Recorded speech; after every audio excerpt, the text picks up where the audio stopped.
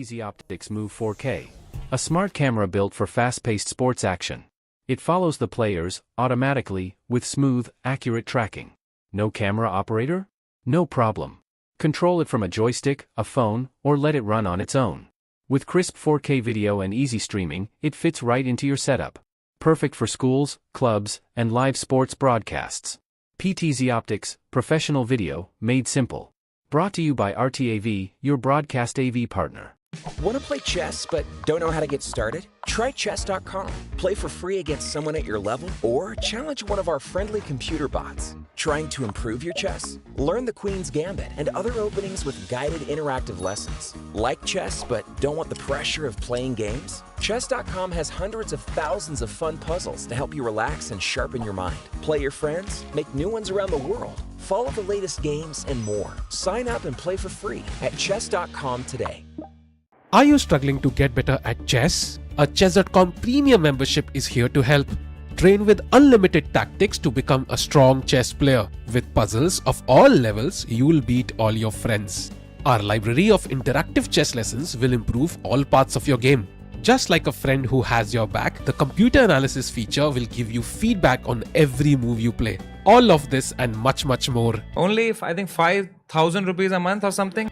No, plans are affordable for all, along with a 1-month free trial, so that you can take your game to the next level. Upgrade to Diamond now, because Chesscom is best. This is the PTZ Optics Move 4K, a smart camera built for fast-paced sports action. It follows the players automatically. Welcome everyone to the final day of the Quantbox Chennai Grandmasters 2025. A warm welcome to everyone here. One last day, guys. How are you all? Doing very good. I think a very exciting day for Masters since we already have a winner, Vincent Keymer. But I think an even more exciting day for the Challenger section. Definitely. There's still some competition going on for even the first spot, which is currently in the hands of Pranesh. But Adhiban Puranik and Luke Mendonca are trying to catch up and take the first spot if possible. Yeah. And the race is still quite exciting, I believe. I think the challengers will be a very big story of today's commentary because the winner gets a spot in the Masters section for next year. But more importantly, the last round dynamics are very interesting. You see, the round starts 3 hours in advance. And all the players have a kind of schedule that they follow for 8 days. And now suddenly on the 9th day, they all have to break that. They have to wake up early, maybe go to the breakfast early. There's no lunch before the game. Maybe they'll get hungry in between the game. So I'm actually expecting some short draws, but some blunders also. Are you a morning person? Do you like playing morning rounds? Or when you were an active player, what would you have preferred? Playing in the evening or playing in the morning? I just like following a kind of routine. So always when you are in a chess tournament, you have 8 days. Nicely, you have planned everything. Every day is going as per plan. Suddenly the last day, you're like, oh, I don't want to change everything. You know, that's the problem. But I think the players who are professionals know this, yeah, because there's a closing ceremony that happens on the same day. You have the guests coming in. It's important to start the round a little bit in advance, but not easy. Speaking of the chief guest, I think we have someone today, right, Sagar bhai? Yes, we have today the opening move being made on the top board of Vincent Keymer and Robson. It's going to be very exciting. We have Vincent, who has already won the tournament, but we have today Robson, and Vincent said he wants to win at all costs. You know, it's a very important game for him. We have James Fisher, Quantbox UK head, who's making the first move, pawn to e4. A big shout out to Quantbox for supporting this tournament. Without their support, the Chennai Grandmasters 3rd edition would never have come to life. So a big thank you to them. So, quick question to you, Sagar. In this tournament, you said there might be a bunch of quick draws. Which match do you think is going to be the most exciting, and which match do you think is going to end up maybe in a quick draw. I think those players who are not fighting for the top spot maybe will quickly draw. I have a feeling that perhaps Avonder and Vidit might take a quick draw, or Jordan and Anish might do that as well. We have Nihal versus Pranav, although in that game I think both will fight. And Robson, Vincent, I think this is the game, even though Vincent has won. You know, the thing is, Vincent is at 27-30 at the start of the tournament. He has 16.5 points he has gained. If he wins this game, he goes back home 2750 plus in published ratings because it's the last tournament he's playing for the month. I think that's something to play for. Most definitely. And I actually made an interview with him yesterday, and he also told me that even though he won the tournament, he doesn't have time to celebrate. He really wants to win today. He really wants to still fight today, keep himself together. So that also just goes to show that he's definitely going to fight today to get back home with that 2750 on his name. So if let's assume you were Vincent and Robson offers you a draw on move 10, do you take it? But there's no draw offer. No, I mean, let's say there's a repetition. We're going into Berlin. I know he played d4, but let's just humor me. You know, like let's say it's move 10, 15. The white player repeats. I think in the Catalan you have this knight h5, knight f6 repetition. Do you go for it or do you continue playing? Considering the fact that you've already won the tournament, you are in world top 10. There's not much more to gain except for that prestigious 2750 rating. Yeah, I think in general, what these youngsters do is play a very uncompromising brand of chess. You know, I was always thinking like, oh, they'll try to play for draws in certain games, and Vincent having black will do this, you know, play it easy because he's in the lead by a point.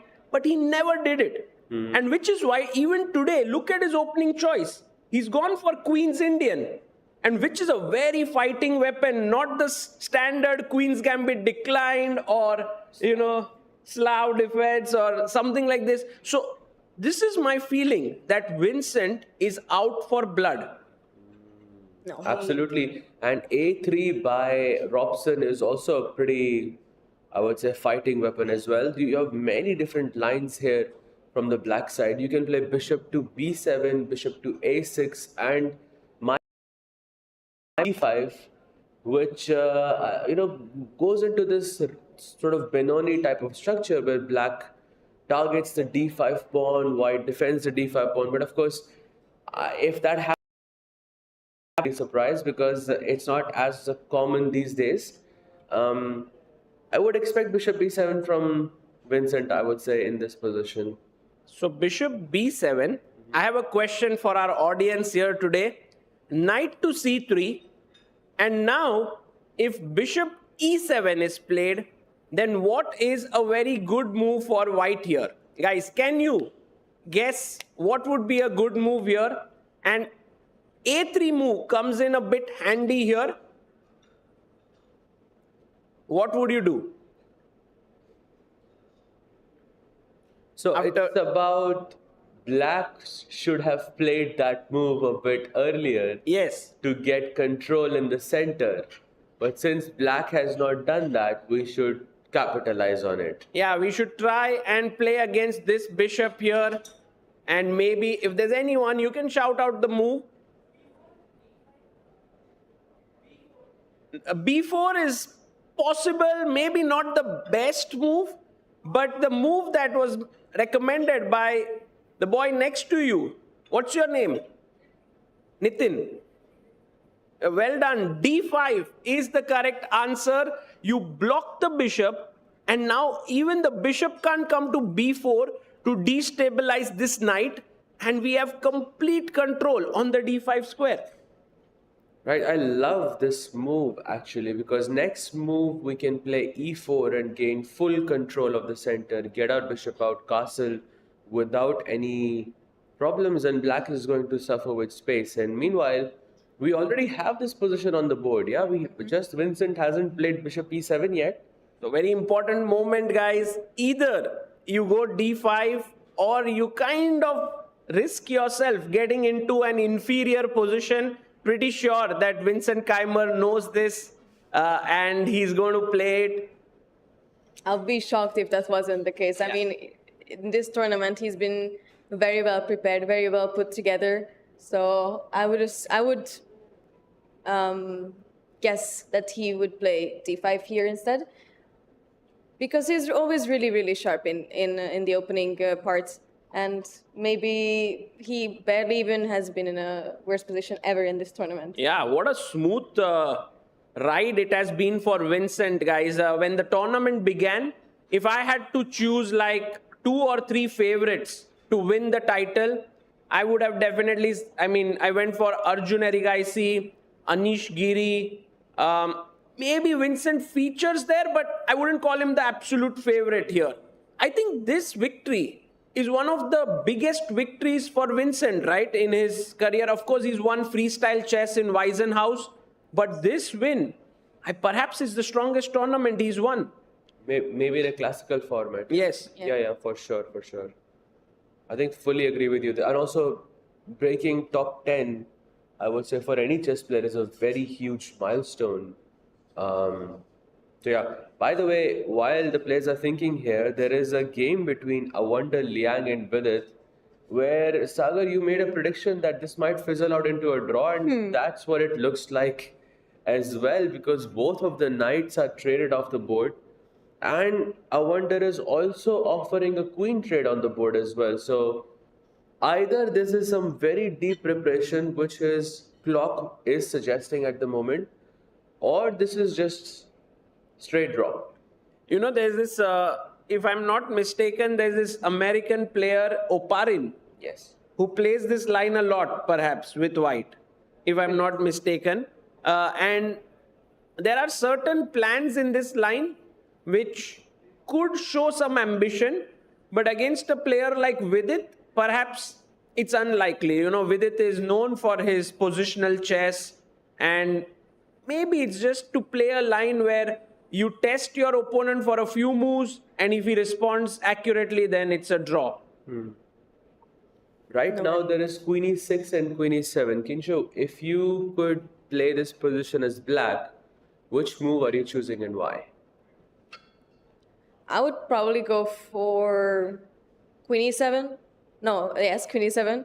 Problem with Queen e6 to me is that if I can take back with the d pawn, and because of that pin, and I don't really like to take here with the f pawn, even though it looks like there could be some tactical purposes of taking with the f pawn and going for this short line. Castle and putting pressure on the f2 pawn, perhaps from the black side also it's possible.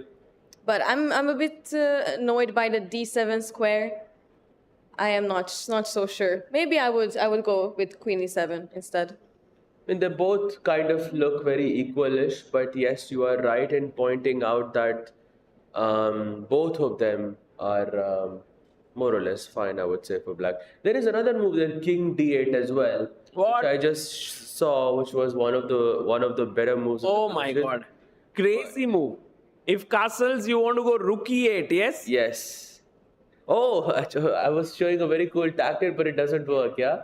Okay, let's actually create that tactic on the board for our audience. So let's say white goes queen to g4. Black plays c6 to kick the bishop away on b5, and white plays bishop to a4. So for our audiences, it's black to play and win. Ooh, Oh, nice. tough question here. Queen takes f2. You found it. What's your name? Josh Smith. Okay, very difficult to hear the names here, but I got your move correctly. Queen takes f2, rook takes f2, and beautiful checkmate because this rook is pinned. So while this game is kind of even out of the opening, there's one player here who is, I think, come out in a very ambitious mood today. He's the top seed of the tournament. He started off with a bang, 2.5 out of 3, but then I think was not feeling well and slowed down considerably. But now today, is Arjun Erigaisi going to fight for the full point? Ooh, right. I think it's possible. Looking at the position, a c6 pawn immediately caught my eye. It just looks something, like a little imbalance that Arjun could take advantage of. And I think that's going to happen. I really hope that Arjun is back into, his good old game where he's trying to beat everyone. And he might as well just do his best and beat Karthikeyan today. Right, and this We have position. Yes. We have the Rosso Limo, I think, on the board. Let's just show the opening moves. It was Sicilian by Karthikeyan, who's in a fighting mood. Bishop b5. What an amazing tournament Karthikeyan has played. He has scored 4.5 points out of 8, which is the same as Arjun. So actually, this game is the battle for second spot. Oh, wow. Yes, that is true. Bishop g7, h3, b6, and white has castled here. Black has the bishop pair. White has this beautiful pawn structure. It's going to be a very strategic game. We'll see who manages to use the imbalances better. Will Arjun use his pawns better, or will Karthikeyan use his bishops better, open up the position? Very interesting battle. Absolutely, and I think, as rightly pointed out by Kencho, those c5, c6 pawns are the main worry for black in this situation.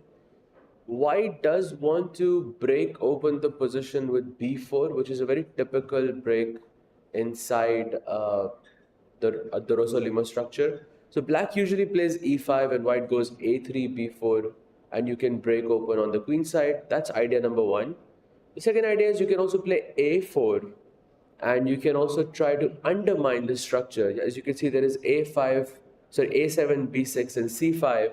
These pawn structures, you want to undermine them and hit them in the middle. So a4, a5 can be a plan to loosen up that structure and bring the knight to c4 and put some pressure in this position. Both of them ideas quite interesting. I think white playing on the queen side for the most part, black trying to maybe find some counterplay on the king side exactly via e5 and knight e7, short castle, perhaps even f5 if the position allows it. So it will be a nice positional battle. I think it will be interesting to see who comes on the top. Okay. Fantastic explanation there, Sahaj. We want to check the all-Dutch battle. That is between Anish Giri and Jordan van Foreest. And we expected maybe they are peaceful. They're like, both of us not fighting for top spots. Should we play it calmly? But I don't think they are doing that. Yeah, they are going for a very aggressive line. Jordan does play knight c3, allowing the Nimzo Indian. Queen c2, the classical variation. Castles a3, you take, and he plays his pawn to d5, which is a very interesting line. e3, b6, trying to put the bishop out on a6. And now b4 by Jordan. The engines are like, not particularly best. Jordan, you haven't developed your pieces. Your queen is just out on c3. What do you think about this move? I am not so sure. I mean, it's nice, to take more space always when you're playing chess, but it's also very, very important to develop your pieces, put your king into safety, and that's what's missing so far. I also feel like maybe b4 is also sort of missing the point of solving the issue with the c1 bishop, because that bishop is currently just stuck on c1. All of the pawns are blocking its options. So I feel like it's just simply slow, not really developing any pieces. I sort of agree with the engine here. Okay. I think I looked at the stats here, and b4 has been employed 4 times in this position. The position has around 150 games. So b4, it most likely is preparation from Jordan's side. And the idea seems quite clear to me. I think it's to target c5, or is to find a way to counter c5, because that's why black played b6, right? Black wanted to break open the position with c5. So I'm guessing there will be some deep variation here with b4, c5, where white gets a small edge, which Jordan can capitalize in a long game, which is what I'm expecting here. Although the top move here is quite interesting, yeah, because black can play a5, b5, and then c5. Now, I think this is a bit difficult to play, because especially if you don't know it, it might be a bit difficult to play. But yeah, To c5 looks so interesting because you're trying to take advantage of the fact that white isn't well developed here. And yeah, it's going to open up the bishops. For example, takes, bishop b2 would be really nice, but that's where you start playing dynamically. You go with knight to e4, attack the queen. And here's a question, I think, for everyone, perhaps queen here to b3. Maybe it doesn't work tactically, but there are always these ideas of queen f6, attacking the rook, f2 point is soft, could become very dangerous. That's a very typical idea inside the Nimzo Indian, to attack both f2 and b8. In fact, in this position, I would always be careful of moves like knight takes f2, for example. Yes. Now, whether this works or not is, not the question. The question is that it exists. And as long as a threat like this exists, I will always be afraid of it. Because king f2, there's queen f6 check. I'm actually very surprised that it doesn't work. Yeah, I mean, I think it requires some deep calculation. I'm guessing maybe at some point, white plays bishop b2, you move the queen out of the way, and then white plays c6 or something. And actually, it's a quite interesting position because after c6, you paralyze the black knight on b8 permanently, and white essentially plays, with an extra piece, even though you have not captured that piece, which is a bit strange. But yeah, regardless, I think white does have a good position here. So, but you still have to be careful of knight takes f2 ideas. Right. Regardless. But I like this b4 move. It's a fighting move. It's a fresh move. It makes Anish think. It's actually taking the battle onto him. Guys, this is a fighting game that we have. So we have an Arjun game that's fighting. We have the Jordan game that's fighting. Vincent is going to play for the full point today with Ray Robson. So we're going to have many exciting games here. Nihal versus Pranav. Another game between two youngsters of Indian chess. I think both want to prove that they can actually finish on a winning note. Nihal on 3.5 out of 8. A victory here would get him to 50%.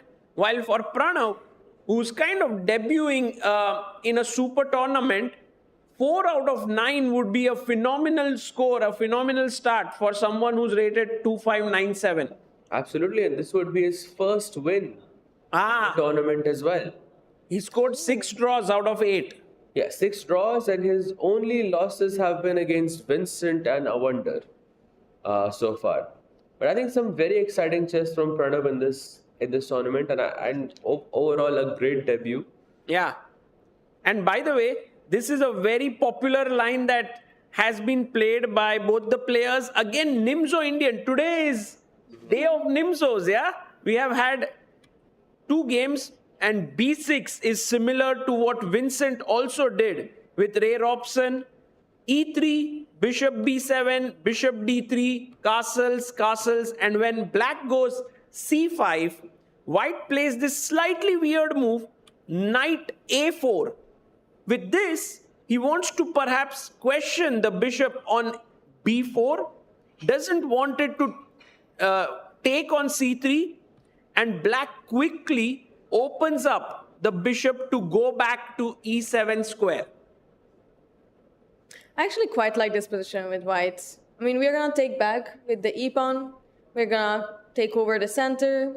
Bishop is looking at the king. We will soon solve the knight a4 issues. And I think this can become a very interesting game, a very dynamic game as well. So I have a feeling that this might actually become also a fighting game between the two youngsters. A3 played. A3 is a Yes. very, very nice move here. I think just to adding on to your point, I think this is why he's playing A3 because he wants to bring his knight back to C3, right? So if black plays bishop E7, E takes D4. I mean, naturally speaking, I would play a move like D5 here because I want to go into this IQP, but somehow white can throw C5. And Beautiful move. beautiful move. And suddenly white is, I would say, white has a sizable advantage in this position. There's B4, bishop F4, rook C1. Have to be careful here as black. You can't just push your pawns forward. D5 is a positional error, which is why many times black goes D6 in such positions and takes a hedgehog-like structure. White will have space. So another fighting game we are having. And yes, we have reached this position with bishop E7 and E takes D4. Absolutely, some very exciting chess in the Masters section. Sagar, maybe we should also switch to the challengers. Let's go. Because there are some, there are three players who are fighting for the first spot. The first one being Pranesh versus Harshavardhan. And what is this? Is this Petrov? You know what Pranesh in his interview yesterday said that I'm in good form and I'm going to win today. Oh. Confidence. That's confidence for you. And if he wins, there are no questions asked. He becomes the champion of the tournament with 7.5 out of 9. That's an insane score. Pranesh already has a performance of 28-18. He's gaining 22 ELO points. A win here will take it to like 28-40 or something performance. Wow. That's just insane. And also, I think beating Abhimanyu with the black pieces, I think, really turned things around for him in this tournament. And he has not stopped since. It's his third win in a row. I think against Vaishali and Harika, and now he's playing Harshavardhan, who, by the way, has employed a very solid opening. I would say it used to be Anish's favorite, if I'm not mistaken. Well, this is, you mean from the white side? From the black side, no? Anish used to play Petrov. Yeah, Anish used to play, but now Nepo is one of the biggest experts of the Petrov. It's supposed to be a super solid weapon. So Harshavardhan is like, Pranesh, I know you want to play for a win. I'll play the most solid opening out there. Yes, exactly. So maybe you will overextend and maybe Harshavardhan will have some chances there. So bishop E3, knight to D7. I think some moves have been played. Yeah, long castle here. And this is such a fighting move by Pranesh. He's like, look, I know that you want to take on F3. I know you want to double my pawns. But every doubled pawn gives an open file. And I'm ready to take this risk. Pawn takes, opening up the G file here. That's very important. Now rook comes to G1 and puts pressure here. Yes, bishop D4 can also be a play, which by the way was played in the game as well. Black goes queen D7 after king B1. King B1, maybe a small inaccuracy here. Queen D4 could have been better, but could be deep preparation by Pranesh. Queen D7. And now attacking the pawn on G7. Yup, black goes rook to G8 to defend that pawn. I think this is the moment that Pranesh is thinking. Now, I have to say I'm a little worried because in the Petrov, at least from my own experience, I can say that if you don't get a good advantage, 0.3, 0.4 advantage out of the opening, it is very hard to convert because Petrov is one of those openings that doesn't give you that many imbalances, right? You have exchanged the same knights. Both knights have been traded off the board. And also, the pawn structure is generally on the same side. It's 4 versus 4 on one side, 3 versus 3 on the other side.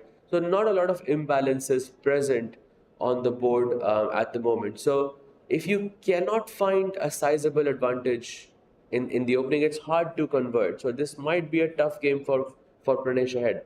That's very important. Yeah, I think, what do you feel? Like Pranesh, is he feeling comfortable right now? Is he feeling, not a good opening choice now to win from this position is tough?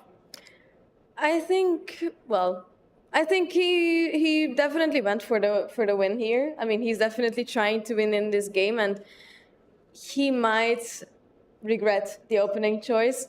But he just, he just needs to be precise, and then, he can move forwards. But it's very, very difficult and important here to find those precise moves that are going to give him maybe a slight edge where he can win. And he actually goes for bishop d3, putting some pressure on the h7 pawn here. Wow, look at these two bishops lined up against the rook here and the pawns. So you're right. And also one thing to remember is if Pranesh draws this game, he reaches 7 points, which means that he confirms himself a joint first place, and then there'll be a playoff. So in a way, it's not a bad idea at the end of the day to say, okay, I'll play the playoffs. I mean, from Pranesh's perspective, right, he's playing against the only international master, of course, a very strong player in his regard, but in comparison to his other compatriots who are, just half a point behind, it might just be much better for him to finish it off in the classical and not go into the playoffs, because anything can happen in a playoff. And also his opponents in the playoff, if Abhimanyu and Leon both win, will be quite strong. Yes. Yeah, for sure. Absolutely, it will be a very, very strong one. Although in their defense, I mean, they do have much harder pairings, I would say, in comparison. Firstly, they are playing with the black pieces. Pranesh has white, and I think Leon is playing against Adhiban, yes, which is not an easy opponent. Let's go to that game. Adhiban with the white pieces. He feels pumped up today. Adhiban, the beast, who, was India number 3 or 4 at some point, 2,700 plus. Of course, right now, his rating has come down, but in this tournament, has played incredibly well. He has 6 draws and 2 wins. So he has been undefeated, and he was feeling so good yesterday. I have a feeling that he's thinking, let's go for another win today. Bishop d2, Catalan is on the board. Queen c2, c6, and now h4. So, this is probably one of the things that I would love to mention here, that Adhiban is a great player, but I would say he's also the perfect opponent if you want to play for a win by any color, because when you play as black, one of the biggest risks you run is your opponent is just being sort of solid, super solid, super tight, and you're not able to break through. And Adhiban is giving Leon what he wants here, because Leon wants a game, he does not want a draw, and Adhiban never takes a draw. So, and actually, we just got our fact of the day from Rakesh Bhai here. It is actually Adhiban's birthday today. Oh, wow. Adhiban born on the Independence Day of India. Yes, we should mention that, guys. Happy Independence Day to everyone. Today is the 15th of August. So it's actually a beautiful day today. And we're going to see some amazing action of chess. Adhiban's going to celebrate his birthday. Later on, we'll be cutting cakes. We have had so many cake cutting sessions here, right? We saw the birthday of Vishnu Prasanna here. We saw the birthday of Diptayan Ghosh. We saw the birthday of Sahil yesterday, one of our co-commentators. So many birthdays. And today, Adhiban. So many strong chess players, except for, are born in August. Exactly, yeah. I think even Pragnananda is born in August. There's It was his birthday as well during the tournament, if I'm not mistaken. If I'm not mistaken, it's also Tanya's birthday on the 20th of August. Right. So many good chess players are born in August. If your kids are born in August, maybe you can think about chess more seriously. Okay, Bishop f4, and right now Leon is thinking, he is wondering how he should place his pieces. There is this very interesting trap which I want to show, which will not happen in this game, but is worth keeping in mind. Let's imagine that you play a move like a6, white castles, and then you play something like b5. I take and take. Now white to play. What would you do here? So quick. So quick. How strong are you? What's your rating? 1975. 1875. That's already very strong. Already very strong. Amazing. Bishop to c7 traps the queen.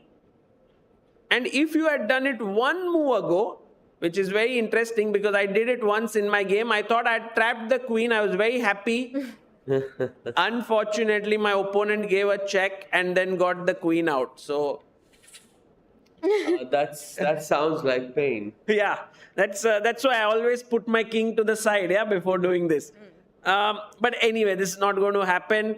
And we are right now at this position. Leon is thinking there's one more game that we have on our hands. This is between Iniyan and Abhimanyu Puranik. A very interesting battle here. I was actually witnessing how such battles are kind of planned behind the scenes. Because, Abhimanyu is here with his second Kushagar. And at night, somehow when I was commentating yesterday for, Gukesh's games, they were there. And I could see them working so hard. And I'm pretty sure that the other players' team was also working equally hard. So what we see in tournaments is players fighting for 4 to 4.5 hours here. But the amount of planning, strategy, which opening to choose, what will my opponent do? All of these behind the scenes action is quite intense. Absolutely. Yes. And, it does surprise me a bit that Abhimanyu went for the Slav. Because if I'm going to play for a win as black, why am I giving you the option of c takes d5? Because if I went Slav exchange in this position, it is very hard to win as black, right? Correct? But I think they were banking on Indians' fighting spirit. Yeah, that could be. Knight f3, e6, g3. And Iniyan actually proving it right, going for a sharp line here. Abhimanyu saying, I am not going for any d takes c4 business.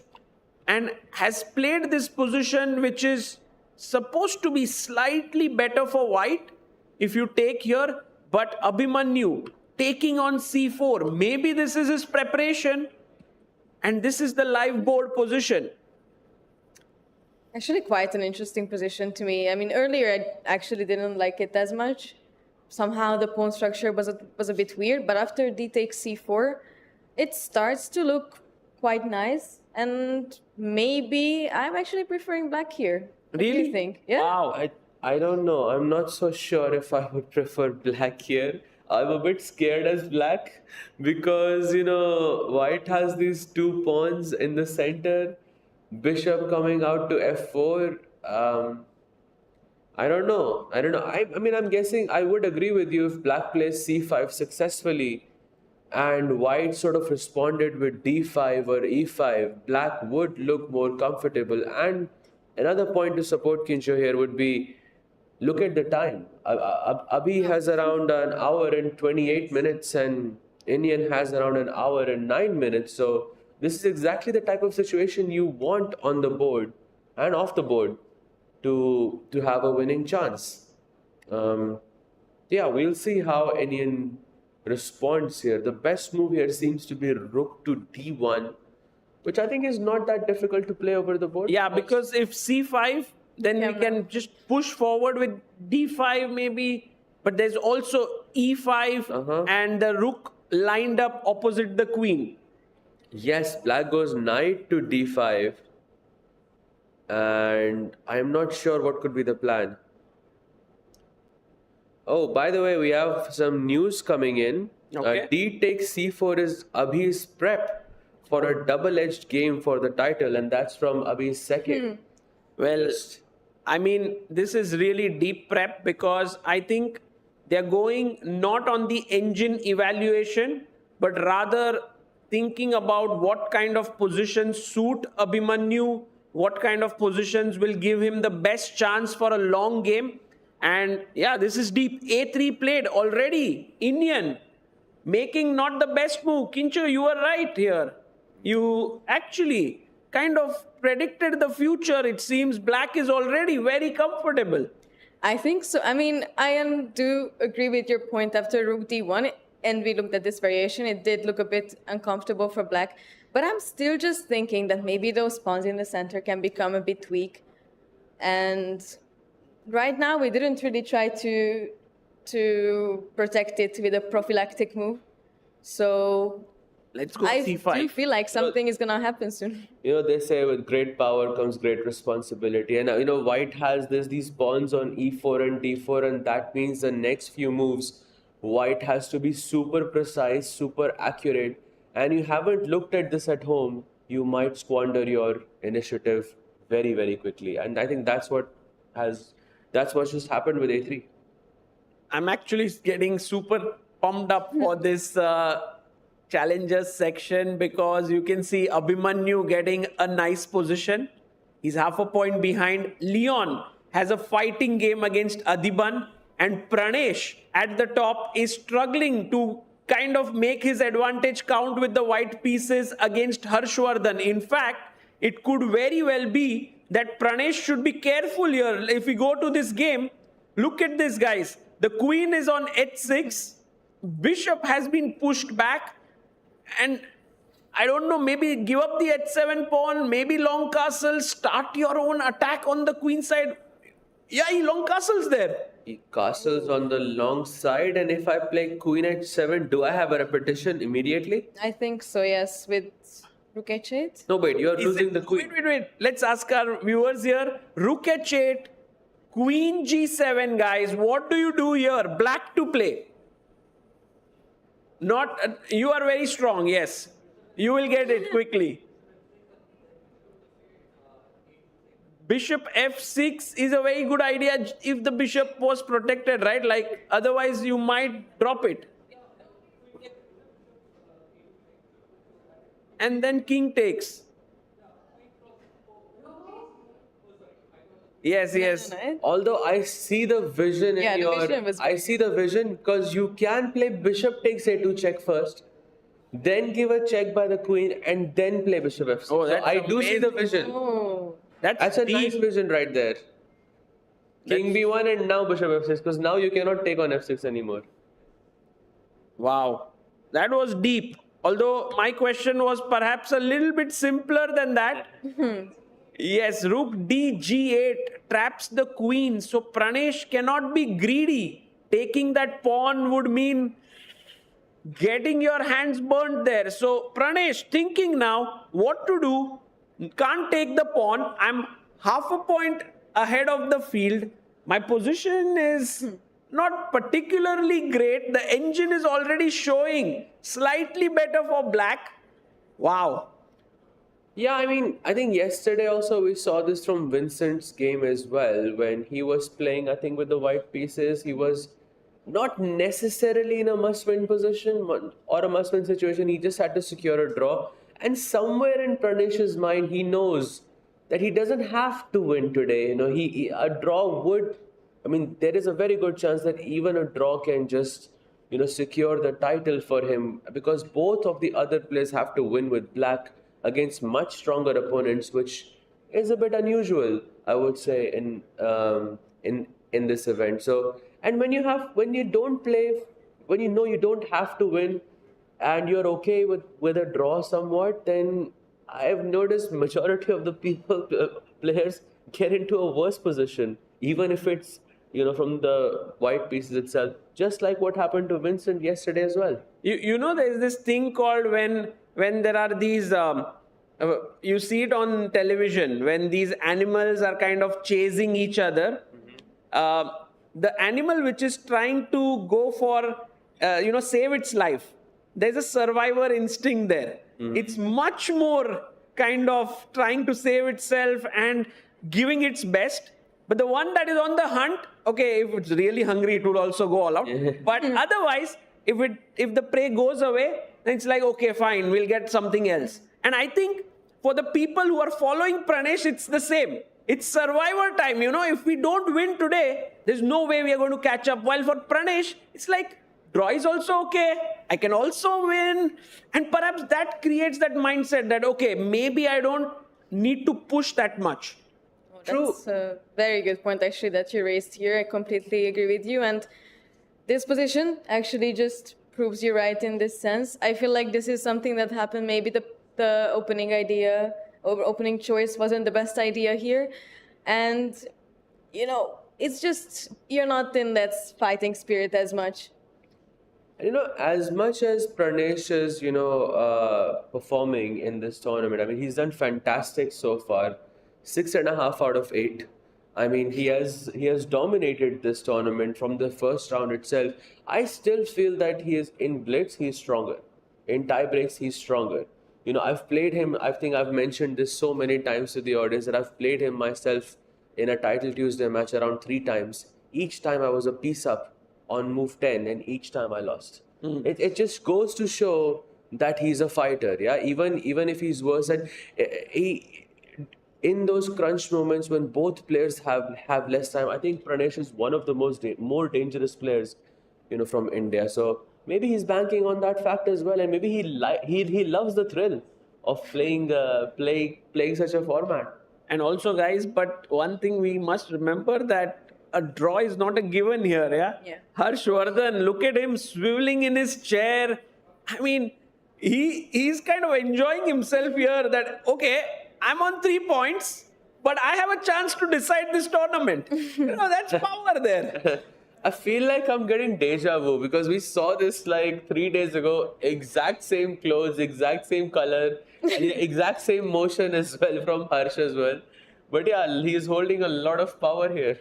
Yeah, let's see what happens here, guys. The challengers section is very interestingly poised after the first 45 minutes of play. Let's head over to the Masters and see what is the leader of the tournament, Vincent Keymer, doing.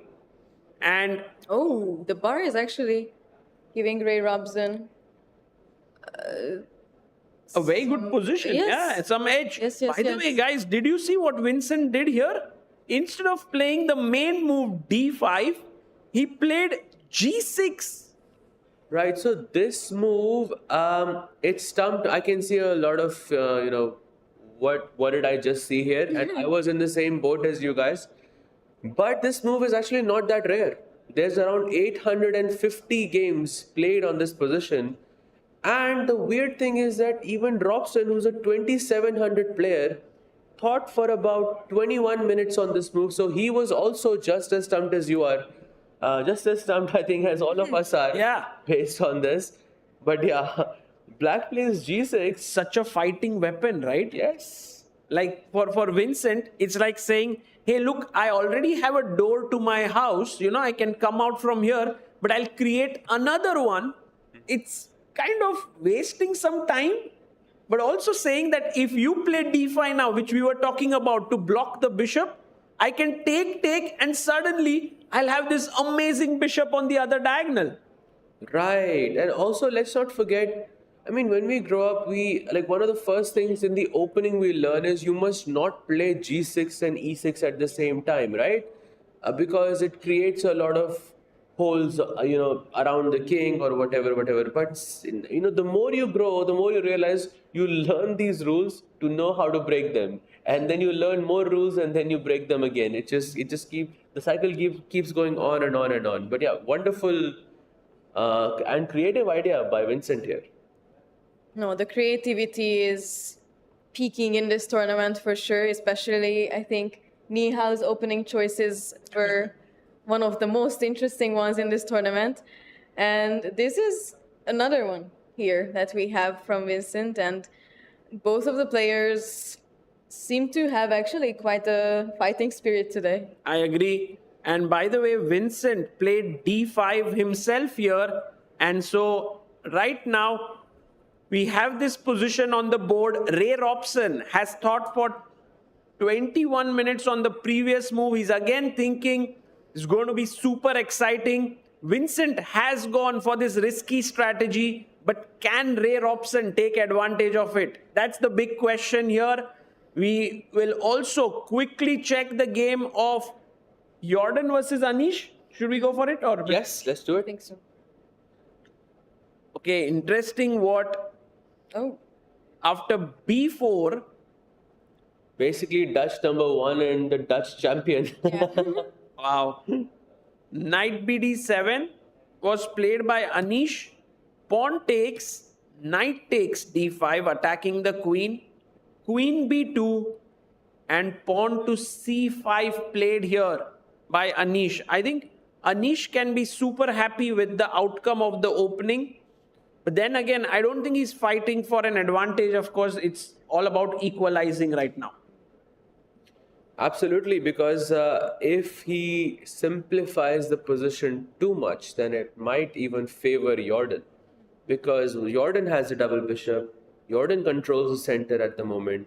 You have this bishop d3, short castle, very simple road ahead to equalize matters. But I mean, if I was playing from Anish's side, I would try to, score or, mess up the position a bit. But it is a last round, it is a morning round. Maybe he's trying to play it safe. Yeah, and also, I mean, one thing that we must remember is that Anish has had 8 draws in this tournament out of 8 rounds. And, while we've been talking about this quite a lot, for Anish himself, it would be nice to break this kind of streak, right? If we can get that one win in, it would help him go back with this nice feeling about Chennai. I came here, I was undefeated, I got that one win in. But with 9 draws, it's like, okay, I couldn't win a single game. Absolutely. I mean, you can say undefeated if you've won one game, right? Because if you haven't won a game, then it's not undefeated, then you've drawn, I think, 9 times. But according to the bar, at least you have one move which is quite interesting. You can play A5 and try to complicate matters here and maybe provoke B5 from white, which would loosen up the C5 square for the knight on D7. I think this could lead to some messy positions. Yeah. I mean, black could go bishop B7 as well here. And I think we can also see that Anish is facing like a tough decision here, and you can see his posture as well. He was also holding his head just right now. He likes to dive deep into these positions, understand them a bit more deeply. I think he also talked about this with us just the other day. Yes. That sometimes he also thinks that he overthinks, that he's too much deep into the positions. He forgets some principles in chess simply because he thinks of so many things in this time, and basic things get out of his mind. So tough decision, tough to think a lot on the board, and he's currently also 20 minutes down the clock right now. Yeah. And he also gets the longest think in the tournament went to Anish Giri. Guys, any guesses how many minutes he thought for one move? It's the longest thing. It happened yesterday in his game against Awonder Liang. The way it happened was he had prepared a line, and then after a point when he's out of his prep, he decided to just think freshly about the position. But how many minutes did he think? Okay, I'll give you guys a hint. It was more than half of his time. Yeah, you start with 90 minutes for the entire game, and he thought for more than half of it. Yes, it was around 46 minutes, 51 seconds for one move. And I think at the end of that move, he realized that he has no advantage. So he was not very happy. Actually, that happens sometimes. You prepare really hard. You think you have an advantage, but over the board, you just can't find it. And then you burn your time, And that's just how top level chess works. I think actually all level chess, can relate to this in some sense. I think it has happened to all of us that we just got too deep into a position. We looked at the clock and we were like, oh my God, soon I'm under 20 minutes. Yeah, by the way, guys, one game that was Vidit, yes? Yes. Mm-hmm. That we thought would not be as fighting, and perhaps that could be true, but maybe we should look at it a bit deeply. Is Vidit going to try here as black pieces have come off the board? There are 2 rooks on each side, bishop pair opposite each other. What do you think? I thought you were going to say in how many moves is this gonna end up in a draw, whether it's gonna be a repetition right now or would it be in the future. But yeah, I mean, any side can play, but I feel Awonder specifically lacks the ambition here, because I think his game, after his game against Vincent Keymer, because that's right before that game he hit 2700, I think his peak rating. Once he lost that game, I think he realized that maybe it's not his tournament anymore, and then he was really nervous about his game against Anish. Once that is finished, I believe the tournament is more or less over for him, and I think his chess kind of says that. And But look at Vidit. No, I saw Vidit and I thought he's trying really hard. So Might be though. yeah, he's thinking, should I draw with b6? Should I draw with g6? There's so many options. Both of them seem completely drawish. do you think this is a possibility to go c6? Let's say I bring the bishop back and then d5. Okay, I put my pawns on the same color as my bishop, but I want to get my king out here. Maybe it's a bad idea, yeah? I mean, perhaps what black should be careful about is not allowing f4, f5. I'm guessing. I think that f4, f5 is what I would be worried about, because you can't also play king e7 because there's bishop f5. Yes. There's some small tactics black has here and there. White has, sorry. But yeah, it's just a question of how do I get my rook into play. I can see many different ways. There's h5, rook h6. There's rook d8. All of these different plans. And if black just said pass here, how are you making progress? Yeah, as white, it's super tough. Very, very tough. It's very tough, and I won't be surprised if this game ends in a draw. But if something else happens here, if one of the players starts playing for a win, it'll be big surprise. He goes for the move. You were talking about g6 is on the board. I'm assuming we get rid of this f pawn pushes. We tried maybe like king g7 also connecting the rooks is the idea behind g6. But you did mention that you think this is a very drawish, very equal position just now. Yes. I think this is because I was this close to writing a course on this opening. On this opening as white? As white, yes. And then you thought that maybe I should not spend like 1 month of my life going into this very equal position. No. I was happy to do it because I play the 4-knight Spanish as white quite in detail. But this specific line with knight d4, I tried to make it work for about I want to say a week or 2 weeks. And I really tried to analyze and find everything, but I just couldn't get myself to recommend knight takes knight, which is what Awonder played. I couldn't get myself to recommend that move because I thought it's just too drawish, and you really have to be you have to be a 10 on 10 when it comes to strategy. When it comes to your chess skills, you have to really be on top when you play an opening like this, because one slight inaccuracy, one slight oversight from you can just completely equalize matters. Because there are such little pieces on the board, there is not a lot of imbalance on the board. So you really have to be an endgame strategist, to convert a point like that. So I would recommend Magnus plays this, because he's not going to make an oversight like that. But anyone, who's not an elite GM, probably is not the best idea, in my opinion. Guys, what Awonder is really threatening here is very sneaky. Ooh. Okay, let's ask our viewers here if they are, let's say you play rook to e8. Why is this a bad move? White to play. Wow. Super quick here. Bishop takes on g6. F takes g6 and you lose the bishop. So very logical is to try and save this pawn here because this is the threat. And so king g7 seems like the normal move. But here, guys, there is something cool happening. White to play. What do you do? This is my kind of move, I feel like. Yeah, you would do this? I would definitely, yes. No, well, I think for sure she's going to do it. If Awonder does it, guys. I think he would. Yes? Okay, let's see. By the way, first let's ask our viewers. Do you see the move as well? White to play. Wow, yes. Fantastic job. Rook takes e6, sacrificing an exchange. Sahaj bhai, how does this work? I think you already have a pawn for the exchange.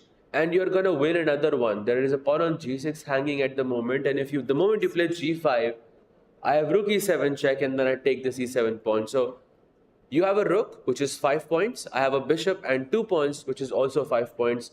The position is balanced. My rook is on the 7th rank. Both of your rooks are on the 8th rank, which is not the best. Yeah, I think white is the one pushing here. But the real question is Vidit going to allow this? I think Vidit's spidey sense will kick in and he will be like, let's not even venture here. Either play rook g8 or push the pawn to g5.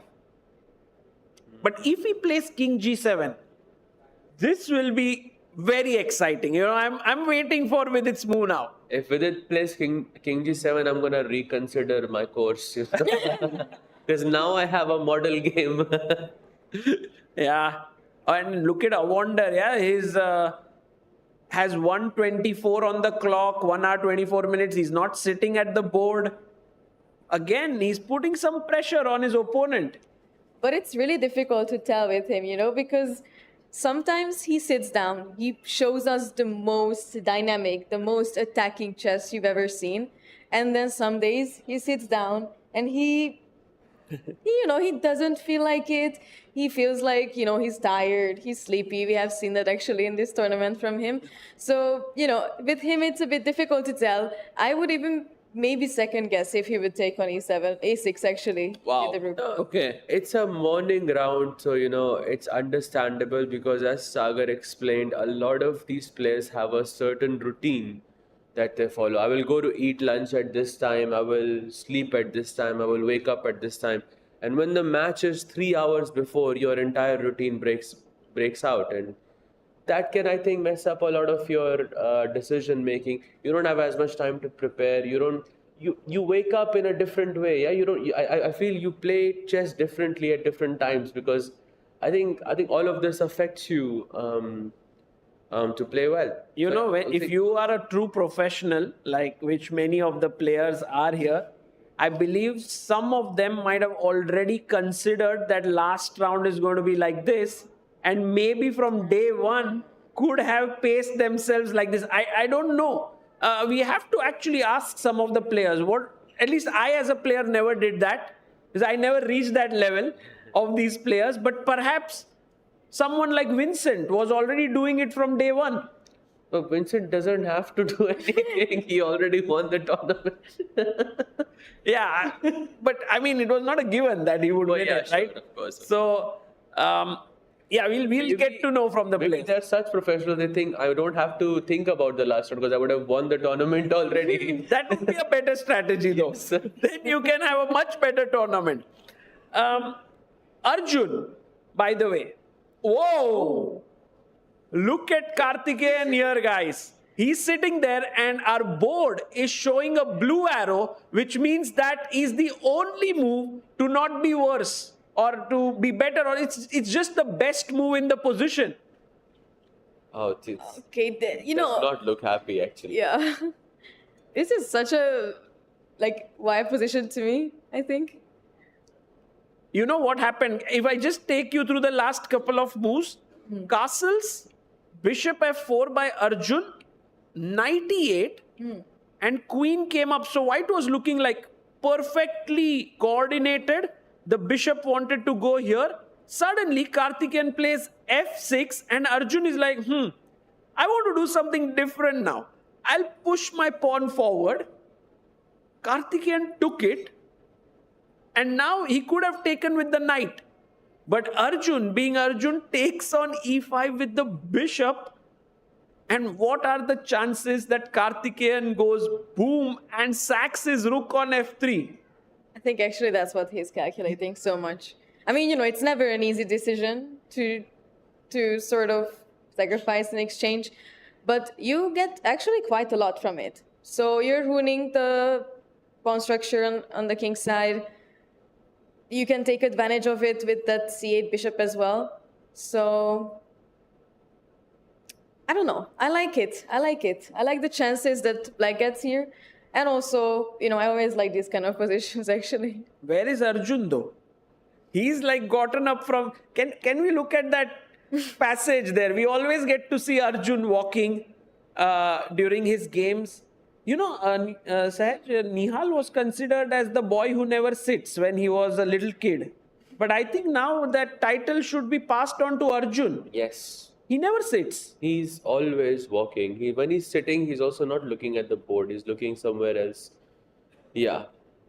It's like he can see the matrix, you know. So There we see, guys, all the players generally in that passage are just walking all the time. And Arjun is also there in the background. So, would it be fair to say that Arjun, being the master of imbalances that he is he's not just encouraged, he's always inviting his opponent to take on f3, so that he's end up with being up an exchange. Yeah. But his king side becomes a bit weak and he gives up a pawn. So basically, he will have 5, sort of units and black will have 4. And he will also suffer with king safety a bit. That is if black goes rook takes f3 in this position. And if he doesn't play rook takes f3, then black is just worse. Yeah. For nothing. No, you have to take here. I want to tell our viewers how, players think very differently and feel very differently. Like when I was a little kid, my coach maybe told me that king safety is very important. And then I read books of players who always used to take care of their king. And at some point, even when the pawns would be broken in front of my king, I would feel unsafe. I would feel like something's not right. But I believe Arjun has grown up not reading any books. He looks at engines. He looks at what's the best move in the position. And for him, this pawn structure does not evoke the same emotions as that does in a classical player. He's like, oh, what the big deal? Yeah, I'm exchange up. My king is a bit weak, but that also means my king can move.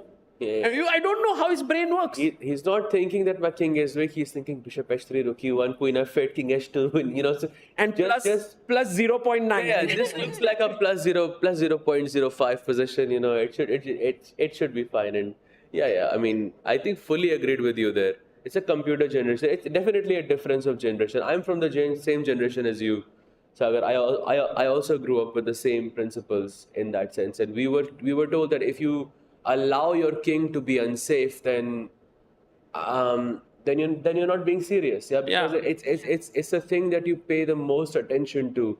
King safety is the most important aspect or the most important element in a chess match. But yeah, Arjun sort of invites that imbalance. He doesn't see it as a threat. He sees it as an imbalance, which I think is a very interesting quality. Oh, that's an amazing approach, I think, because we often use our principles also against us. So we get blindsided by things that we learn. And I remember I used to coach some small kids who learned rules. They learned rules like we always have to castle, we always have to do this, we always have to do that. And the problem was that whenever I was trying to maybe show a tactic, they simply didn't want to accept that that is a good move because it goes against the principle. And it's really difficult to explain it, of course, that this is, an exception, that this is because we want to win, because it's so embedded in them, that embedded in us, these rules, that it's difficult to just break out of these rules. That's the reason why the role of the first trainer is super important as to how they put forth the principles. Do they make them into like hardcore rules? Because at some point, these rules have to be broken. There will be exceptions and it should come very easily for the student. So yeah, a lot of psychological stuff that goes on behind for these top players. How they learn chess and then go on to become top players is a beautiful journey to observe, different for each and every player who is out there. We are having some super exciting games. We are seeing some great fighting chess in the first hour of play and everything to play for in the challengers. But even Vincent, who has won it, is fighting hard. We'll take a short break and on the other side, we'll continue our coverage.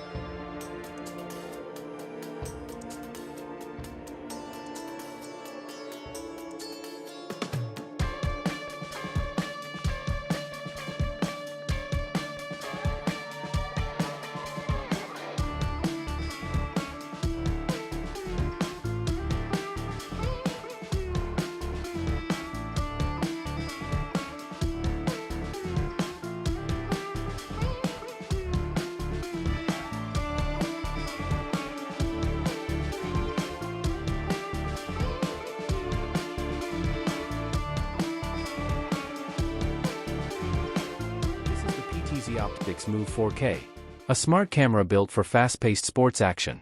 It follows the players automatically with smooth, accurate tracking. No camera operator? No problem. Control it from a joystick, a phone, or let it run on its own. With crisp 4K video and easy streaming, it fits right into your setup. Perfect for schools, clubs, and live sports broadcasts. PTZ Optics, professional video, made simple. Brought to you by RTAV, your broadcast AV partner. Want to play chess but don't know how to get started? Try chess.com. Play for free against someone at your level or challenge one of our friendly computer bots. Trying to improve your chess? Learn the Queen's Gambit and other openings with guided interactive lessons. Like chess but don't want the pressure of playing games? Chess.com has hundreds of thousands of fun puzzles to help you relax and sharpen your mind. Play your friends, make new ones around the world, follow the latest games, and more. Sign up and play for free at chess.com today. Are you struggling to get better at chess? A Chess.com premium membership is here to help. Train with unlimited tactics to become a strong chess player. With puzzles of all levels, you'll beat all your friends. Our library of interactive chess lessons will improve all parts of your game. Just like a friend who has your back, the computer analysis feature will give you feedback on every move you play. All of this and much more. Only, I think, 5,000 rupees a month or something. No, plans are affordable for all, along with a 1-month free trial, so that you can take your game to the next level. Upgrade to Diamond now, because Chesscom is best. This is the PTZ Optics Move 4K, a smart camera built.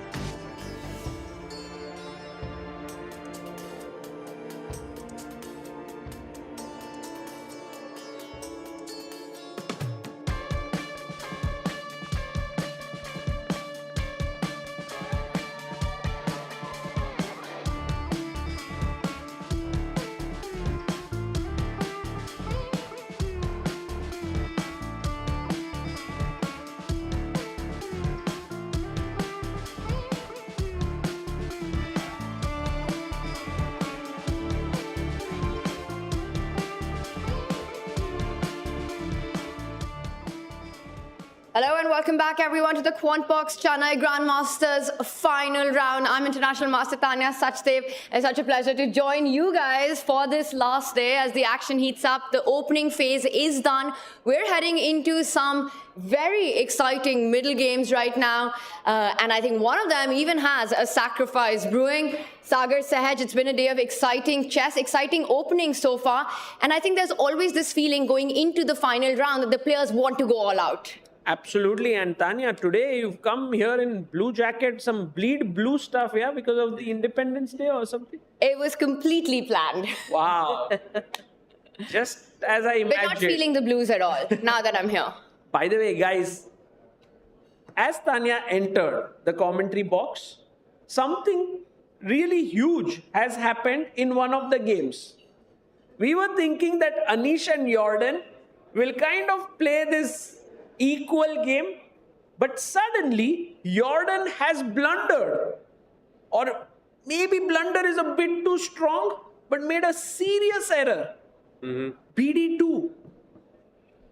And it seems like Anish can get a big advantage. Yup, and he can break that streak, yeah, and not finish the tournament with 9 draws, yeah, and there's C4 on the horizon with the idea of B5 and A5 at some point. I can see also some ideas of C3 as well.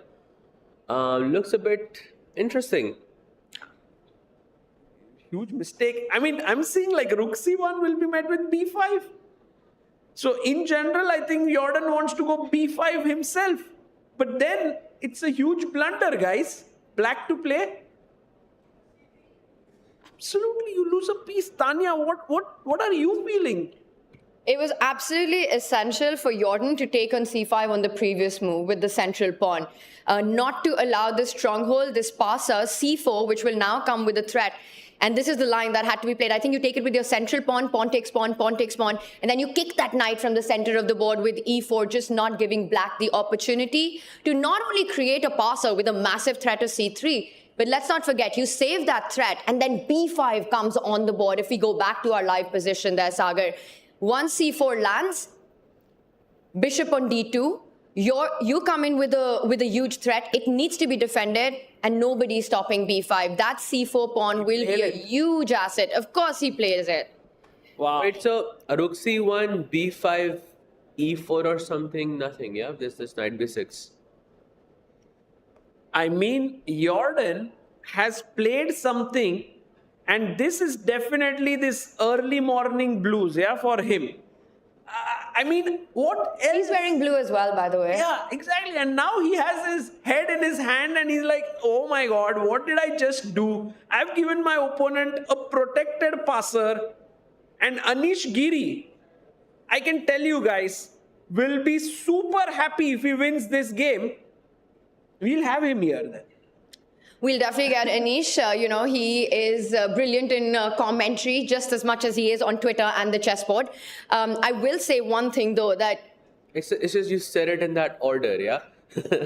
Commentary, Twitter, and on the chessboard. that's not what I meant, Sahaj. That was in no chronological order, guys. But this is surprising to me because the last move that was played by Jordan, developing the bishop, in fact, inviting c4, he took about 3.5 minutes to make this move. It wasn't a hand move. It wasn't played in seconds, which makes it even sort of more shocking that you're inviting such a strong pawn on the board. Yes, absolutely. And this, again, I think could be an effect of the morning round because their entire rhythm is broken. And I think it's very easy to make mistakes like that, especially early on, because you're not as careful. Probably you're a bit groggy, it doesn't, yeah, go ahead. I have this theory that morning rounds suit Indian chess players more than anyone else, because I think Indian players, especially the younger generation, but even the older generation, we've sort of grown up on waking up early, training, and it's never been an issue. But I think somehow, for players from outside, we always see them get used to the idea of those 3 p.m. rounds. In India, from the very start, we've had those 10 a.m. rounds, 9 a.m. rounds, getting ready in the morning, getting prepared, waking up at 6 o'clock. So it just feels it's easier to get into the rhythm. And we all know Anish is half Indian. Yeah. I just want to point out for everyone, she said younger Indian generation, so not people like me and Sagar. I'm the oldest on the panel. Guys, yes. I want to quickly take your attention to this game where Arjun and Karthikeyan are going at each other in an insane way. Bishop e5, we were talking about rook takes f3. It has happened. Rook takes f3, a double exclamation move by Karthikeyan. Arjun calmly picks up the bishop. The point is, if you save your rook, you would have lost a very important bishop in your camp. So you must take it. Again, a double exclam. G takes f3. And now, instead of taking here on h3, which is okay, or queen f8, which is a very strong move, Karthikeyan goes for knight to f5, which is a mistake. But I also want to point out, it is a very natural move to want to make. You want that knight to head to either d4 or h4, putting pressure on f3. But the reason that this doesn't get the approval of the engine is because it's so important to keep things flexible, right? The move you're pointing out, queen to f8, let's have that for a second and just show what the differences are in that position. After you move your queen, your bishop on c8 is still open with ideas of picking up on h3. That knight from g7 has the flexibility not only to go to f5, but also h5, f4 in certain cases. And that just means there are more threats for Arjun to deal with in this position. Knight f5, but I think still Sahaj, extremely complicated position. Yep, and also let's not forget that after queen f8, if white goes king to g2, there is a very beautiful tactic on the horizon. There's I mean, I think we should just say it. Yeah, we shouldn't just ask the audience here. What do you think? I think we are. Let's ask it. Yeah. Let's ask the audience. Okay, black to play. The audience is like super strong here. You go on? Yes, very nice. Instantly they find it. Yeah, very strong. King h3, Queen f3, King h2, and now Karthikeyan would be trying for some more advantage or attack, but it's non-existent, so maybe just be happy with a draw. Yeah, this would have ended the game instantly with a perpetual check, just simply because the black rook is too far away to join into the attack. Absolutely. And this game would be over instantly, but he does not go for Queen f8. He goes for he goes for Knight f5. The idea can be Knight d4 or Knight h4 in this scenario.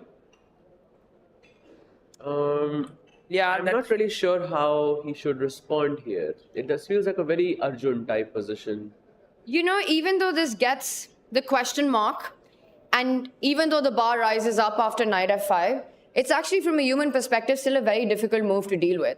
There are still threats of Knight d4, Queen f8 coming in next. Bishop takes pawn as a sacrifice always on the board. The queen can even slide over to d7 and in fact land on the h3 square in certain cases, or attack via f5 as well.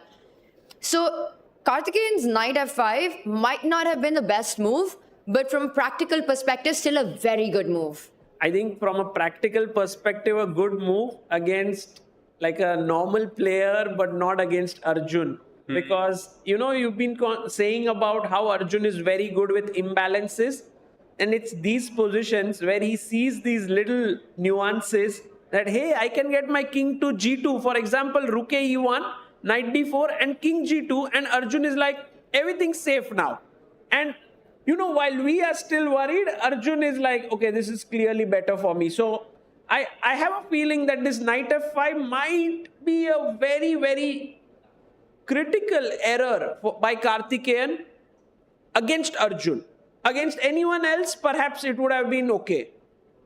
Because also, once you play something like Knight f5, even in that final position, right, with rook e1 and king g2, Karthikeyan still has to be super precise with queen f8, f4, queen h6, getting the bishop out, getting the rook out in that perfect square. Because if you put it on any other square, the advantage just drops so much more.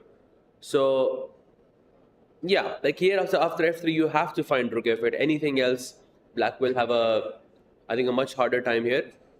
Knight e2 and bishop d5 again. You have to just be so much more precise as black, I think, just because of this one mistake. So, I think it's a bit difficult for Karthikeyan. And I think what makes it more challenging is that as black, if you don't checkmate white, you're just lost. Yes. There's no fight to try to hold the position, try to steer it into an endgame because you're down a whole exchange. Your pawn structure, also bad. E7 weaknesses, double pawns on the other side. So Karthi just has to go for Arjun's king. And I agree. The thing is, it depends a lot on how Arjun is feeling health-wise. Because if he is in top shape, he can calculate more effectively. And I think Arjun is that one player who depends so much on calculation that when he's not feeling well, his games are completely different from when he's feeling well. Because he has to calculate so much and it takes so much of his energy that when you're not feeling well, he's like, okay, I'm happy with a draw. You know, I feel such a position would just make Arjun feel well naturally because, you know, he loves these types. I mean, for us, it would be a certain movie or a certain TV series. I think for Arjun, it would be this type of a position because he would look at it like, this is home. Yeah, and also you would love to finish second in this tournament. So, yeah, a lot to play for. And then our leader of the tournament, we have Vincent versus Ray Robson.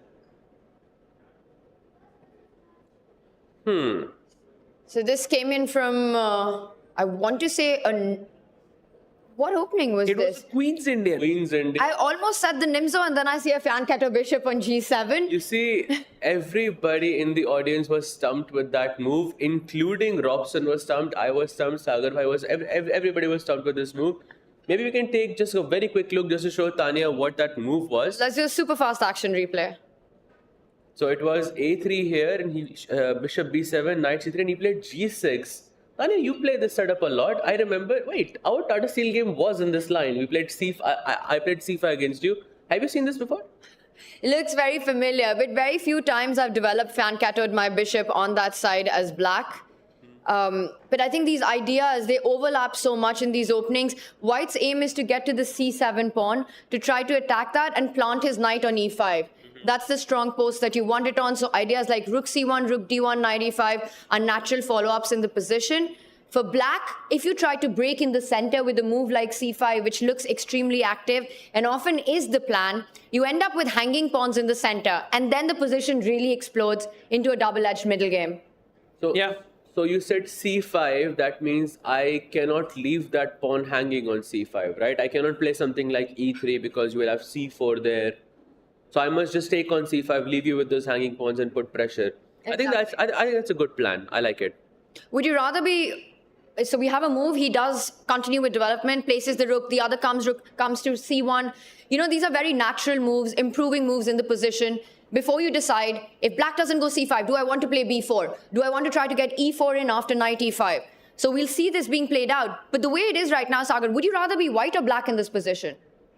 I like white's chances here. I like the moves that are easier to play for white, like rook c1, put the knight on e5.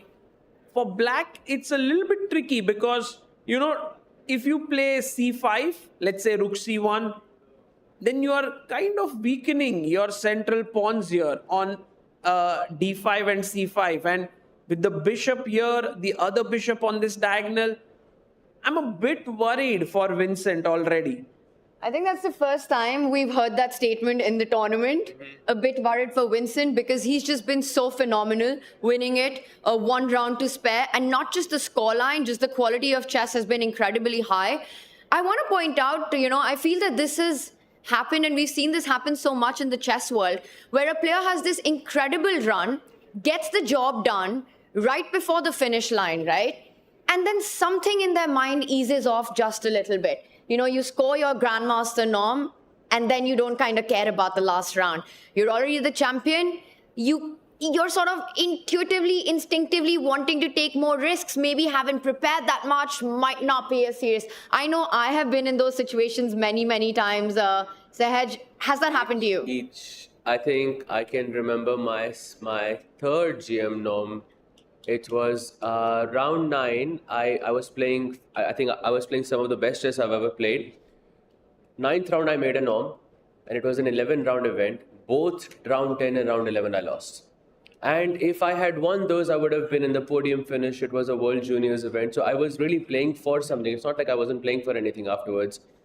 But there is just this sudden drop of motivation, you know, because you've achieved what you wanted to achieve. You're happy and you're just happy that it's over. And I think from Vincent also we saw this yesterday because he was struggling, I would say, from the white pieces against Jordan.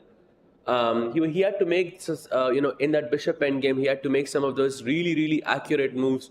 And I remember that moment where he played g6. He had to play, he was picking up that pawn on h7 almost. And it was so, I mean, interesting to see it happening to Vincent as well, because I think he is already 1.5 points ahead.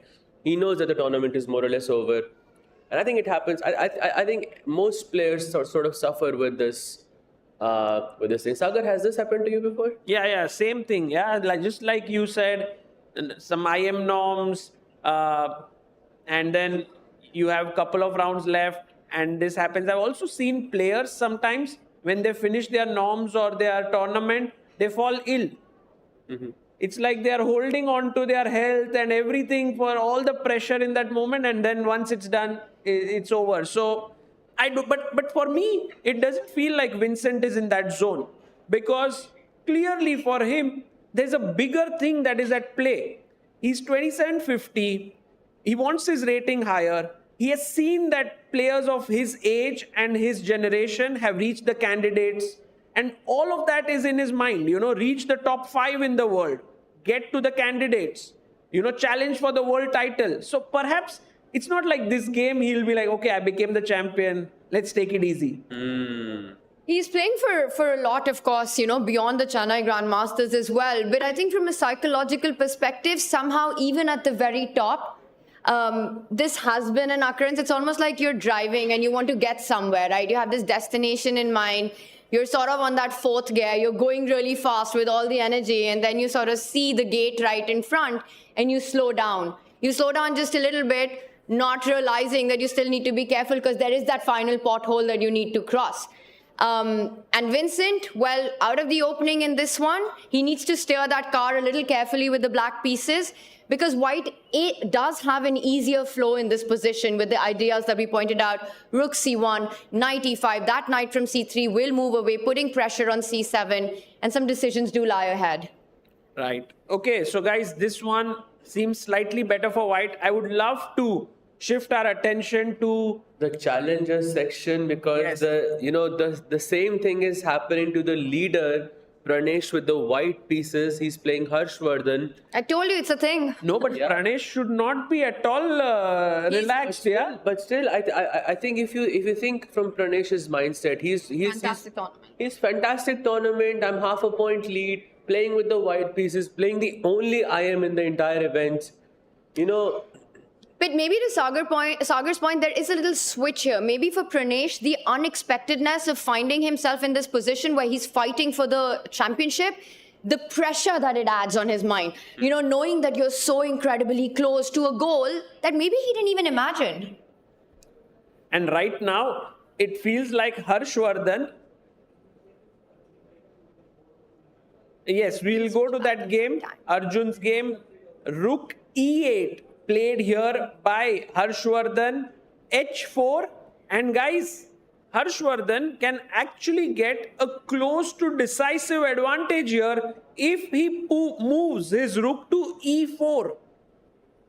It's a huge moment actually in this game, in this tournament, in the challengers section.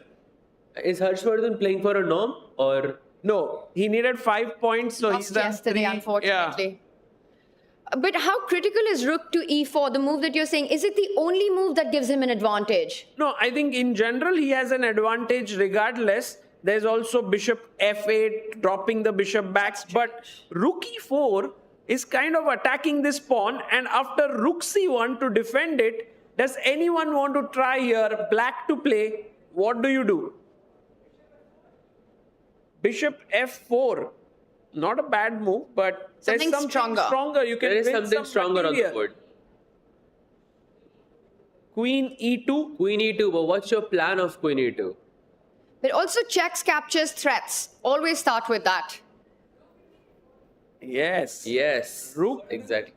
Rook takes c4 is the correct move. Taking here, and if you take the rook, your rook on h1 is hanging. And I think to Sahed's point, queen e2, what is the idea? I think very often in checks, captures, threats, we should go in that order.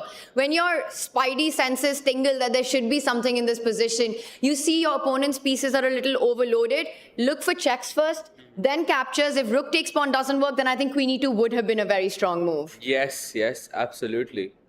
And by the way, guys, here, if Pranesh doesn't manage to get a half a point or loses, that really throws open the tournament. Then, by the way, rook e4 played. Harshavardhan, just pushed his rook forward, playing with such confidence.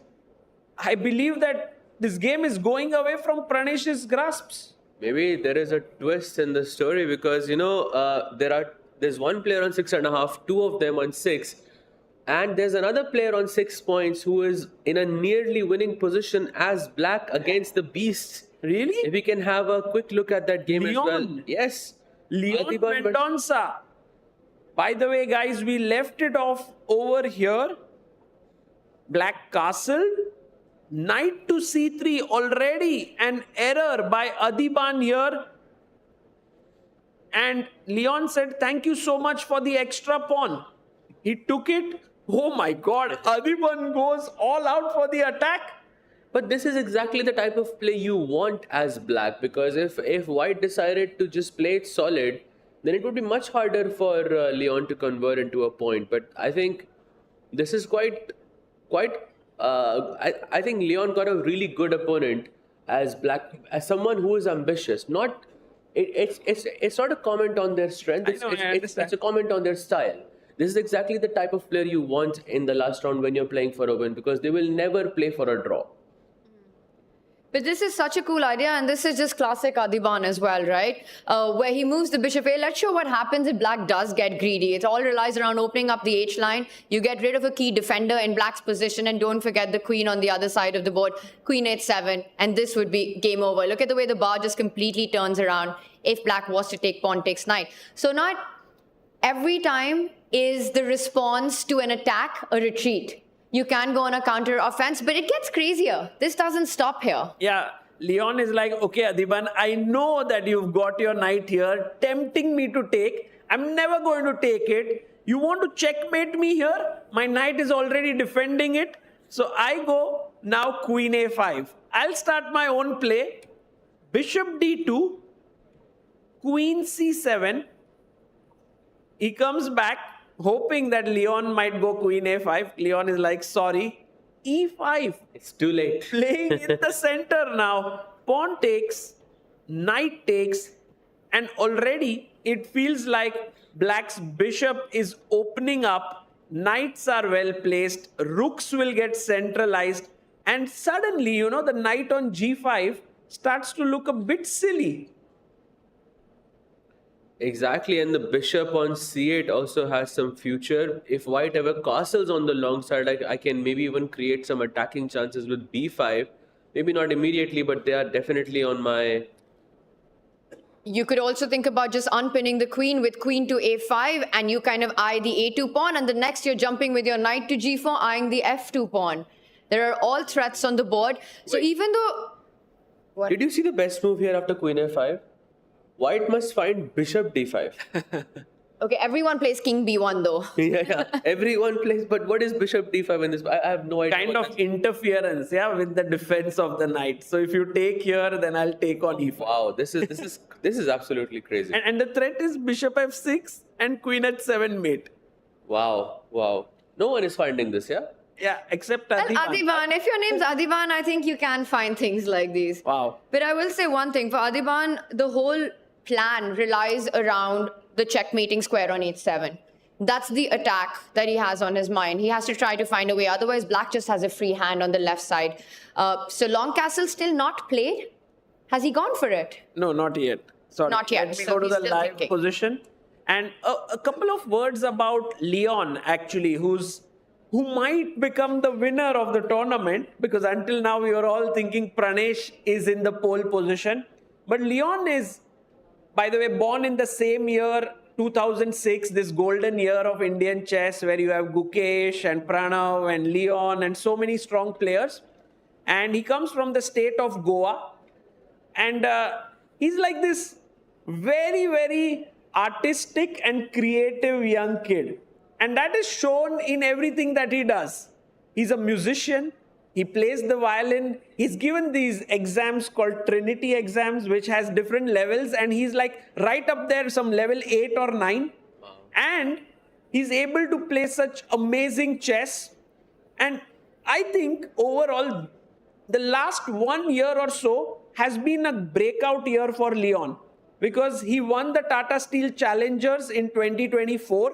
He played the Tata Steel Masters, where he played against the best in the world. He didn't fare so well, but still he got a chance to play. And now this Chennai Grandmasters, if he wins this Challengers section, he'll get qualified to the Masters.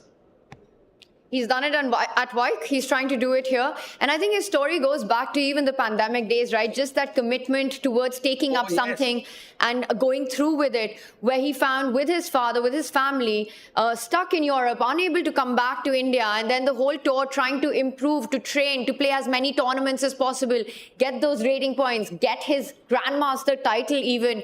And Leon single-mindedly did that. The support that he's had with his family. And I'll tell you, you're completely right. It does translate into everything he does. I've seen him on the badminton court as well. He's good. So incredibly good. He's very competitive.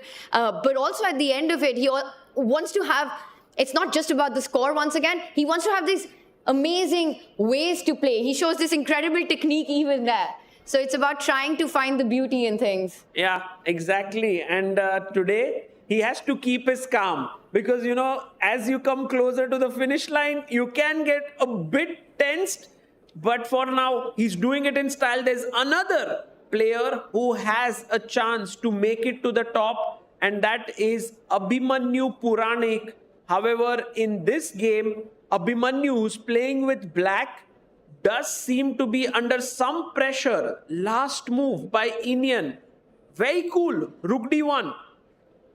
Very interesting indeed, because black, right now with Rook D1, I'm putting an X-ray on the queen on D8. My idea is D takes C5. You cannot capture back with your knight.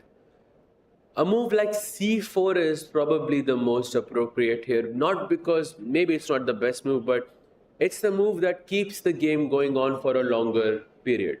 I don't want to exchange pawns. I don't want to balance out everything. So after C4, maybe you play B3, maybe you play D5. In each of those scenarios, the game is on, and I have a good chance to win. I might have a good chance to lose, but I'm okay with that. Difference. I think Abhimanyu is quite a fighter. He started with 4 wins in this event, was leading it pretty much until the last 2 rounds. Had that loss in round 7, I want to say, and the whole standings exploded. But Abhimanyu, he wants to fight for championship. That's why he's taking these risks. That said, I generally prefer white in these kind of positions with the central pawns that are there. If it goes into an endgame, I see the point with the C4, the 3 versus 2 majority. But until then, the activity around moves like E5 and D5, if they come at the right time, it just feels like white might have some pressure with those pawns, not just stopping at D5, but also D6. Great point there. I personally, I just don't like Catalan with either colors. And I would just want to avoid it as much as Which is why you became a commentator, because there's no escaping the Catalan. Yep, exactly. There is even when I was playing you. But yes. In any case, I think the game is on. I think with C4, objectively speaking, white does have a more comfortable position. Yeah. But white does have this sort of option to overextend with D5, D6, and you might lose that pawn on D6 at some point, which might, turn things around. Also, let's not forget that Abhi has a 10-minute advantage over Iniyan, which can also count, I think, in the later part of the game. So let's see how this pans out. Yeah, in the challengers, we are heading towards a finish that no one knows who will win it. Will it be Pranesh here, who is slightly worse, and his opponent Harshavardhan is playing really good chess? Will it be Liang, who's clearly better and is playing Adhiban, and Liang needs to win this but is half a point behind Pranesh? Or will it be Abhimanyu, who's slightly worse against Iniyan? This game is also going on. So Pranesh at 6.5, Abhimanyu Liang at 6, Adhiban a point behind at 5. So for any good finish, Adhiban trying to win there. I will say one thing though, I think the challengers, we're going to have a long day ahead of us, because this is what I love about Chennai Grandmasters as well. The tie breaks get decided on the board. They will play against each other in faster time formats, and we may have more than one player at the top, so it might go down to the wire. I agree. By the way, guys, Queen takes H7 has been played by Pranesh. And the bar goes even further down. It's a big mistake. And I don't know, what do you do so many here? twists, because if you think about this from Pranesh's perspective, he has done so well. Harshavardhan, who was a last-minute entry into this event, the only international master in the tournament, and he might be the player who takes down the leader, Pranesh, that too with the black pieces. What a story. What is going on? Chess is, anyone can beat anyone on a given day on the chessboard. Yes, true, but imagine what it's like to be Pranesh. Imagine having to accept all of this, that this morning when he woke up, he was playing white against the lowest seed of the tournament, and he had such a one classical win in doing what he has done for the last 8 days.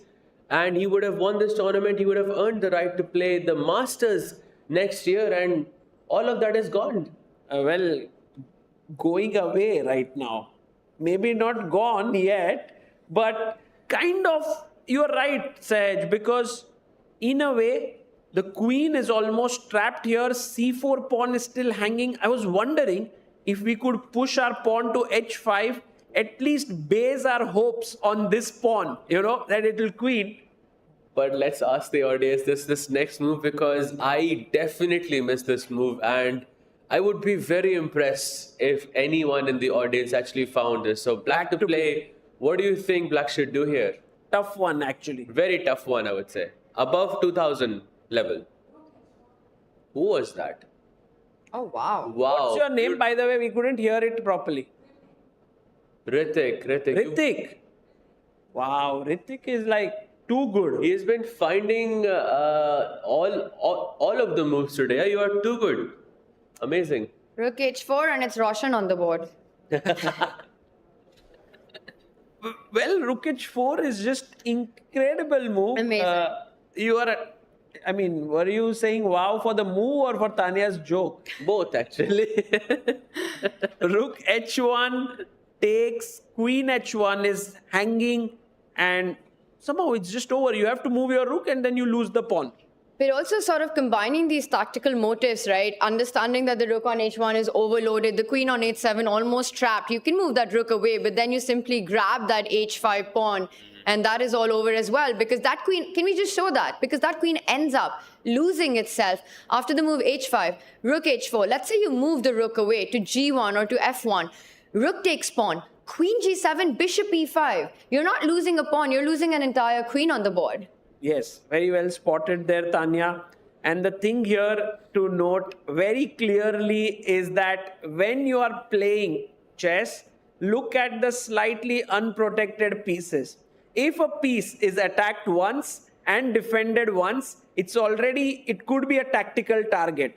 And this is what top players do intuitively very well. They don't see, oh, this attacked once, this is defended once. They just see it and they find the move. So here, I have a feeling that if Pranesh goes h5, Harshavardhan will see this. Quite a difficult position. Should we go to the Masters now? Let's do it. Let's go to the Masters. We do have a winner in the Masters, but the race for second place is on. And two players who are in the middle of that are facing each other. Arjun with white, Karthikeyan with black. And I will tell you, draw is the least likely outcome in this one. Karthikeyan did sacrifice an exchange to create those dynamics. And he's coming for Arjun's king. The last move, it invites the knight to jump, take a pawn with a check. And Tanya, you said draw is the least likely result, but the engine is saying it's draw right now. It's saying the best way, perhaps I'm mistaken, but knight f5. And if you go like, I don't know, where will the queen go? Queen d2, knight h4, queen e3, knight f5, and somehow could... Never happening. It's not happening. Yeah, you can actually keep it. Okay, it's not happening. I think the engine says it's a draw. It just says it's a 0.13 position. And I'm sure Arjun's mind is also saying the same thing. Like it's a 0.13 position. And I think he's going to try and push this as much as he can. He's not taking a draw here. This is the kind of position that Arjun would love to play with either colors. He'd love it as black, he'd love it as white. And it's sort of dynamically crazy. I don't want to say balanced here. You were talking about knight f5. In my mind, the first move that comes to everyone's head or radar would be knight takes pawn coming in with a check. King g2, and now you give a check on h4, and we see it's been played right now. I think the most human move in the position. Grabs the pawn, Karthikeyan does, expecting Arjun to move the king forward. And now will we see some kind of repetition with knight f3, knight h4? That might still be a more human way to end the game. But knight f3, then I have king g3. Are you trapping the knight? Yes, I'm trapping. Oh, let's show that. That might not be a repetition anymore on the board. King h2, knight f3, and I think there's king g3, yeah. And takes on, queen takes pawn, knight f6 check. But it's still not over. Queen takes, I think there's queen e3. Yeah. Because the knight is still trapped. It's a very tricky line. And now you take the piece, yeah? There's no way for the knight to escape. Wow. Yeah. So, prediction time, guys. Who is winning this? Arjun will win. I still feel it. Arjun will win? Yeah. Someone will win. There'll be no draw. What? Right. He hasn't played yet. No, he didn't play queen f4 or queen g5. He went queen h6 instead. Knight f5, knight e4. Knight e4 was played. Knight d4, queen h6, e5, c3, takes king g2, and we are here at this moment. And I want to talk a little bit about that move, queen h6. It might appear like it's an aggressive move, but it also has a lot of defensive purposes in the position. It stops the black queen from entering via h4, attacking h3. It also makes sure that black has to be careful about any knight jumps on g5 or on f6, putting pressure on h7. So really nice sort of a attacking and yet a defensive move by Arjun to get the queen on that particular square. Right. So what happens now? We're expecting him to go to h4. That feels like the only move in the position that Karthikeyan has. After king h2, is he going to drive that queen away with knight f5? Or he just focuses on development. Yeah, with bishop f5 or bishop e6. No, not bishop The bar does not like knight There's f5. knight g5, yeah. Bar doesn't like knight f5. Yeah, because maybe the queen comes back and then somehow white could stabilize, right, with rook g1 or rook e1. The main thing that is in white's favor is this knight on e4 can never be attacked. So, You know, you pick up that c6 pawn and put it on the d file, and Karthikeyan is playing for the win in this position because exactly what you pointed out, you don't have that key defender. But it's interesting how that pawn formation on that left flank is such a huge weakness for black here. Not only structurally, but stopping his own attack. No, one thing is for sure from all the analysis that we're doing, it feels really hard for black to make moves. Like in comparison, I feel for white is much easier. You just don't have to, drop a queen with queen g3 immediately. But which feels like an easier task. But for black, I feel the moves are way harder. Okay, Sagar just played out an entire checkmate. Can you get us in on this line? What was that about? I was a bit curious, can this pawn be taken? And I just verified that no, you cannot. From observing Arjun's games for a really long time, I've come to realize that whenever there is an imbalance on the board, Arjun finds a way to create a situation where his opponent has to be more precise than him. And I don't know how he does that. I wish I could precise calculation, I believe. Yes, but that feels too simplistic to me because it's look at this position. I mean, this is clearly an imbalance. It was Arjun whose king was in danger, not his opponent, but somehow he managed to turn that around. And once again, it is black who has to find knight h4, bishop a6, whatever that move is, and it just feels like there are too many practical problems in the position which any human cannot solve. Do you think that Arjun actually considers the king also as a piece and doesn't look at king as a king?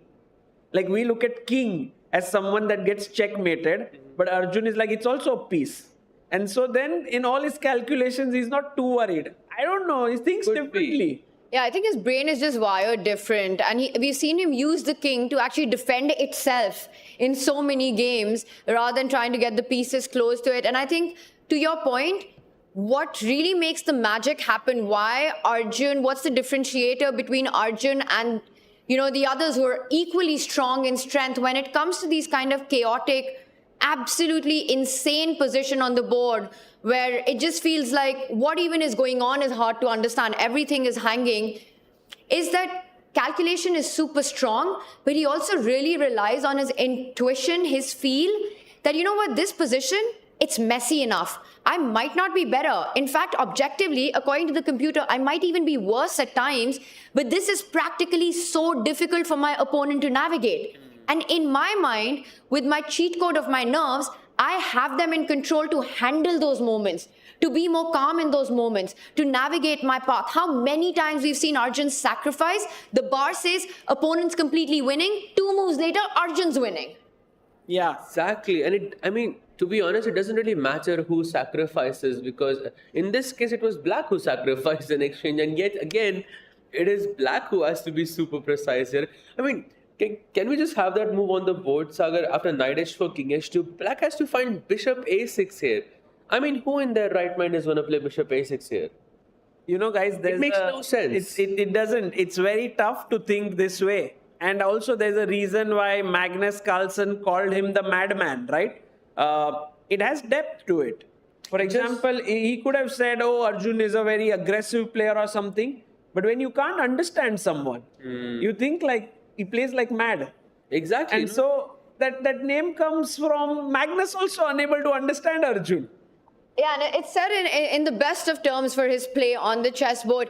But I also want to point out one other factor. I think Arjun's style of play, which is his biggest strength, and I think over the years we're going to see that happen, is one of the reasons why Arjun had this meteoric rise to crossing, being, I want to say, the 15th player in the history of the game to cross 2,800 on the official list, and the second ever Indian to do it.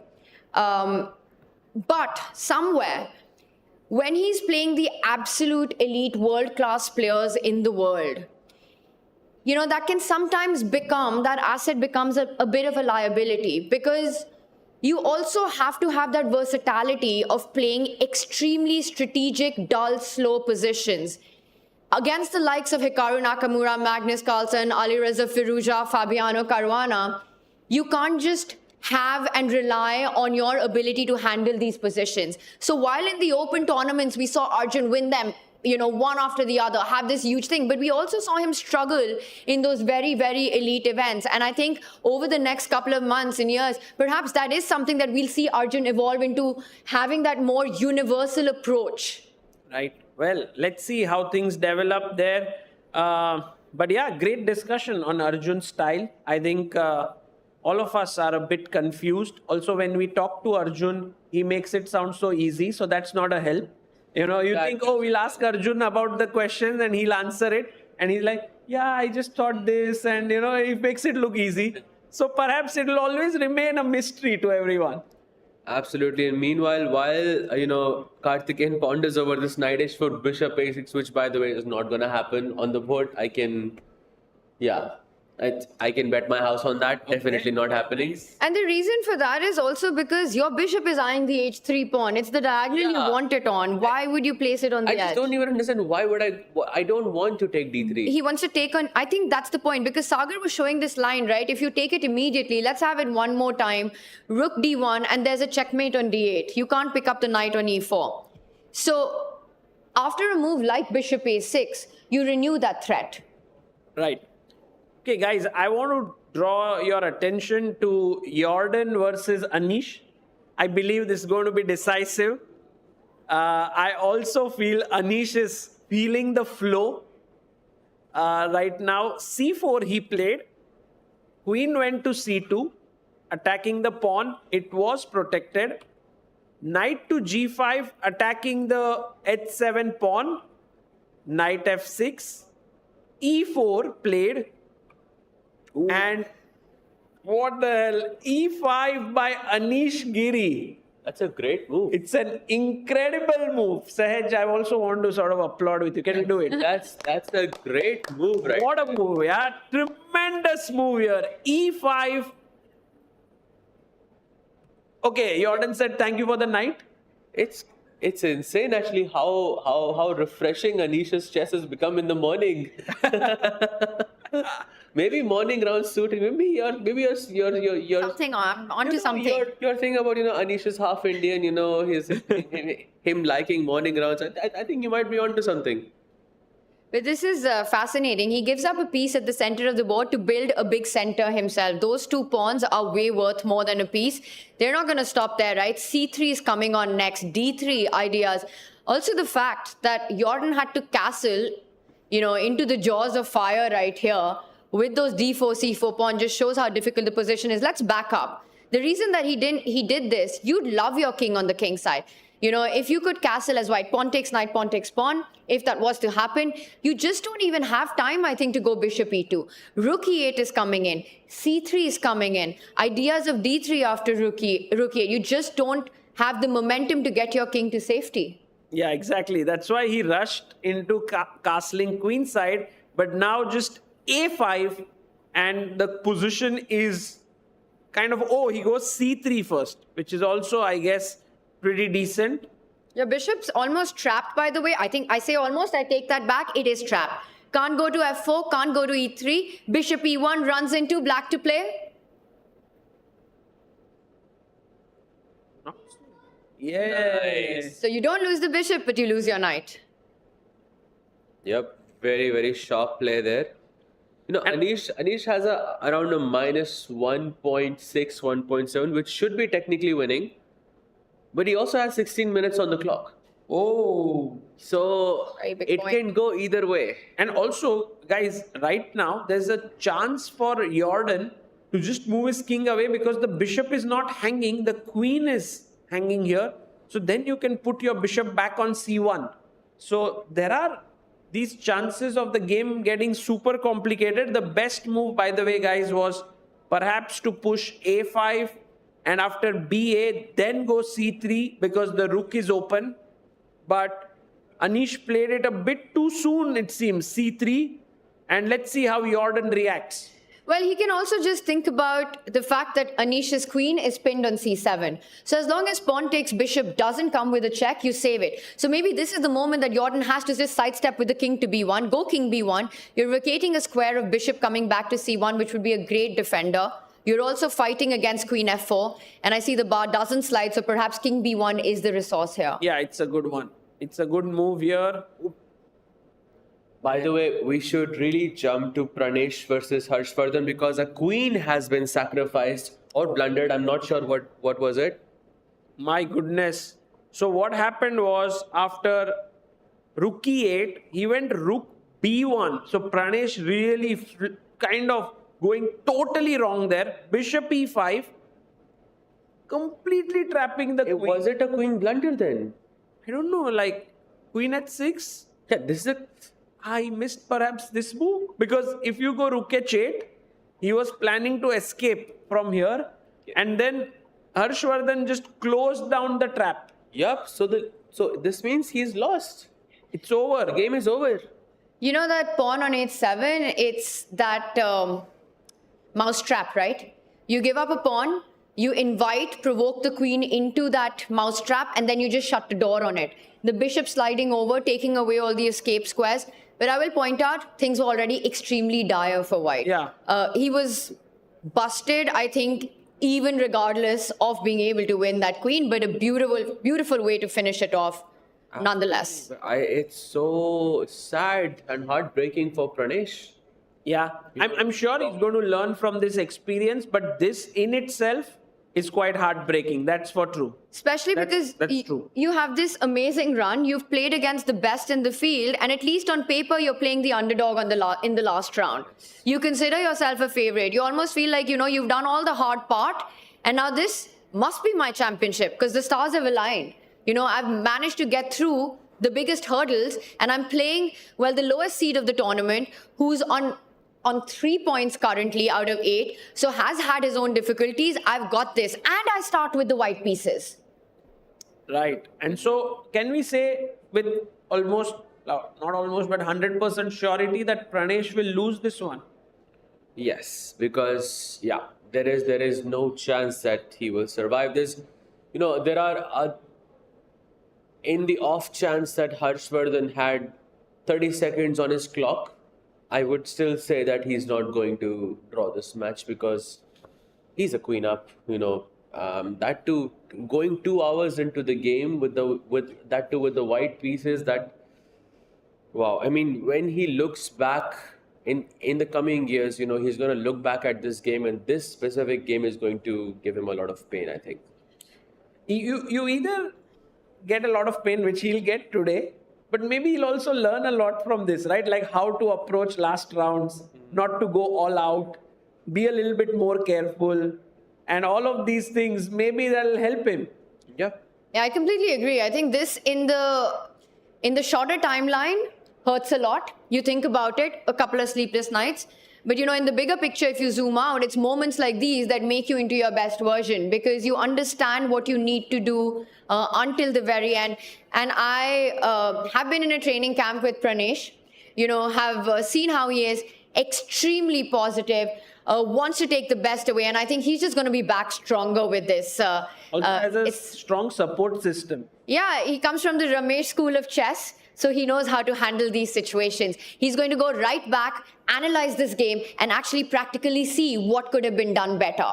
Right. There we see Harshavardhan, as usual, swiveling in the chair. He knows he's winning. He's very happy. Like, okay, I've decided almost like who wins this tournament. Pranesh, maybe Pranesh still has a chance, guys. If Leon and Abhimanyu both draw, then 6.5 will be enough. But the problem here is that Leon is better. And I don't know how much better this is. But if we go to the Leon game, we see that I feel he was a bit better just, I think, like 2-3 moves ago. But I think both of them have played best moves according to the engine at least. So White has just played Bishop D2, having that discover attack with Knight D5, Knight E4 as well. And Black has to sidestep the Queen somewhere, maybe to B6, A6 or C7. Now, generally speaking, I don't want to put my Queen on B6 because it stops me from playing B5. So I want to play Queen A6, Queen C7, anywhere else is fine. Just B6 I'm not as sure about. The bar says it's about a -1 advantage, but it's a bit complicated than that, right? Right, Tanya? It's actually quite fascinating, this last move, because I want to point out a difference that's happened. Black has gone back Knight G6, so it almost looks like you're stopping Queen H7. So the question is, why can't you grab a piece right now? Pawn takes knight, because pawn takes pawn, guess what? I can simply move my knight. But I think the point is, after pawn takes pawn, now wherever you do go away with your knight, let's say you even get aggressive with a move like Knight G4, or try to retreat, Knight D5 would have run into Knight D5. White anyways goes Knight D5. Wow. Can I play Queen takes D5 and just... We'll check that, but I just want to show the idea. The point is that that's the only move. Anywhere else, Knight takes Bishop would have deflected that Black Knight on G6, and then once again you've got that mate on H7. Wow. Wow, that's nice. Nice. Oh, but that means that if after Queen D8 I have Bishop A5. Yes, that is beautiful. I think I have Bishop A5. I'm really glad you helped me out with that, because after Queen D8 I was completely lost. I was, what is the move here? Someone tell me. So if you take here, it's a mate with Knight E7. But what if I just play B6? Then Knight F6 and you win the Queen? Is it as... Wow. Wow. Okay, yeah, it's around -0.5, I think. But this Adhiban will take. He would take this position. Yeah. But then is there a better way to continue after Queen D8, or is pawn takes knight a possibility? Actually, pawn takes G5 is possible move here. Your analysis was on point here. Leon can seriously consider it. I think that was completely lost for Black, no, but it's it works. not. It works. So maybe he can take, but he can also let it be. What do you think, Sahaj bhai? Will he take? No. I will only take if I see I'm completely winning. Otherwise, I will never take, because it's unnecessary risk. I have the beast in front of me. There is no chance. I think just play Queen A6, try to be safe. As long as the H file is completely closed, Black has basically nothing to worry about. So just Queen A6, focus on the queenside attack, and yeah, I think he still maintains very, very good chances of winning here. So you're saying simply sidestep the discovered attacks that White has set up and keep the tension on the board. Exactly, because you still have an extra pawn. Right? Why should I complicate my position when I'm a pawn up? Right? Agreed. That makes, why should I put myself in a position where I have to make precise moves in order to retain my advantage? Agreed. It doesn't make sense. Agreed. Guys, we should have a look at this one game in the challengers, which is still fighting for the top spot, which is Iniyan versus Abhimanyu Puranik. And Iniyan slightly better here with very good pieces, thinking about getting his rook to C1. Abhimanyu worse, but it's still manageable. But I think for Abhimanyu and Leon, they are rooting for that Harshavardhan win. They want that result. So I think seeing that happen on the board next to them would probably inspire, motivate them, make them even more ambitious about trying to go all out on their board. Right. Okay, so here can we say slightly better for Iniyan? Yes, at least. At least slightly better, and Abhimanyu should be careful.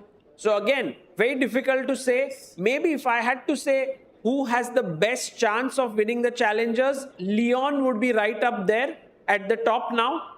Then we would have Abhimanyu and then Pranesh, right? Well, To me, I think Pranesh is still half a point ahead, and Abhimanyu has to draw this match, which is not an easy task, I would say. I think it is still manageable, though. I do have this feeling that it might be a three-way tie. Wow. I do have this feeling That would that be amazing. because Pranesh is on 6.5. And there's a chance that the Beast will defend his position. That means two players on 6.5. And Iniyan and Puranik, I mean, it's not losing. Yeah, you can save this position with accurate play. Maybe, So three-way tie is going to be so cool. you know, while I see the bar and I hear you say that white is doing better, I mean, if you think about it, it's really not all that bad for Abhimanyu, this position. It's a healthy pawn structure. Your pieces are developed. You're one move away from getting the rook to c8. Unless there is something concrete, and I see the only move being offered here by our engine saying that queen b6 must be played, otherwise it's a sizable advantage, and I think that's because of a very concrete reason. Let's put the queen back on c5. Why is this an absolute must for black is? Because white has a threat. Rook to c1, and then you can't go queen b6 because bishop c7 would win material. Your queen kind of starts feeling very unhappy. You go to h5, the rook enters to c7 anyway. So he needs to find queen b6. Rook c8 also doesn't help in this position. I think amongst other things, if you go rook c8, there's at least bishop e3, and you maybe win the a7 pawn, but rook c1 also is something to keep in mind. There's rook c1, queen b6, and there's rook takes c8, bishop takes c8, some rook c1 ideas. Yeah, much stronger. And now you start seeing why it's so cramped for black. Yes, absolutely. Okay, so while Abhimanyu thinks for his move here, and Leon fights for his top place, and Harshavardhan, who's beating Pranesh now, by the way, it's all over completely. I don't see anything. He has just a rook for a queen and couple of pawns. It's time for us to head over to the Masters. We can also catch the end of this. I think You want to stay here? I don't think this game's going to last much longer because I want to also just talk about, I think right now, Leon has the best shot. So Pranesh going down here. Abhimanyu needs to find queen b6. The game goes on. But draw would be probably a good result for black in that game unless white makes a big mistake. Meanwhile, for Leon, he's already up a pawn. You know, Adhiban, with his brand of chess, is already making things pretty tricky, and it looks like it might backfire. So Leon Mendonca actually looking good to get the title currently right now where we are in the challengers. Yes, objectively speaking, yes, but it's Adhiban he is playing. You never know what's going to happen. And also, if I was Leon, the worst thing I can do is to go and check other boards. That would really increase the pressure on you. Yes, I It'll think be that's like, a great just sit point. on your board and play. But then you're also, actually right now, if you go and see Pranesh is losing, that a draw might be okay for me to at least tie for first. So I don't know how Leon would approach it. Would he go and check other games, make a mental note, okay? I mean, I feel like, you know, when we commentate so much on so many of these tournaments of these strong players, you realize that so much of that depends on what's happening on their board. If Leon is under a lot of pressure and feels like he needs to sit and calculate, that's all he's thinking about. But I'm sure when he gets that moment, he will take a walk. He will see what's happening because it gives you objectivity. If you need to pull the brakes for championship, you need to see what's happening around you to be able to do that. Right. Okay. So right now, Rook C1 is on the board here, and we do not have a move. You can look at Pranesh there. He is quite upset. He knows there's nothing much left. There's only one trick that I can see is if black is super careless and does something like this, then we have Rook takes C4, Queen takes C4, and Nice. exactly, that's the final hope. That's just too much to hope for. The final trick in the position. But the way Harshavardhan has handled this game, he's not going to allow it. I think it's just about... And this is also very instructive, you know, you're completely winning, but you don't rush your decisions. You take your time. Because turnarounds do happen in chess. So to be careful until the very last move is the takeaway here as he sits back. I think, Also- Tanya, this will go on for like 15 minutes. Let's That's do it. my feeling. Yeah, for sure. Because Pranesh will be like, okay, I want to play till the end. I'll hope something. It's too much at stake to just resign. Actually, you know what, Sir? Sorry to interrupt you. Come to your point. But I'll point out that if you trade a pair of rooks, the bishops are off the board, and it's only queen versus rook. We're looking at some fortresses that are possible. I was going to say the exact same thing I just can now. feel it. I can feel it. So yes, if the bishops are traded off the board, that's you don't even have to trade the rooks. I think it's just a straight draw right then and there. Wait. Oh, by the way, guys, we have our first result in the Masters section. Awonder Liang and Vidit Gujarati have drawn their game. It was a very solid game. So that means the tournament ends for 4 out of 9 for Vidit and 4.5 out of 9 for Awonder. I think a very decent event for Awonder. He played almost even to his rating, 2700 performance, while Vidit lost 8 elo points. Not the best of events for him. Especially that loss against Karthikeyan is probably hurting him Yes. the most. But I think overall, a pretty decent performance. Especially in those crunch moments, especially when he has less time on the clock. This is where Vidit seems to struggle the most Yes. in this tournament, at least so far. But a great performance by both players. Guys, I am actually very keen to go to Nihal Sarin versus Pranav game. We haven't checked that too deeply, but we did see the Nimzo Indian opening where Nihal was trying to slowly get space. And right now, he's reached a point where he has so much space on the board and such nicely positioned pieces that Pranav is going for some very dangerous ideas, I think, with G5, G4 or something like this. Wow. Pranav really creative here. But this is looking very, very good for white. I mean, you already pointed out the space. The harmony in white's pieces feels like a lot more as well. For black, when you have to make moves like G5, G4, you're already feeling the pressure in the position. There's a D6 weakness that can always come under fire. The white knight jumping to E4, maybe the queen landing on G3, putting pressure on D6. And I'll also point out one more move. In these kind of structures, what you really want to do is get rid of black's dark squared bishop. Because of the holes around the black king then become that much more weak. So there might be ideas that Nihal will potentially have of retreating his own bishop and offering a trade, trying to do just that. And if black falls back with bishop c1, if black falls back, then the bishop can find itself on f4, putting pressure on the weakness. Right. What were those arrows? Sorry. They went a bit wonky. Okay, so right now it seems like Nihal might be able to take this one, but it's still early days. He's looking good. We had this game between Anish and Jordan, which was reaching the peak of excitement when the pawn came forward with c3 and Jordan did find king b1. Anish Giri on 8 minutes 43 seconds, guys. Oh, and our blue arrow appears to help us, the unofficial fourth commentator on the booth. A5 is the best move and by quite a margin here. But I also want to say it's not a very difficult move to find, especially for a player of Anish's caliber. Just simply, it's kind of screaming out to be played, right? You want to open up your rook on that file. You also want to just threaten pawn takes pawn, rook a4 coming in. Pawn takes pawn, queen a7. Thank you very much, game over coming in.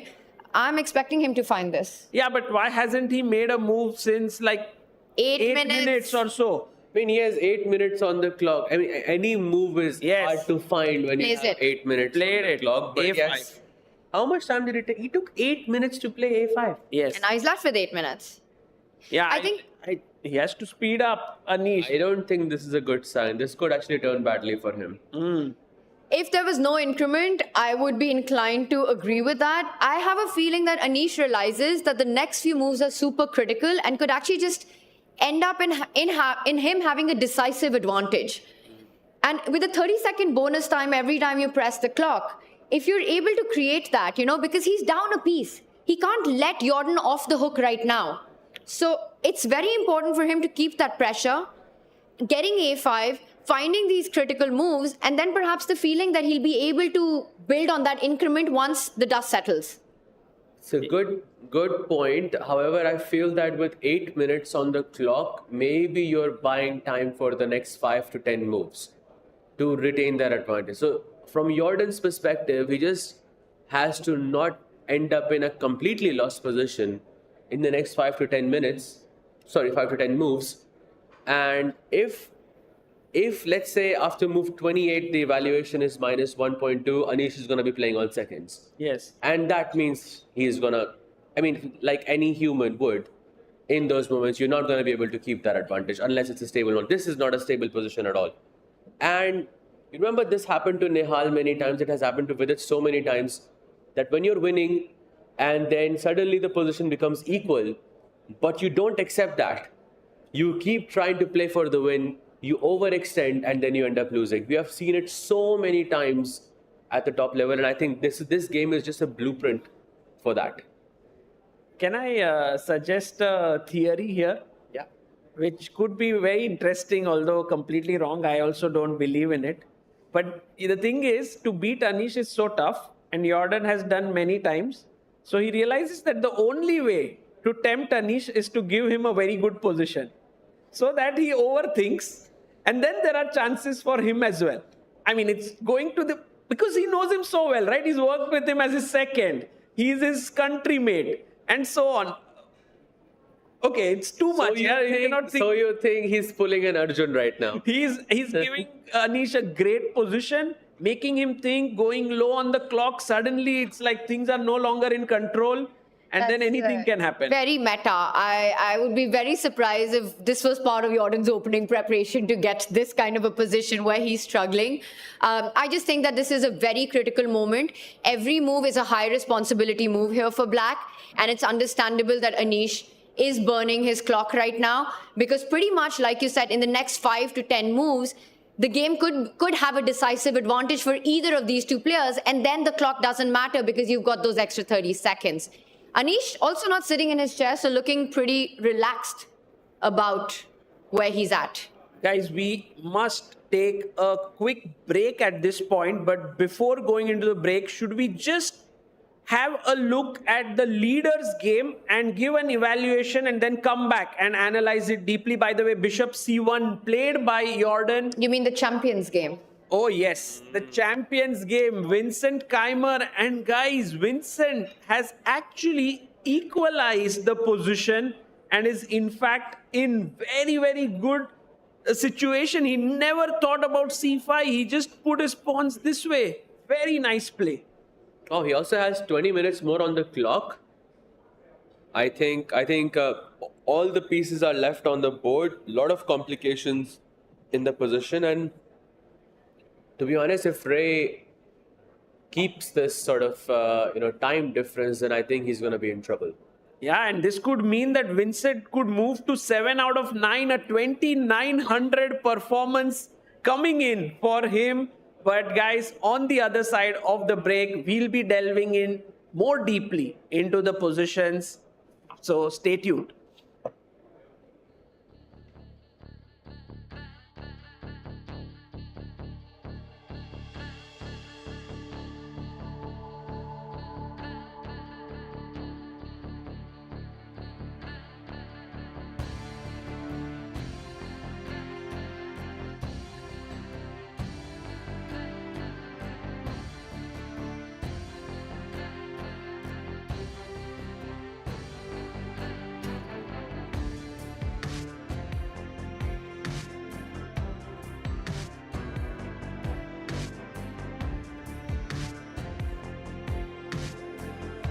This is the PTZ Optics Move 4K, a smart camera built for fast-paced sports action. It follows the players automatically with smooth, accurate tracking. No camera operator? No problem. Control it from a joystick, a phone, or let it run on its own. With crisp 4K video and easy streaming, it fits right into your setup. Perfect for schools, clubs, and live sports broadcasts. PTZ Optics, professional video, made simple. Brought to you by RTAV, your broadcast AV partner. Want to play chess but don't know how to get started? Try chess.com. Play for free against someone at your level or challenge one of our friendly computer bots. Trying to improve your chess? Learn the Queen's Gambit and other openings with guided interactive lessons. Like chess but don't want the pressure of playing games? Chess.com has hundreds of thousands of fun puzzles to help you relax and sharpen your mind. Play your friends, make new ones around the world, follow the latest games, and more. Sign up and play for free at chess.com today. Are you struggling to get better at chess? A Chess.com premium membership is here to help. Train with unlimited tactics to become a strong chess player. With puzzles of all levels, you'll beat all your friends. Our library of interactive chess lessons will improve all parts of your game. Just like a friend who has your back, the computer analysis feature will give you feedback on every move you play. All of this and much more. Only, I think, 5,000 rupees a month or something. No, plans are affordable for all, along with a 1-month free trial, so that you can take your game to the next level. Upgrade to Diamond now because Chesscom is best. This is the PTZ Optics Move 4K. A smart...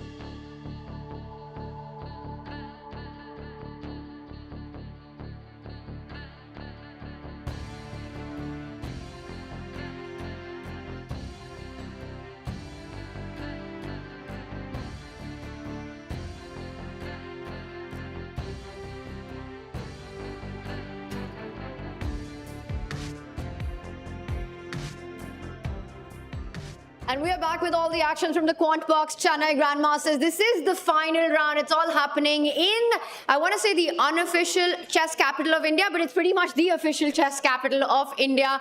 Welcome back, everyone, and some big moments across. But I have to say, all the action has to be in the challenges section. In the Masters, Vincent Keymer running away with the tournament. That's a race for second place. But challenges, as Rakesh also joins us, is wide open. Absolutely, 3 players can make it or take the title home and qualify to the Masters, which is the main prize for them. And 3 players, and Sagar and Tanya, would like to get your predictions. Is it going to be Pranesh, Leon, or Abhimanyu? Rakesh aate hi puts the commentators on the spot. Predict kar lo. It's actually a very crucial question, and I was pretty sure when I took a break that Leon is doing really well in this race. Then I met everyone there and they were like, Leon is 20 minutes down on time, position is complex, the beast likes to attack, it can go haywire. So right now it seems it will be a 3-way tie at the top. You very easily get swayed, that means. Yes. You had a strong feeling, you had to stay committed to that, Sagar, but it sounds like you've changed your mind in these last 5 minutes. You tell me something, I'll change again. Well, maybe the board will tell us everything that we need to know. So let's do a quick roundup of where we are at, starting with Pranesh's game. Yeah, so Pranesh is right now fighting.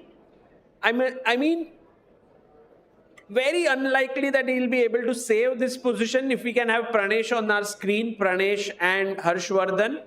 But on the other hand, it's good to put some resistance, slowly just make it as tough as possible for the opponent. And one very interesting idea that I see here is if black pushes the pawn to b3, a3, yeah? Then a3. But then if you get the queen around and there is no stopping queen takes a3 checkmate. Nice. So that's something Harshavardhan is thinking. Rakesh Bhai already tactically so alert, finding the moves there. Finding all the checkmates, Rakesh, in the position. Actually, Rakesh, look at this. If b3, ab3, queen b3 leads to a forced mate, right? Yeah. There's no, either you get mated here or here. Yeah, even if bishop c5 trying to block the check doesn't work because queen check, bishop blocks, but it's GG. And I think that's what he set up with the b pawn. You have to, because it almost looks like white has got a fortress, defending everything. Where do you make progress? And I actually think if the b pawn wasn't in the position, if Harshavardhan did not have that one last remaining pawn, perhaps even having the extra queen might not have been enough. Agreed. So guys, should we shift our attention to Adhiban Leon? For me, it's the most important game in the challengers right now. And Leon has been there, done that in the Tata Steel Masters, where he qualified to the Masters group from the challengers. Can he do it again, Tanya, looking at the position? He took the knight. Edgify, Tanya, it's your I told you it was going to happen. And this is what these top players do. They calculate, they see that nothing, it's not this feeling that this is very scary and I'm terrified of this attack. No. If they don't see a refutation, he will go for the most concrete line. Look at Adhiban. Adhiban is like, okay, guys, knight d5, engine says is the best move. I don't care. F4. And Adhiban has got such a strong reputation of being the beast, being an attacker. But Leon is like, calculation always trumps reputation. Oh, that's a nice line. I'm gonna steal that. Use it in my future commentary. But I think that's great the point that you just made.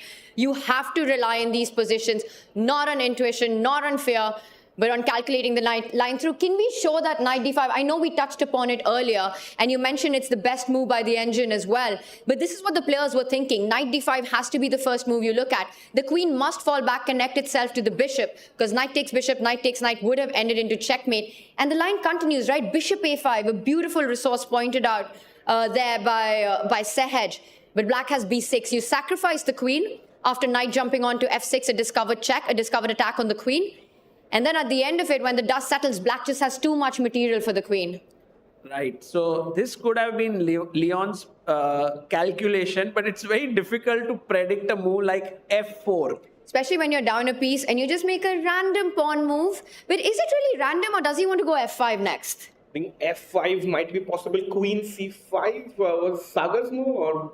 Yeah. No, he played queen c5. I was just thinking, isn't there a fork here on f2? Maybe a good point to ask our viewers, white to play, what's the best move here? Guys, go for it. There's a fork, you're already a piece down. Has to. Yeah. Very nice. Well done. Knight to e4, attacking the queen and also attacking the knight on f2, and it's Adhiban who takes over. So queen c5 by Leon, the best move. And right now we are in this live position. The problem for Leon is that it's not like a very clear way to stop Adhiban's initiative. He's better, but time is only 13 minutes on the clock. A piece is a piece, and I think Leon needs to be careful for the next maybe 2 or 3 moves. Consolidates the position, he wins. Now, I just realized that f5 right now isn't possible because the queen and the bishop defend that square. So is there a way that perhaps Adhiban, who needs to put pressure in the position, e4 is something that comes to mind? But this is the problem, no? The fork. So maybe even rook f1 is another move that could be on the agenda here, now reinforcing the threat of f5. Right. I think this is a decent move, and if Adhiban gets his pawns rolling, it should be an interesting game. Then again, Leon is better. He's playing really well. The question is, can he find the best moves, and how many best moves can he find in 13 minutes? And just piggybacking on that f4 move, what if white goes e4, trying to get the queen on the h line somehow? So knight f2, bishop c1, let's say. Now you can't take on d1 because queen d1, queen h5 might be coming in. Man, Rakesh bhai, going all out for the attack seems like a great plan. And then, if it happens on the board, humans can get really scared. I'll tell you one thing, out of the 3 of us, I think Rakesh, his style of play is the closest to Adhiban. Yes. So I think all these ideas is exactly what Adhiban also wants to do. That f4 move is not just about pushing pawns, but clearing pathways for the queen to join the attack on the h line. And the thing is, we know Adi very well, right? Yeah. He's a player who doesn't care about material deficits in a position. It's not, his brain sort of thinks differently. He's looking at ways to create an attack, to get to the black king. For him, this is just a very interesting position where he's fighting for the initiative. I don't even think Adhiban thinks he's that much worse here. The image that I get in my mind is Leon standing here, and there's this finish line, and in between is Adhiban with his tricks, standing in between. Can Leon surpass this final hurdle to reach the Masters next year? And Adhiban playing on his birthday, you don't want to lose on your birthday. To Adhiban. So he'll be trying to, get his back full of tricks and play on Leon's time. 13.5 minutes for Leon. That might be on Adhiban's mind. Like, let me put pressure and take Leon into deeper time trouble. And right now, Leon's the one who's picking up the gifts here because he got that extra knight. But will we see some of those favors being returned or not? Still a very complicated position. And I've always felt that in these cases, the eval bar becomes the evil bar because it says that black has this huge advantage. But once again, from a human perspective, very difficult. He does go for a move that we were looking at. Stops knight f2, reinforces f5. Adhiban attack incoming. Yeah, and rook d8, Sagar bhai, only move. Yeah, Whoa. It's like the only move to keep a big advantage, and it's not so easy. There is b5 also, and even if he finds rook d8, if he takes 6 or 7 minutes, Adhiban will be super happy. But we got to go a little deeper into this position because it's clear what Adhiban wants next, right? It's almost a pre-move in this. You want f5. f5 and we live. Yeah, I think Adhiban is all in at this point. f5, f6. So what happens? Rook d8, best move, black advantage, hearing all of that. But what's the response to f5? Are you going to counter-sacrifice and win the f5 pawn then? Yes. Right now, the point is this square, this bishop is a little bit overloaded, or the queen is overloaded in defending the bishop. So you take here, and if rook takes, guys, black to play, what do you do here? Go for it. Queen is hanging. Very good. Yeah, counter attack. So good. Rook takes d2. If you take the rook, this hangs. If you take, if you take the queen, I take your queen and black is winning. So, f5 is not yet coming in after rook d8, but can Leon find this move is the big question. We can come back to this game very quickly. Should we also, just to get a complete picture of who's fighting for the top prizes, Abhimanyu has perhaps made an inaccuracy. He's half a point behind Pranesh and his position looked fine, but he plays f6. And what an insane move is that? Rook d7. You know, Sahaj is not here, but he touched the golden pawn, never moved the S pawn. And Tanya, rook d7. What a crazy move here. That I don't think Iniyan finds it, yeah? Very tough. Yeah, Ben Feingold will not be happy with f6 right now, which has happened. Rook d7, I think we need to break this down. But can we just see how we got here? Can we do a really quick action replay? Because this really is the fight for championship in challengers. We left it at this point where queen b6 was played. So Abhimanyu on top of his game until that f-pawn moved forward. b4 breaks on the flank. A trade creates a weakness on a3. And this was it. Instead of f6, he probably just had to unpin himself. Yeah, I think queen a5 was a great move. The position would have been slightly worse for black, but nothing huge. f6, the problem for Iniyan is that he has many good moves here. He has knight to d3, he has knight to d7. So in a way, to play rook d7 is not so easy. Yeah, it's tough. And you know, if this game ends in a draw and Leon also draws, Pranesh loses, you might have a three-way tie. And think about this. If Abhimanyu loses, Leon loses to Adhiban, then Pranesh, in spite of losing, becomes the champion. Wow. So everything is possible. Like Pranesh, can we show Pranesh's video right now? Because he must be so unhappy right now. But there's an outside chance that he could actually win by even losing. Yeah, that's like Magnus Carlsen in 2013, how he qualified for the World Championship, which happened right here in this hotel. Exactly. And by the way, guys, here the game is over. In fact, Pranesh can resign at this point because the a4 pawn is hanging and there's no defense.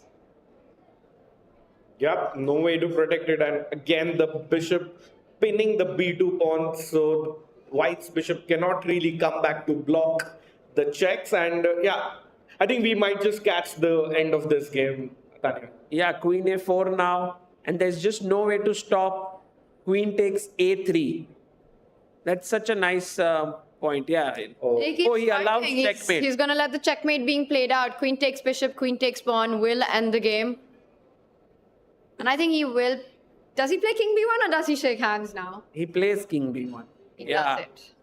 And queen b2.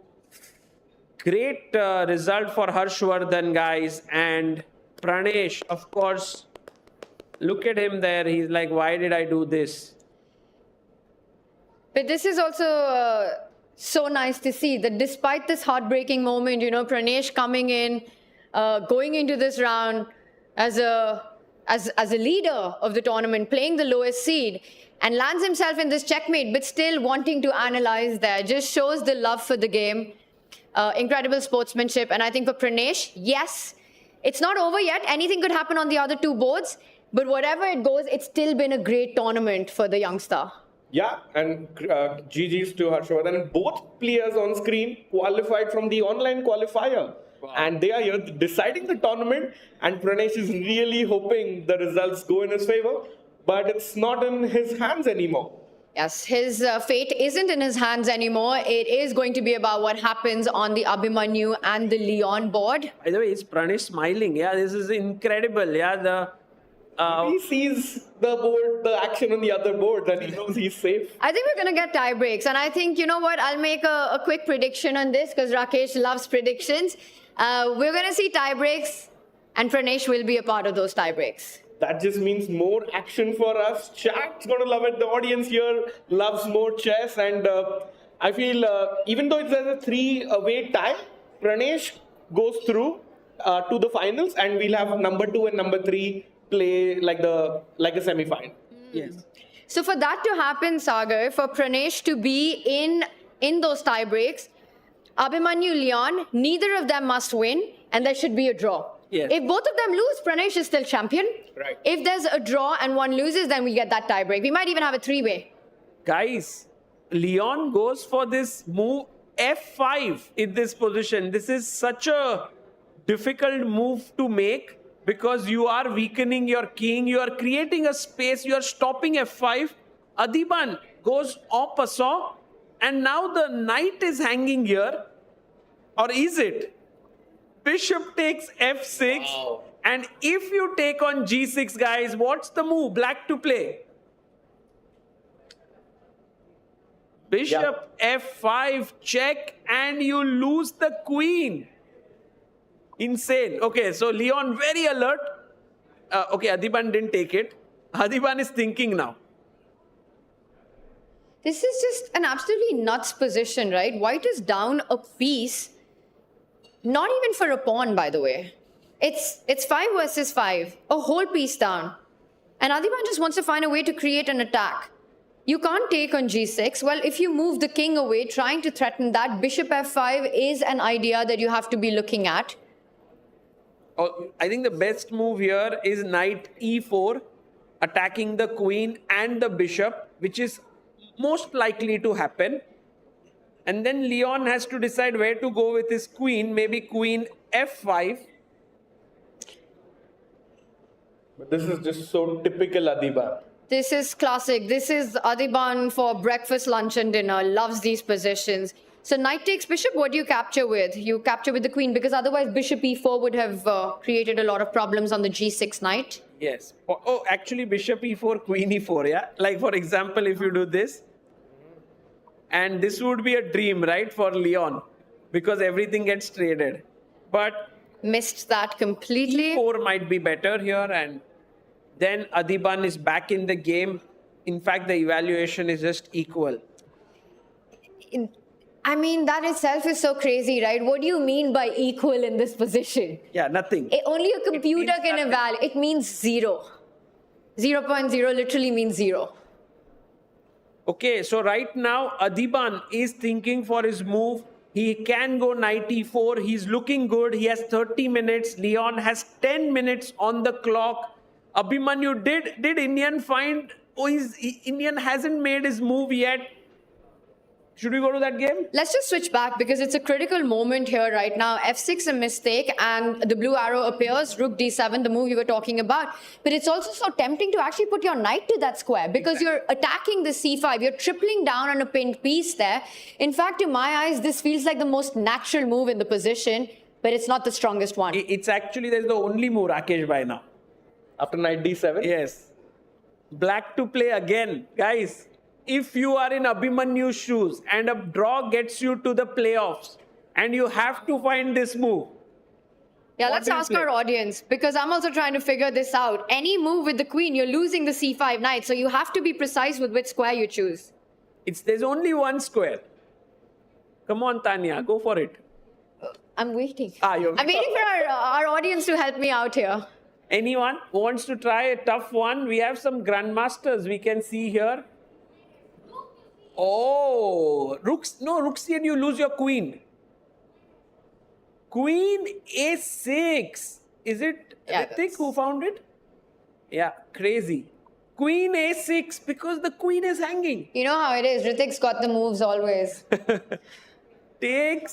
Knight takes a6 and well, this is still surviving for Abhimanyu. You know, Abhimanyu is on the edge of losing. Today, it's like, it reminds me of this Tata Steel tournament in Vaikanse, where Gukesh and Prag are both leading. Both lose. And it feels like leading is not an easy thing to do when you go into the final round. You pointed out the World Championship match, Kramnik, the candidates for the World Championship, Kramnik, Magnus, same story, Tata Steel, Vaikanse. So we do see these things happen at all levels, even the absolute top. So Rook d7, Knight d7, Knight d7 slightly better for white, but not by much because it goes into that endgame. Rook d7 would be a huge advantage. What's the difference here? Because you still have queen a6. You can go queen a6, takes, but in such a position, I think just getting off these two rooks is to white's advantage. And then there's this really nice move, e5. I think that's the key move. And the reason is, look at that knight on a6. That piece is what you're fighting against. That's the piece that you can't allow in the game. Once the bishops are off the board, rook c6 was a massive threat there. And you go anywhere, and now you're attacking the knight on a6. You'll either win the a7 pawn or the e6 pawn once everything gets liquidated. Right. Very deep. Okay, guys, I want to take a very quick break from the challenge.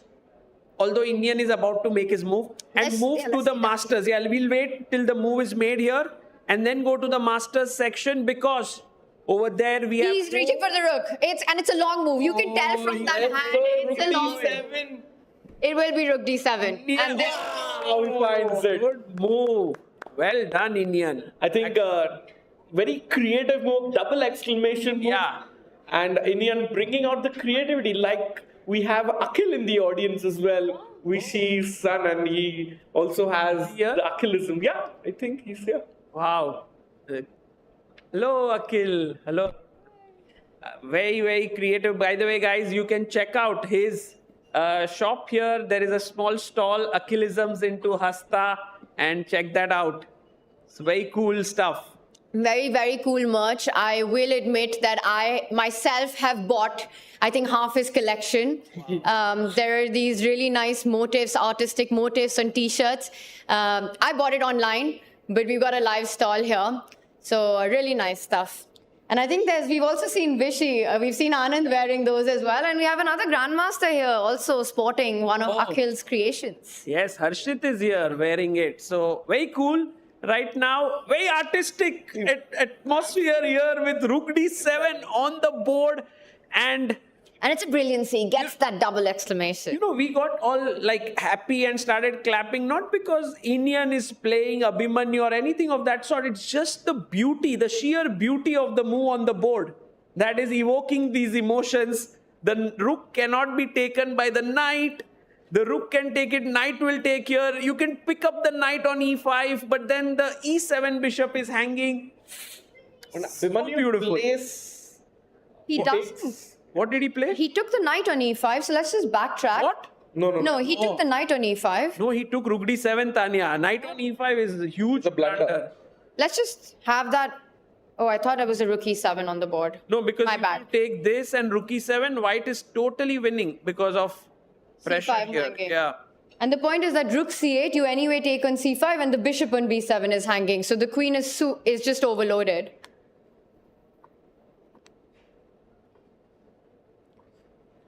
So right now, with rook d7, knight d7, we are reaching this end game. And it's like Iniyan has calculated the entire thing. Do you think he's seen e5? I think so. Will he go He for will e5? play it instantly. Instantly. You know, Iniyan is like that. He sees like a sequence, he just plays it boom, boom, boom, boom. All moves one after the other. Great chess. So he took all that time before going rook d7, not figuring out is knight d7 stronger or rook d7, but going down this entire path and finding the key move in this endgame. Yeah. Okay, so basically right now, Abhimanyu is on the edge. Okay, draw is still possible, but he's very close to losing, right? And we have Pranesh who has already lost.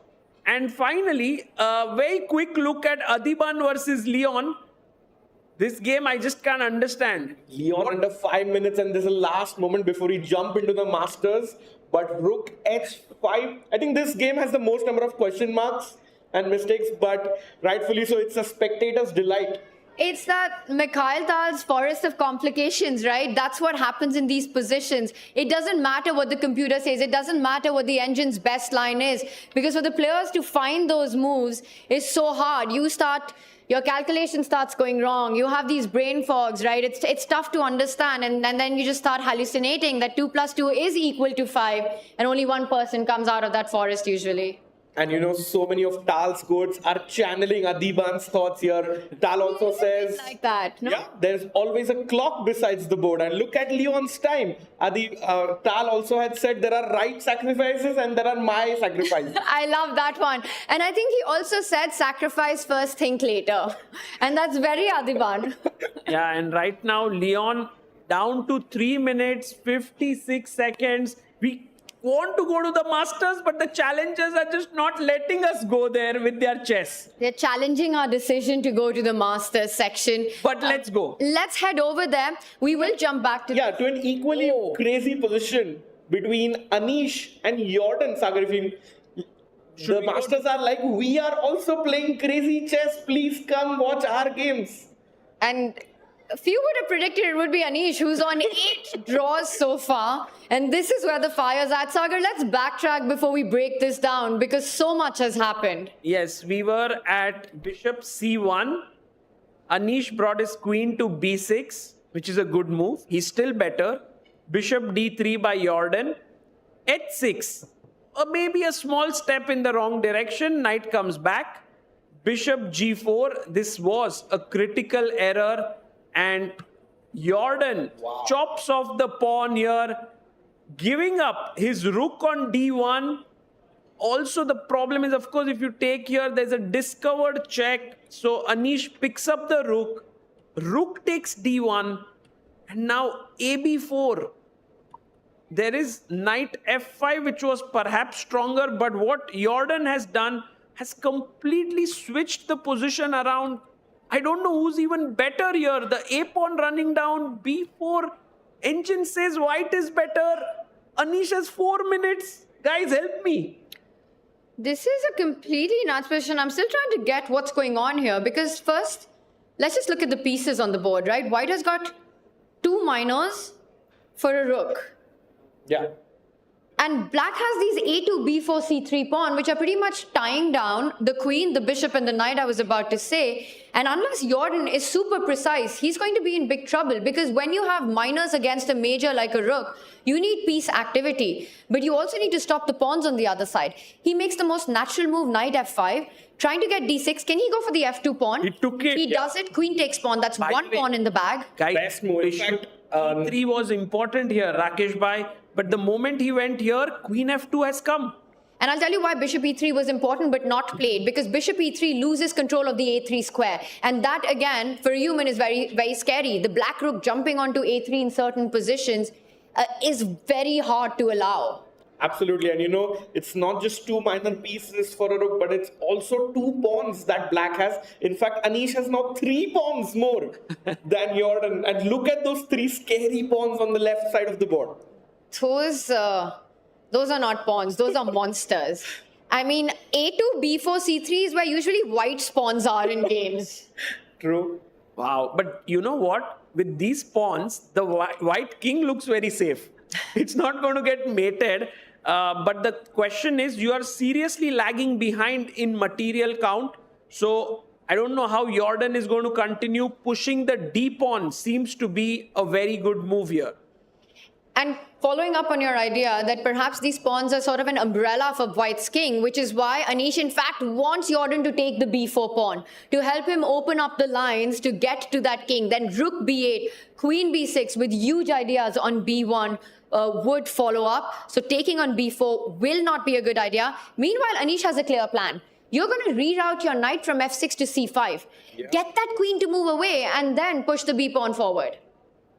Okay. Also, it's great to see, 2 good friends, that's number 1 and number 2, not agreeing like a friendly draw at the Quantbox Chennai Grandmasters, but going for each other's throats. I think that ship sailed when Vaikanse happened. In that tiebreaker where Jordan beat Anish to become the champion. Dirty flagging. There was, but flagging in tiebreaks, it's encouraged. So that's what had happened. Anish, of course, went on to win the Masters next year, but what a championship that was by Jordan. And since then, there's always been a lot of excitement when these two face each other. Yeah, for sure. And, Anish leading 2-1 in their head-to-head. But nobody wants to lose, especially in the last round. They might have the same flight to Amsterdam back. So there's going to be some tension there. You know, they're teammates, good friends, but I also believe that there was a little bit of tension when Jordan was part of the Magnus Carlsen team for the 2021 World Championship match.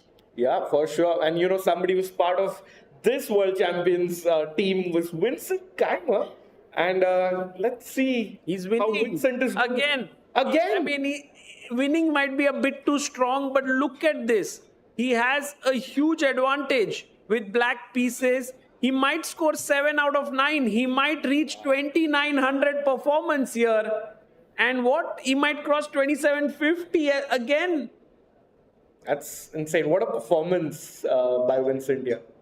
But just to show you guys what happened here, like a few moves before we left it at bishop d6, h5, it looked around equal. But then suddenly Vincent got his knight from d7 to b8 to a6 to b4. He jumped here and then he moved his bishop back from b7 to come here. What maneuvering, man. This guy understands where the pieces belong. And I think that is one of the reasons why Vincent Keymer is also such a strong freestyle chess player. He just has a feel of these positions, of understanding where to develop pieces and what's the appropriate square. I mean, I just really liked what you pointed out there. You know, the knight, it goes from one edge of the board. You spot that this is where I want my piece, and you make that route happen. Then you decide, what is my second worst placed piece in the position? I need to improve my bishop. And he does that. And you know where he gets this understanding from? Peter Lego. The one and only. Just such a classical, fundamental coach there, player, challenged for the World Championship match in 2004. I think one of those players you can say really deserved to be world champion, but wasn't. And I think this feel for these pieces and where they belong, a lot of that credit goes to Peter. Absolutely. I'm sure he's watching this right now. Proud. With a lot of, I think now the pressure is reduced because Vincent has already won this tournament, but still this victory will be huge. I think 7 out of 9 is a huge score. It's very tough to score 5 wins in a 9-game tournament.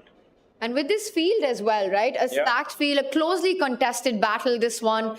And Keymer wasn't even the top seed. So to come in here, but he has been having quite a great year so far. You know, he's taken down Magnus. He's had those big wins, taken down Fabiano Caruana in Weissenhaus, and coming here, just unstoppable, Rakesh. Absolutely. And you know, this tournament is in fact also little special for Vincent, of course, breaking the top 10 and everything. But he was in Chennai during the previous edition of the Chennai Grandmasters. He was having a training camp with Gukesh at the same time. So definitely knew this was happening. And he's won it this year and can't wait to have him again next year. Absolutely. And guys, one more game that would determine the second place in the tournament is Arjun Erigaisi versus Karthikeyan. And it seems like Karthikeyan has no intention to let Arjun enter his position. Look at that bishop firmly placed on d3. And you know, bishop on d3 has to be dislodged because rooks work well in open files. They want to get into those 7th or 8th ranks to trouble those pawns. And lots of people in the audience, Quantbox zone, Arjun Erigaisi playing. We have a lot of people from Quantbox here as well. They are hoping, can Arjun create some pass ball, some counterplay to enter the rooks? There's one break, Tanya. f3 has to be engineered to open up something. And I think that last move by Karthikeyan was against that. But he's, you know, we do the math in this position, and Black has got 7 pawns. I hope I've got that right. 7 pawns versus 5. And that's bishop and 2 pawns for an exchange. So that's 5 points versus 5. So even from that perspective, Karthi's doing pretty well right now. He realizes that f3 needs to be stopped. He placed the rook on f5. Arjun knows that's the only break in the position, reinforces that threat. An exchange is only as strong as the open files the rook has. f3 is the way to go here. He needs to find a way to make that happen. And I think he will. Yeah, he will play this move, but will it be enough or not? We'll see. To win, should we head back to the challengers? You know, I just want to, before we finish that thought, f3, if you can maintain both rooks as white, is much stronger than f3 if a pair of rooks is traded off. I think that would help black keep things more under control because the king can then stop the infiltration squares on the open lines. So a trade of rooks, I would feel, is beneficial for black here. Yeah, looks like for sure. And in fact, if Arjun and Murli draw, they end up on 5 out of 9. Vincent can win the event by 2 points. Wow. That's massive. That's massive in a 9-round event. And Rook G5 check. Maybe Karthikeyan just doesn't allow this to happen. You have to go back. He comes back, stops F3. And perhaps we could even see a repetition. Yeah. But are you going to be able to stop it? Because there is an idea of going, I was going to say king to G2, but we are seeing a repetition. So Arjun going for this. King G3 played and Maybe Karthik takes a Arjun pause. is happy here with a draw. Is it going to be Karthikeyan who will play more? But I don't think as black you can play for more in this position. You've maximized everything. Oh, he does. Plays on for more. Karthikeyan wants a win here. Wow. And I guess his point is if F3, he wants to play H4, gaining more space, because if you take here, E takes F3 is just winning. So that could be his idea. Although after King G2, it's still... But then you take on F3 and you have Bishop E4. So you might not have the time to capture back. True. That's very nicely spotted, Tanya. Yeah, maybe that's why he thought it's good idea to play on really great attitude by Karthikeyan Murli. He's saying like, I'm playing a player close to 120 elo points above me and I have to fight here. Let's go to Anish Giri's game against Jordan. We have a big move that has happened after Queen F2, D6, Rook E8. In came a check, King H8, and here Bishop takes H6. And the only move that, well, not only gives Anish a huge advantage, but stops him from getting worse is the knight retreating move to G8. And it is an incredible, difficult move. In chess, knight retreats are the hardest to spot. The point is that white is threatening to take on F7. If pawn takes bishop, I think queen takes pawn is just game over. Knight G6 coming in with a check. Mate. Yeah. And Anish down to under 2 minutes. How do you find knight G8 with 2 minutes on your clock? No way. Guys, this is getting very intense. 1 minute 38 seconds for Anish Giri. After bishop H6, he has to find the move knight G8. Very tough. Or he's just completely worse, in big trouble with no time on the clock. If Anish doesn't play, which is perhaps the most difficult move to spot on the board. Yes, you have 10 minutes, process of elimination, you can come to it. But with a minute on the clock? Yeah, it looks unlikely. Or what do you think, guys? Will Anish find it? Yes? Oh, the crowd. Believe in Anish. He steals a pawn there from the side of the board under 1 minute, Sagar. Knight G8. Go for it, Anish. You have to play it. And just to let the audience know, knight G8 is -3. Almost a piece up for Anish. Well, because once you play knight G8, you really trade off this knight on E7, which is such a monster. Because it's trapping the black king in a mating net. Anish Giri getting ready to make his move right now. He has to move. There's no time to get ready. If he defends the F7 pawn, the bishop retreats, rook D3, rook H3 will be checkmating ideas. Anish will not have enough time then. Tanya, can you read Anish's hand and say what move he's going to play? It did feel a little bit when he leaned forward that it was going to be the knight. I think he spots it. No, He's 20 seconds. He's going for the other rook, it seems. He's not looking in that direction. Oh! It's a retreating move. That is a retreating move. He's playing Let's go. The way he's reaching out. 9 seconds. Oh, but he got the wrong square. He makes it to the wrong square, Anish Giri. Anish. Only move bishop to E3. No, but that bishop E3 gives an advantage, but I mean, white is now having even bishop. What? Bishop D2? Okay, firstly, guys, if knight C5 is a big threat, and what Tanya explained with bishop E3, queen E3, you can get the rook here, but there's a check. Take on F7. But take here. This is over. Knight G6, queen H5, all these threats. Anish played knight D7, knight G8, blocking your own king, cornering your own king is such a hard move to make. And you can see Jordan's expressions. He can't believe what has just happened. You know, Jordan, the kind of player he is, I think he finds bishop e3. And the difference here is that after bishop e3, you can simply take and the knight on e7 gets traded off. So knight g8 was more like, this knight, please get out from here.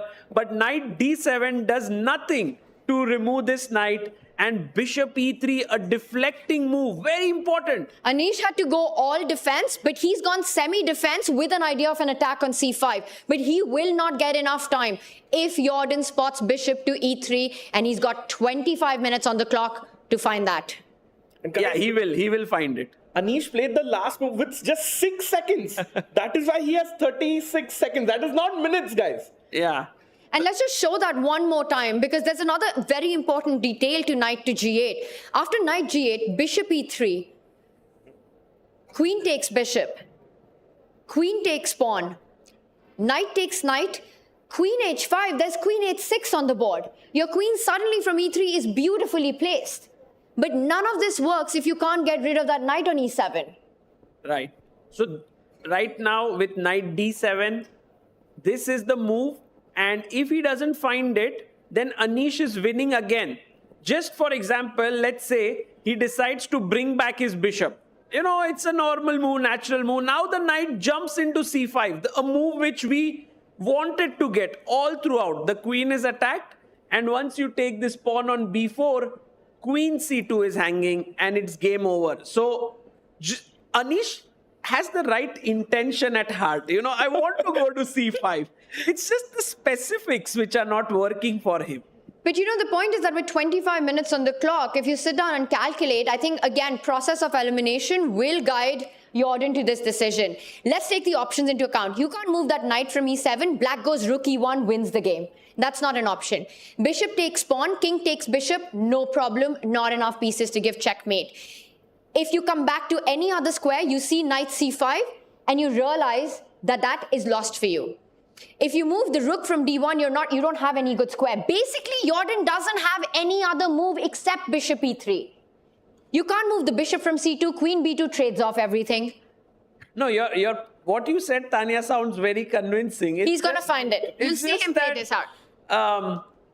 Bishop e3 is such a tough move if you think about it, because in a way you are putting a piece on an undefended square. So I do get it that because we saw this move, it is the move. Yeah, here it's the only move. But do you think like Jordan is also thinking about something else? Maybe he's thinking, no way. That's the point. He plays it. You think if you have 1 minute, bishop e3, very difficult. But when you look at the whole board, you measure all your options, you realize everything else is losing. Yeah, let's ask our audience, no, here, guys, bishop e3, likely? Is it like obvious? It's not obvious for sure. Very few people think, yeah. Not that. But do you think he finds it? Do you think he plays it? Yes, I think he plays it. Well, Anish needs to find, Jordan needs to find it, or else Anish wins this. We'll stay here, yeah? Let's stay here because this is a huge moment for Jordan. And you know, By the way, guys, I need to shift to Vincent Keymer completely winning. Wow. It's game over. He's plus what right now? Plus 9? No, come on. Something went wrong, yeah?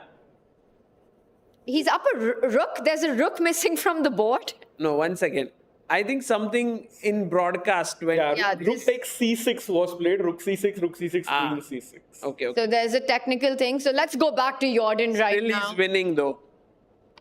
Vincent will win. An advantage. Yeah. And what a way to finish the tournament if he does, right? A last round victory, dominating there, but it's all eyes on this board. Let's have the players on our camera as well.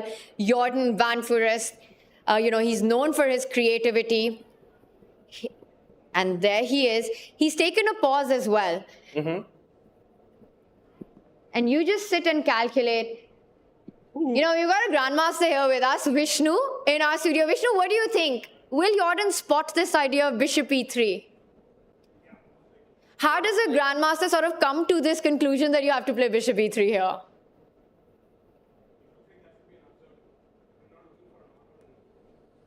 Yeah. Look for something absurd and don't play a normal move. that the position is so crazy that you're already channeled into absurdities about the whole position, right? You're looking at ideas because you're down material. Where do you get A2, B4, C3? This is as non-standard as chess gets. So you're looking for non-orthodox moves here.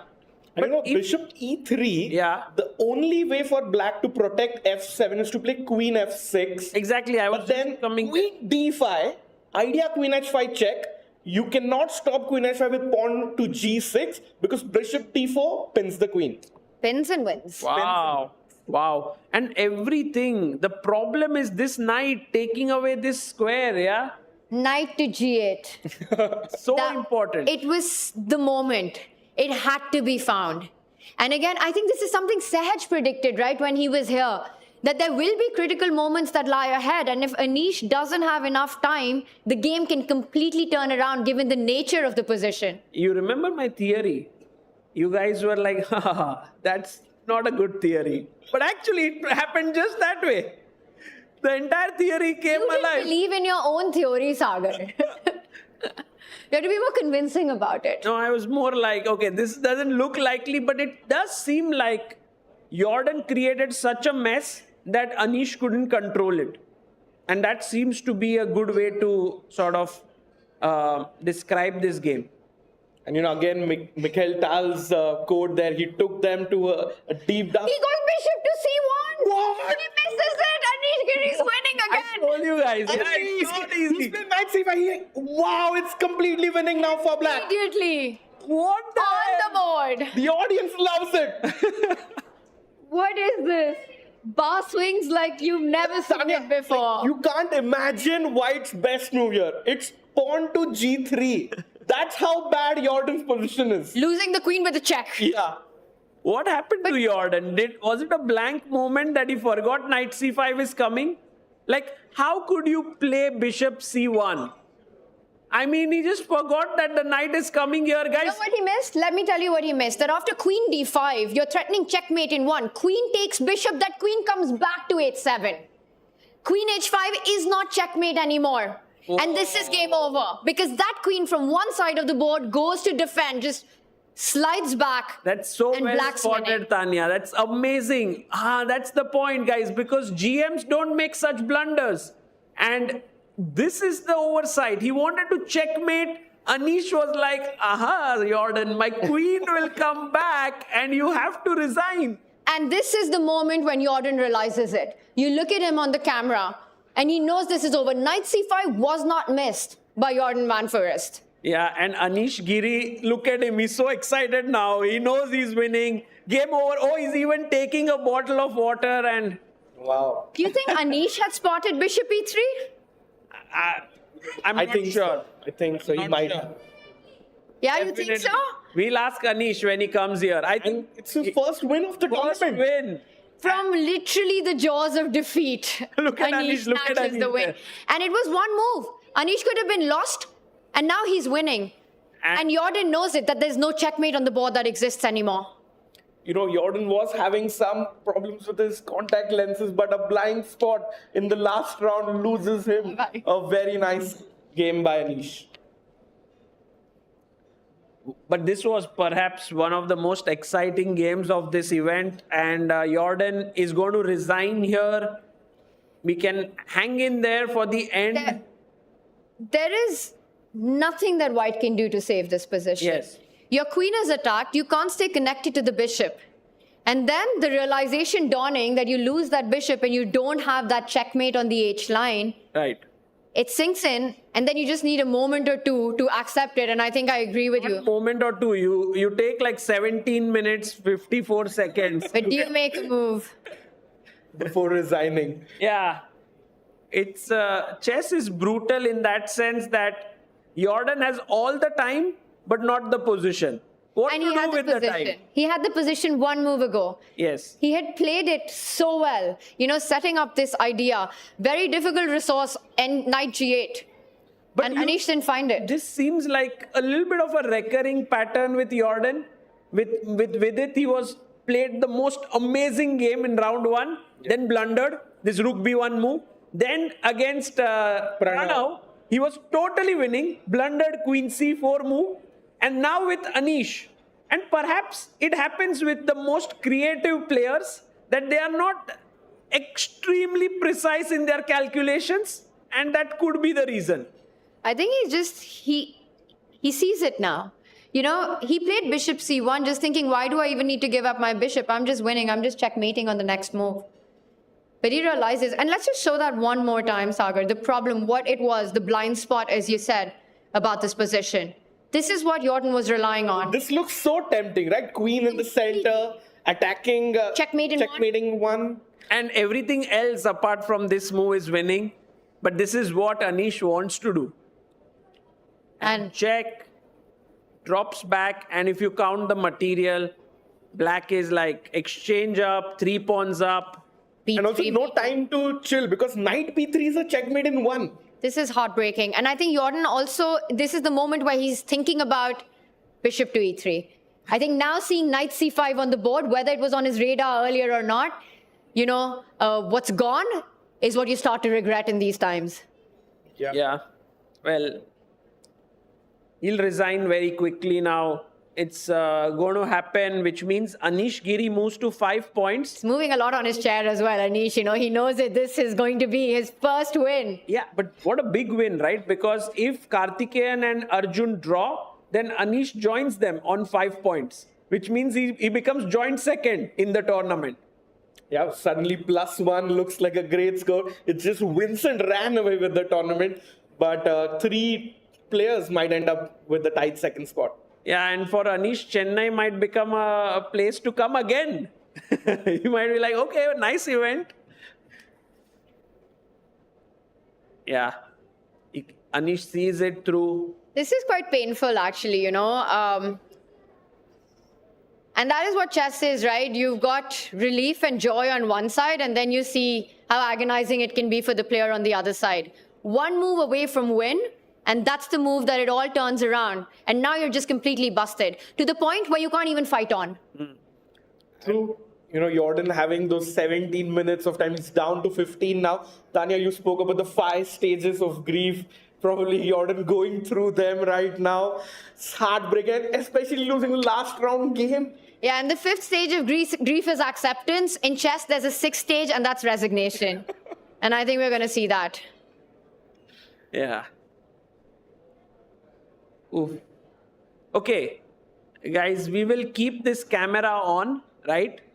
Let's keep the camera on, and I just want to show you. He's about to play. Yeah, you can. Yeah, we can just keep this on so that we can see Jordan, what he does, which move he makes, very quickly come back. Knight to g6 check is a suggestion from one of the viewers. If I take the knight, Queen c4. Then I take the bishop. You wanted to... Oh, that's such a smart idea. King here. And yes, you could have made a repetition, but perhaps the knight will jump back. Very smart, very smart. Yeah, very creative as well. Do you think... Well, maybe Jordan might play just one more move with Queen d5 and then resign. But once they resign, do you think we'll see the hand movements there of bishop e3? Do you think it will occur in their analysis? I'm not so sure about bishop e3, whether they realize that that was the only moment, because the game had so many moments, right? Yeah. So they could discuss about, oh, in the opening, why did you play bd2 and stuff like that. But if we see bishop on e3, it's definitely that moment that they're talking about. If they're... Yeah, if they say that, yeah.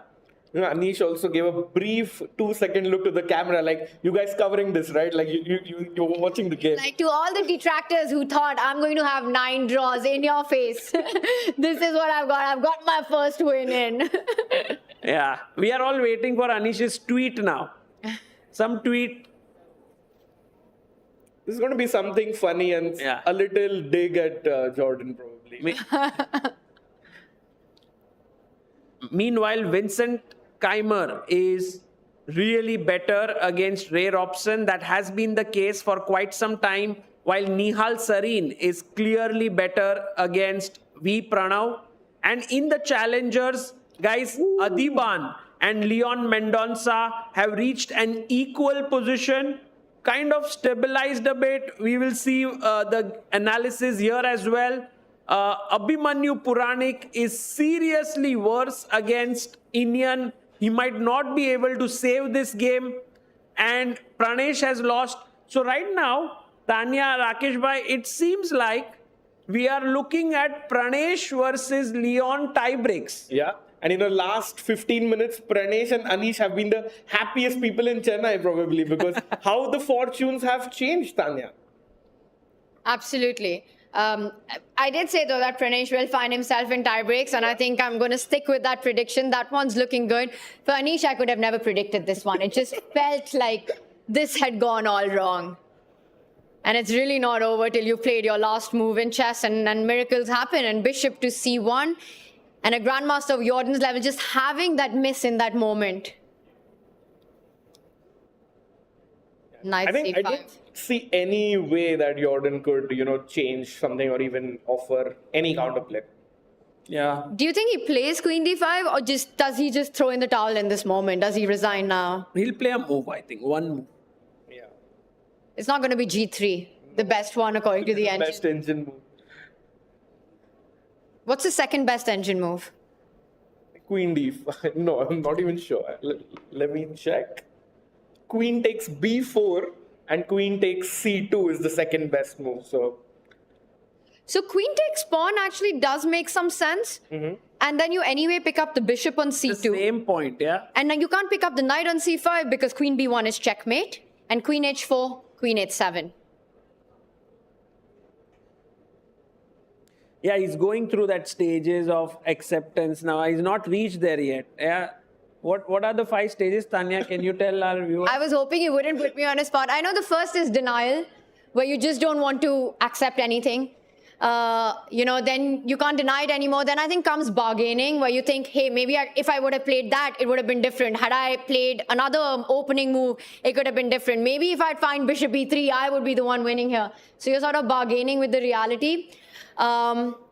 The third and the fourth one, what is it called? I'm not sure. Maybe we'll just Google it. Help me there, Rakesh. I know fifth is finally when it dawns on you that you have to accept the reality. And as it is in chess, the sixth is usually resignation.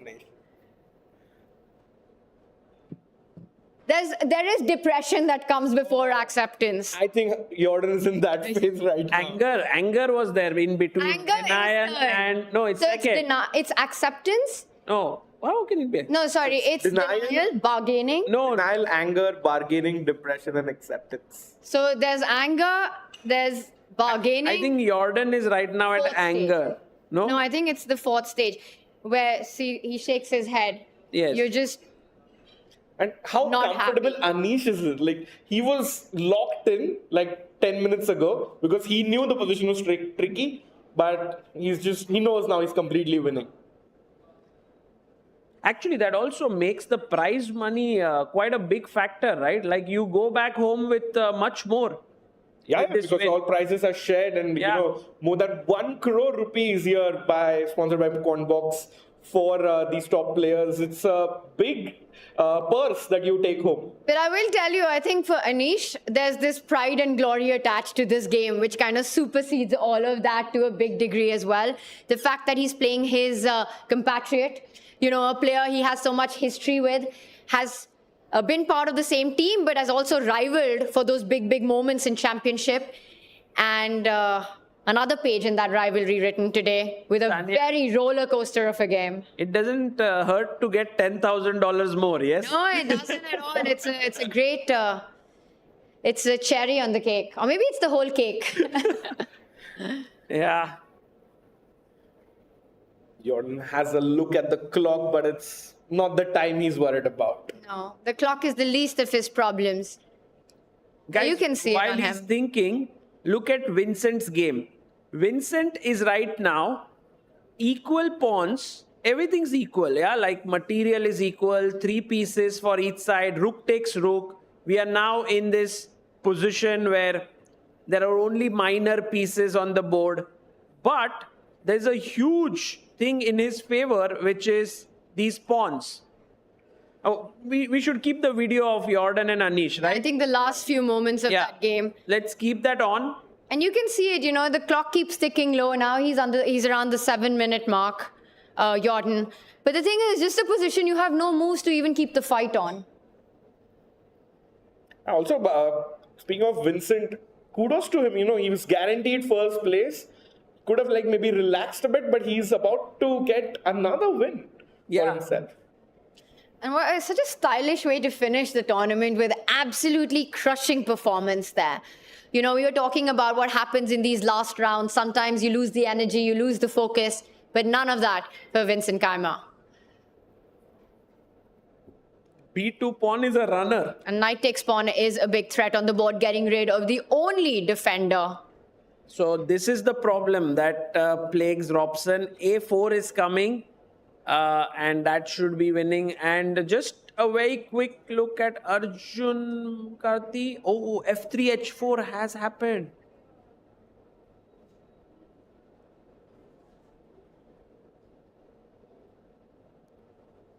Yeah, so Arjun looking like he will draw. So Anish more than likely to join them with 5 out of 8 and the second spot. And I think, Tanya, we should have resignation soon. It's just 5.5 minutes left for Jordan. The more time that Jordan takes, it feels like he might not even make another move here.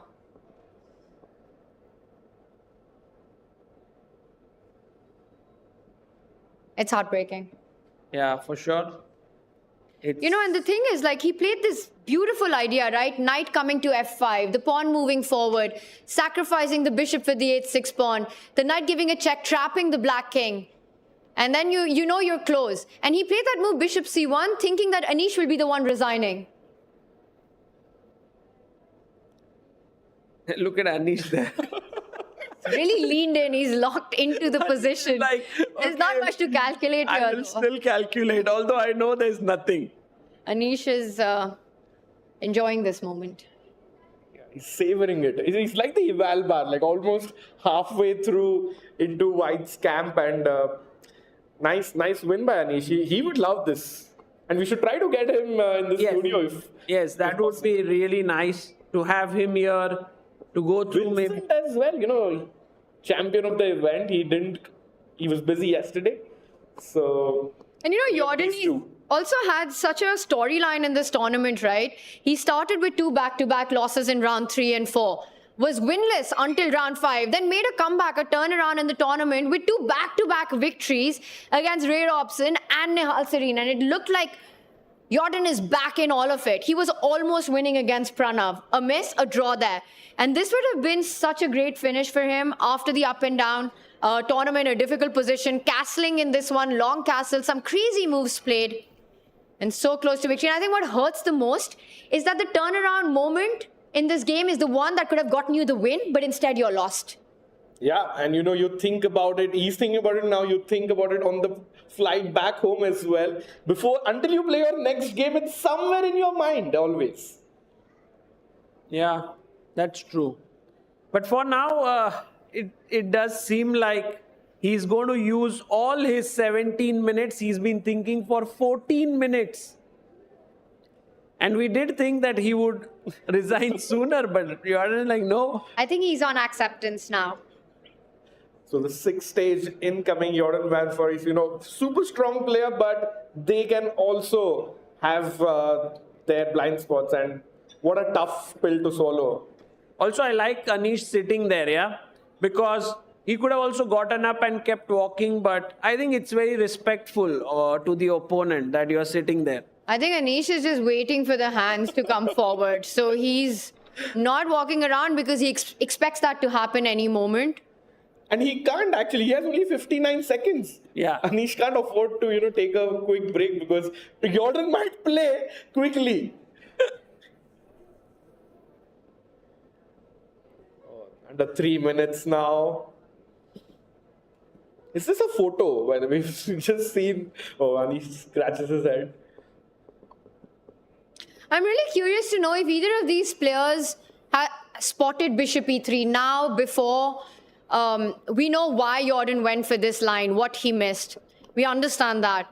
But was Bishop E3 on their radar at all? I think after he played Bishop C1, probably. Jordan spotted And seeing knight c5 and that bishop c1 doesn't work, and then it hits you. That I had a move that stopped knight c5. And bishop e3 was the move which could have captured that monstrous knight on c5. So it's the move had so much importance. By the way, guys, Vincent Keymer might win before this game's resignation happens. Look at this rare option about to resign there. 10 seconds for rare option. Should we go there very quickly? Let's do it. Let's go to rare option. And it's going to be 5, 4, 3. Oh, Ray finally plays. It's a blunder. He goes bishop f1, but b2, b1 is coming. So Vincent is just so. And let's quickly, now that we know that this is not resignation, let's go there. Okay, here also there's no resignation. No one wants to resign, Everyone wants to play till the end. But it is the end. That's the point. Both these games, for rare option also, so much pressure put by Vincent from pretty much the middle game until that last move that we just saw. Blunders don't happen out of a vacuum. It's just a player cracks when you have to face difficult moves after moves. Under 60 seconds now. Jordan has less time than Anish.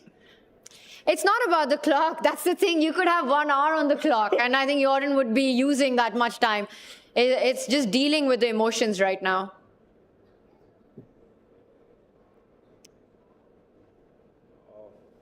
It's painful. Yeah.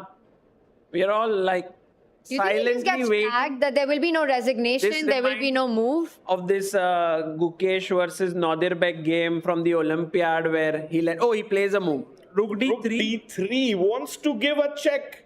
But knight b3 is a check. Oh, and then he has queen b2 maybe. Oh, wow. Wow. He reaches out. It's going to be the finish. For it. That is a beautiful line. Sacrifice the queen only to make another one. Wow, he goes for it. Nice. Beautiful, and handshake. Anish Giri scores his first win of the Chennai Grandmasters 2025 after 8 draws. Bishop e3. Bishop e3 told instantly. And Jordan was like, I think he's quite upset there. Yeah, Jordan's, I think, quite frustrated with the way it happened. And Anish pointing out the winning move there. Yeah, I think they're discussing bishop e3 there, and Jordan not happy at all that he missed that. Yeah, it's just tough, no? You play this beautiful game, this complex fight, and it takes 2 to make an art piece on chess. Anish played equally well. And then 1 move away from win, you make the losing move on the board, and there's no coming back from there, and Jordan's dealing with all of that right now. Maybe you can just show this finishing line as well while we have our live analysis board. That bishop takes queen. King takes, you make a queen, king c2, and then you can win in many different ways. But this might be the easiest. It's all about that knight on e7. You lose that knight, the black king is a free piece. By the way, the clock is still running for Jordan. He never stopped it. And it's hit 0 now. Yeah, the time ran out a long time ago on the board. Maybe Ray Robson's clock is hitting 0. Saga, Let's go to Ray Robson's board now. Knight completely over. And b1 queen leads to, he doesn't even do that. He's like, I'll make a full queen here. Point is knight b1 blocking the queening square. Vincent wants to bring his knight around with knight a3. That's actually really nice technique, and that is resignation. Vincent Keymer does it in style. The champion of the Quantbox, Chennai Grandmasters, wins his final game. Undefeated, unstoppable in Chennai. What a dream run for Vincent, right? Like not just winning, crossing 2750, reaching world's top 10. He got everything that he would have hoped for here in Chennai. 30 lakh rupees as well. 2900 performance, 20 rating points. And the feeling that playing in India is good luck for him, because guess what? The World Cup is coming up. Yeah, we don't know the official city yet, but November will be India's month for chess, and what a time to be a chess fan in India. Absolutely. And guys, we will let you know what is Vincent's live rating, but it's time for us to go to the challenger section now. And there lies the action. We have Leon Mendonca right now trying his best to win this endgame against Adhiban. Looks unlikely for now, but some chances for him. Even Adhiban's endgames are also crazy. Like, what is up with this guy? Queen F5 check. Oh, no. Yeah, he goes Queen E4. 4 and take the rook or not. Well, it looks like that's the idea. Do you throw in a rook to C2 check? Do you feel like that's the square that you want the white queen on before taking on H1? Yeah, maybe taking here on H1. Maybe not, Tanya. Rook C2. I take back with the queen, and queen H1, I block the queen. Oh, and there's no check. There's no check for you. Very nice. But if you do start with queen H1, king D2, I think you can win this one pawn, right? By checks, like queen check. I don't know, wherever you go. E3? Okay. King E3, queen G5 maybe. Eve. Check. And then you win this. And then perhaps this is... Oh, by the way, Leon is down to 18 minutes. So Doesn't He go for goes- it. he goes rook D3. But this is tricky. You're relying rook G1 to come in with a check right now. White can save the rook. And black's king is not very safe. This is playing with fire, Leon Mendonca is. I think this is tournament situation. He wants to play. He knows Pranesh has lost. But So he's Leon playing should for a win. Leon should be okay with a draw because he goes to the tie breaks because Abhimanyu is losing totally. How much risk are you willing to take in this match situation? You know, you can guarantee yourself a tiebreaker. Yes. Or do you want to go all out in this position where you could just be lost? Or win the tournament. Everything is here. High risk, In this high return. moment for Leon. Rook D3 played. He gives a check, Adhiban. And I think all three results possible. Now definitely, with the majors on the board and both kings exposed. Check and king h7 is Only kind move. of forced here because if you go king... Oh, there's also king h8 which is possible. Because if king f7 then e6 is very strong. No, he goes what? King h7. Okay. And now Adhiban can actually try for an advantage with queen c5. Yeah, he's going for it. That looked like queen c5. That hand move felt like a forward one. And then I think black is forced to trade queens with queen e3 check. But Tanya, why did he allow those two connected pawns for white? You know, he's going to be suffering, Leon Mendonca, in this endgame because of the two connected passes that are so far advanced, but you have to do it. Queen e7 is game over otherwise. You need the queens off the board. Yeah, you must play queen e3, takes, rook e3 and e6 with none of these pawns that you can capture. You could go rook g5 and Vincent. by the way, guys, we are going to have, oh my God, a huge blunder. Huge blunder by Leon, rook d7. While we have a champion of the Masters section here, a big round of applause to Vincent. And also, Anish here joining in, scoring a very important win in the last round. Guys, congratulations to both of you.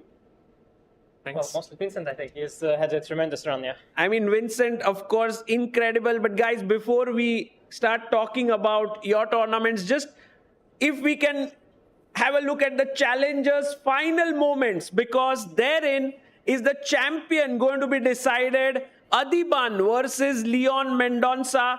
You see, Pranesh was on 6.5. He lost.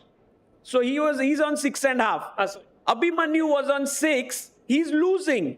So Pranesh is... And Leon, yeah, if Leon loses, then Pranesh, in spite of losing, might become the champion.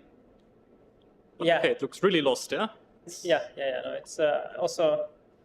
Okay, you have to find ED, BC, rook D1. ED, BC, rook D1. Not so hard, but you need to, you need to find it. Okay, yeah, actually I thought it's completely over, but then it's not. Okay, the last final. Very often when you have to win the game, you have to calculate one more line, and then it's over. Yes, this is just last line for Adhiban. He has 2 minutes to work it out. I believe he will be able to do it. And Adhiban actually will reach 6 points. He's played a fantastic event. this last round generally, when it's like everything at stake, such results do happen, yeah? No, it was Vike, yeah, also. Like, both Gukesh and Prag lost last round in Vike. Yeah. Yeah, but I just thought that in our tournament now, Vincent made sure there is no fun in the last round. I was even thinking, like, in the middle of the tournament, I wanted to suggest to Srinath, like, why do we play last round earlier? Because I saw there's not going to be any tiebreak. I mean, Vincent is going to take over the tournament. Like, around round 5, I thought to tell Srinath, let's just play the same time, because there's no need for tiebreak, you know? Yeah. Oh, by the way, guys, this, what you said, has happened. Adhiban is going to go Rook D1. And that would mean it's the end here. And we have also, Abhimanyu could draw. Guys, what is your feeling here? Can Abhimanyu draw this game? I don't know, when I left it looked dead lost, but now... How can you draw this? Yeah, such things, you know, when pawn is already on a7, they are like, it's already kind of over. You just have to figure out, there's nothing to play. Usually it's either lost or it's a draw. Yes, it's nothing to play. Yeah, but if I just run with the king and... You want to collect the e6, is there Zugzwang? Yeah, I think you come with king to e5, and then with rook on a6, king h7, you go king f6, and it's Zugzwang. Also, you have infinite tempo moves on the king side, right? So.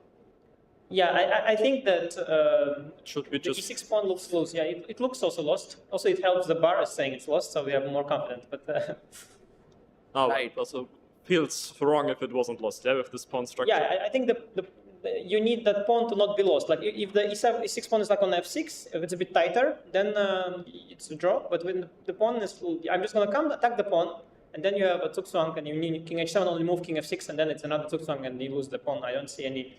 Sometimes there's some miracle setups, but I don't see here any miracle setups. Right. Okay, so maybe Pranesh, in spite of losing, will become the champion in the challengers and go to the masters.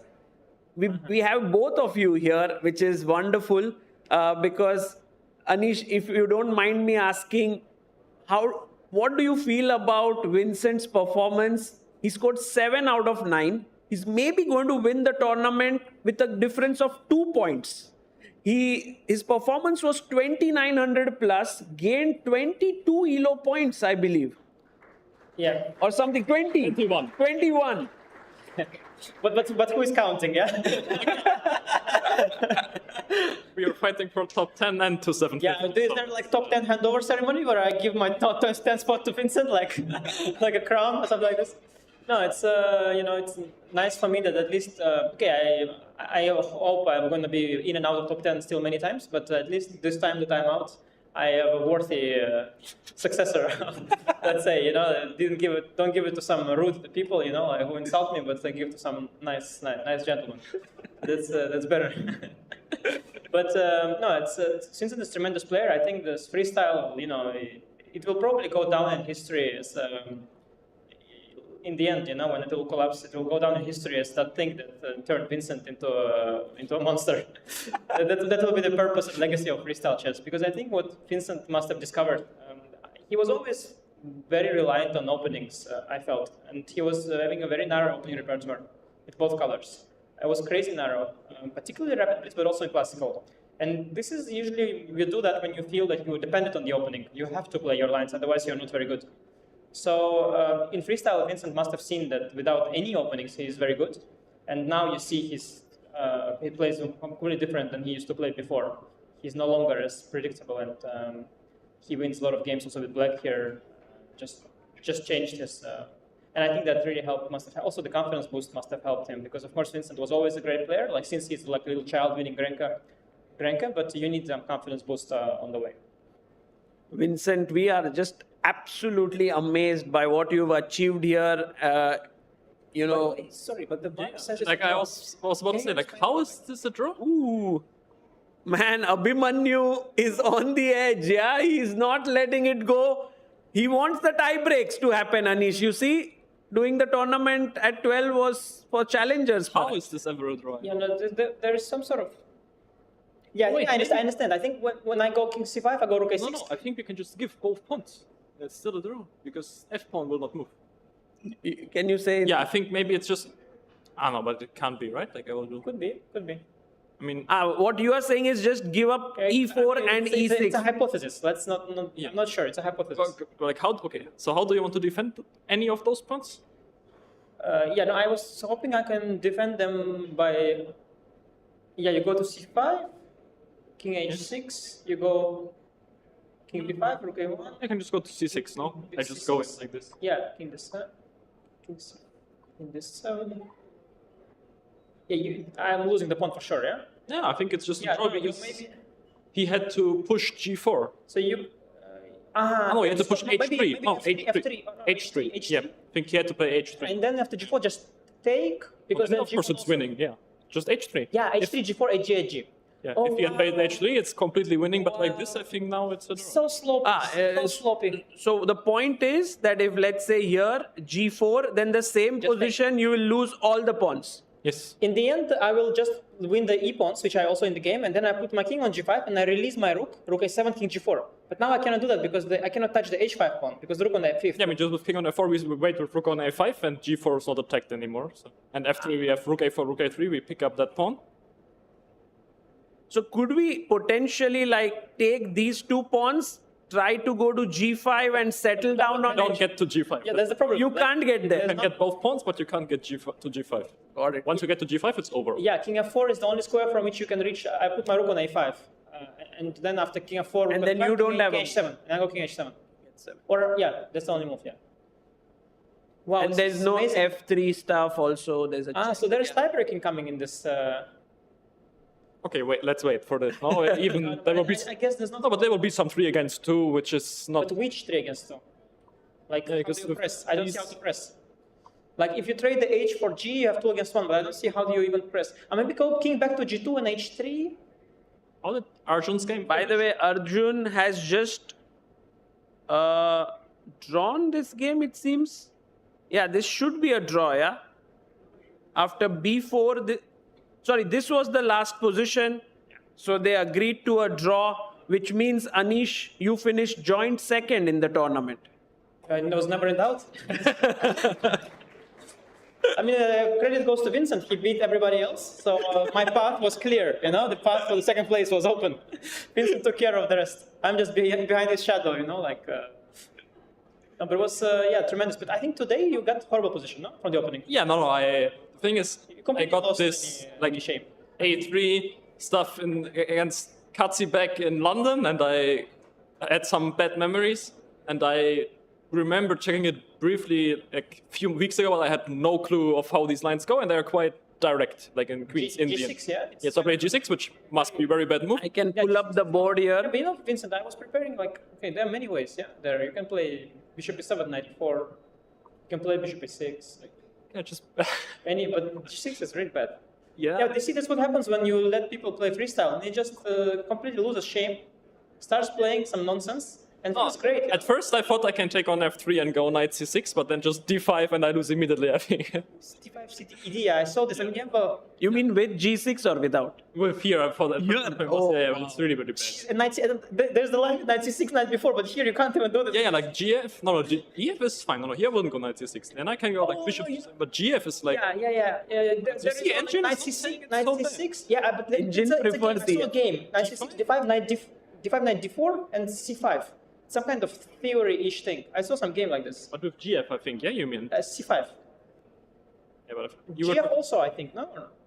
GF I can do the same or not? No, but EF is not the. Yeah, EF is not great. Yeah, GF. GF is like the critical move. Yeah, and maybe knight c6 also or not? Yeah, like Maybe d5. the same, knight d4, and then e3, knight f5. Yeah, it's You see, you were laughing at my bishop f3. It's not so stupid. No, bishop f3 is the... Yeah, I have to know go. the move. Without g6 also, I think I saw the move somewhere. There's some game like this. No, but this is really But bad. you know what I loved, Vincent, about this game is how you first placed all your pieces on wrong squares, and then you kind of said, okay, I need to reroute everything to the right Only place. the bishops. The knights were no, but okay. No, you put your I have knight to from understand here. how did he play a4? I have no idea, like what made him play a4. I mean, I play The c6. c6 especially, Yeah. you're coming with a5. C6 is like the worst. I really despite making this move because it will mean that forever after some knight a4 move I have issues strategically. I mean, I have b6 weakness. I cannot play b5 because c5 is weak. If it just goes knight e5, knight a4, it's only a question of how bad this position is. I think I'm quite solid. Ray, he played against Fabi very badly. I think Ray is an E4 player, so he's not good at the D4 structures. Yeah. So this Carlsbad, he doesn't really enjoy them very much. Yeah, but like A4, I also didn't see the purpose of playing A4. I mean, Here, this is the point where you started taking over, and then bishop c8 and bishop f5. And I think from here, you must have felt confident, no, in the game? okay, I was confident my position is nice, and compared to how shitty it was before, it's incredible. But still, to win was some work. Yeah, but it's incredible that actually this endgame is just completely lost. Yeah, I was also like that I could just trade all the pieces, and it's I think just dead lost. Yeah, this reminds me of the game Fabi played against Ray. Exactly the same. Such a one-sided game. Amazing. Yeah, but I want to see, can you go back to like move 6, 7 in the game? I just want to see can you send me when you do Zoom call with Peter later today, can you send me his screenshot of his face? Make few more moves, please. See here. This I think is perfect. Can you make me a screenshot of... I think bishop f4 really wasn't like the worst. If he goes bishop g5 and e3, knight e5, f4, I might just be... So I think Peter he'll be... I think this is fine already, yeah, after g3. You think so, yeah? Yeah, no, g3 is a bit weird, yeah. Okay, I thought bishop goes to g5. I just e3 simply, yeah, just normal. Yeah, because I have, like, how do I get out? I can't really play h6 because then I can never play f6 in my life. Yeah. And I'm in that pin. And... Yeah, no, this position is Peter Olico,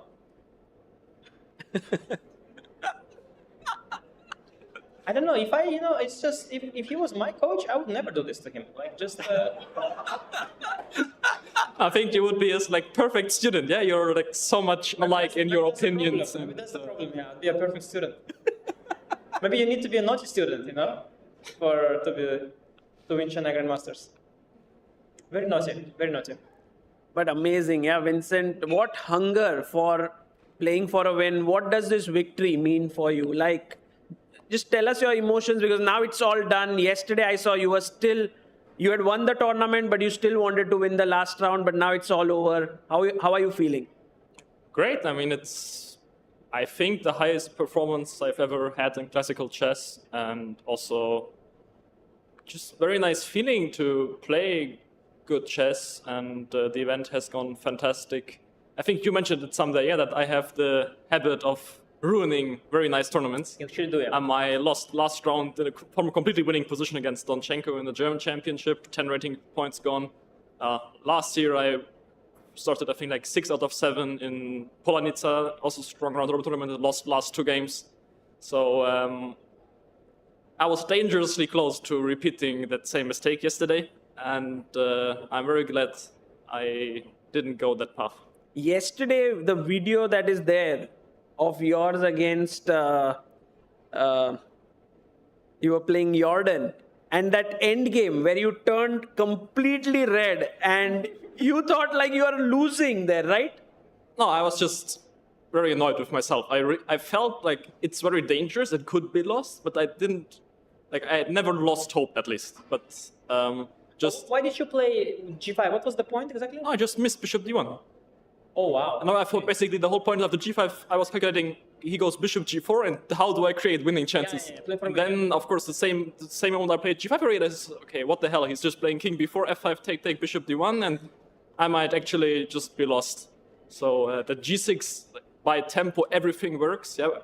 What's also incredible is that this position after g6, hg, bishop g6, bishop c2, h5, I think it's mutual Zugzwang. Like, yes. If it's my move, I also have to resign. Game with Jordan the previous day. Queen c4, yes. Same instruction. Yeah.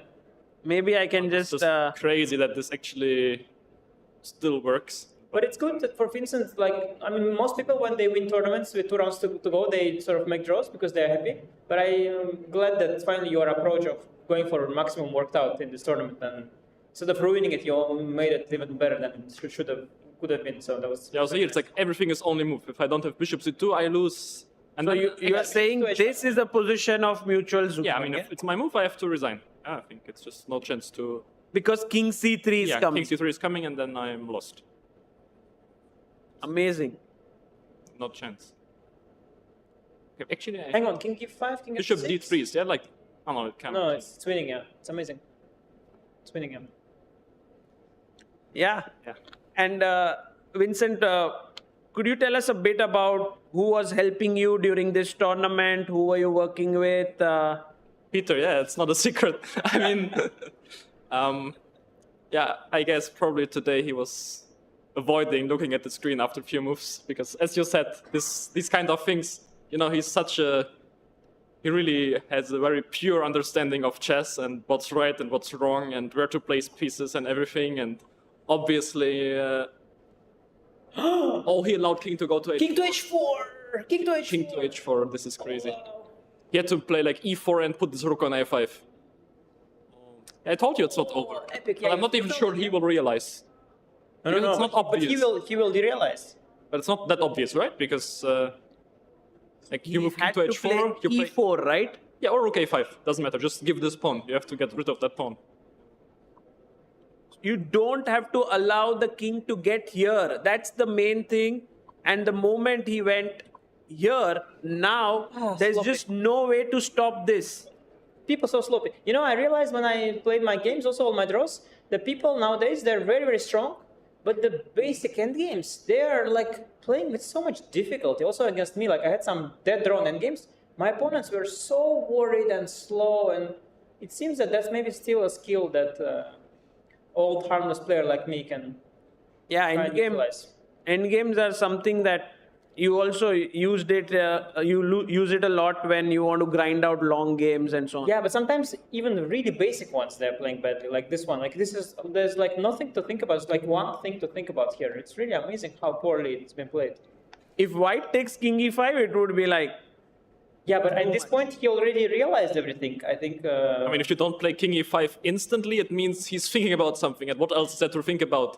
If he thinks he anyway has to take that pawn, yeah, it's actually very easily winning. King h4. If then just rook e8. take king takes g4, you push h pawn, you win e pawn. It's completely you just winning. collect immediately, I guess. Yeah.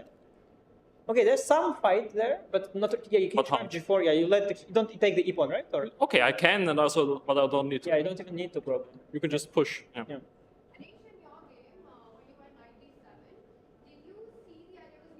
That was the whole point, of course. That was the whole point of not taking on h6. I was hoping for this exact cheapo.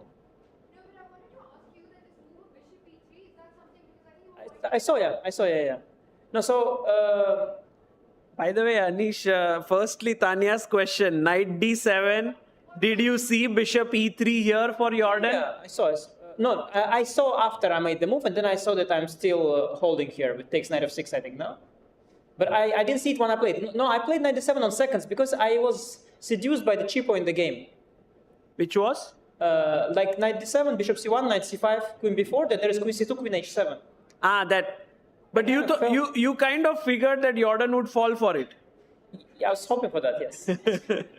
But also, what is the move on the bishop? Oh, knight g8? I did. Actually, like if he I plays bishop, considered only gh, but I have no time. What is gh? I was considering gh, queen f7, rook g8. I was not playing for a win in this position, and obviously, as you know, in general.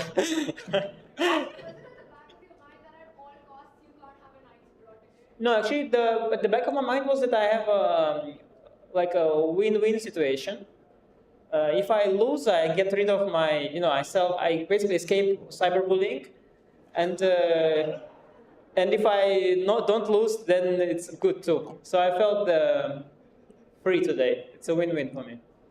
Knight g8, okay, but I have 1 minute. The game is it's such a stupid game. It's just crazy, actually. I think if he plays bishop e3 and you're on seconds, it's very But I saw that basically lost, right? No, but I would take knight f6. I feel it's perpetual. I didn't see a win. Engines had like +2 or something, so. Okay, but no, I mean, I'm supposed to lose, but you have to see from the whole game, it's a completely ridiculous game. Actually, Anish, when he played bd2, were you shocked or not?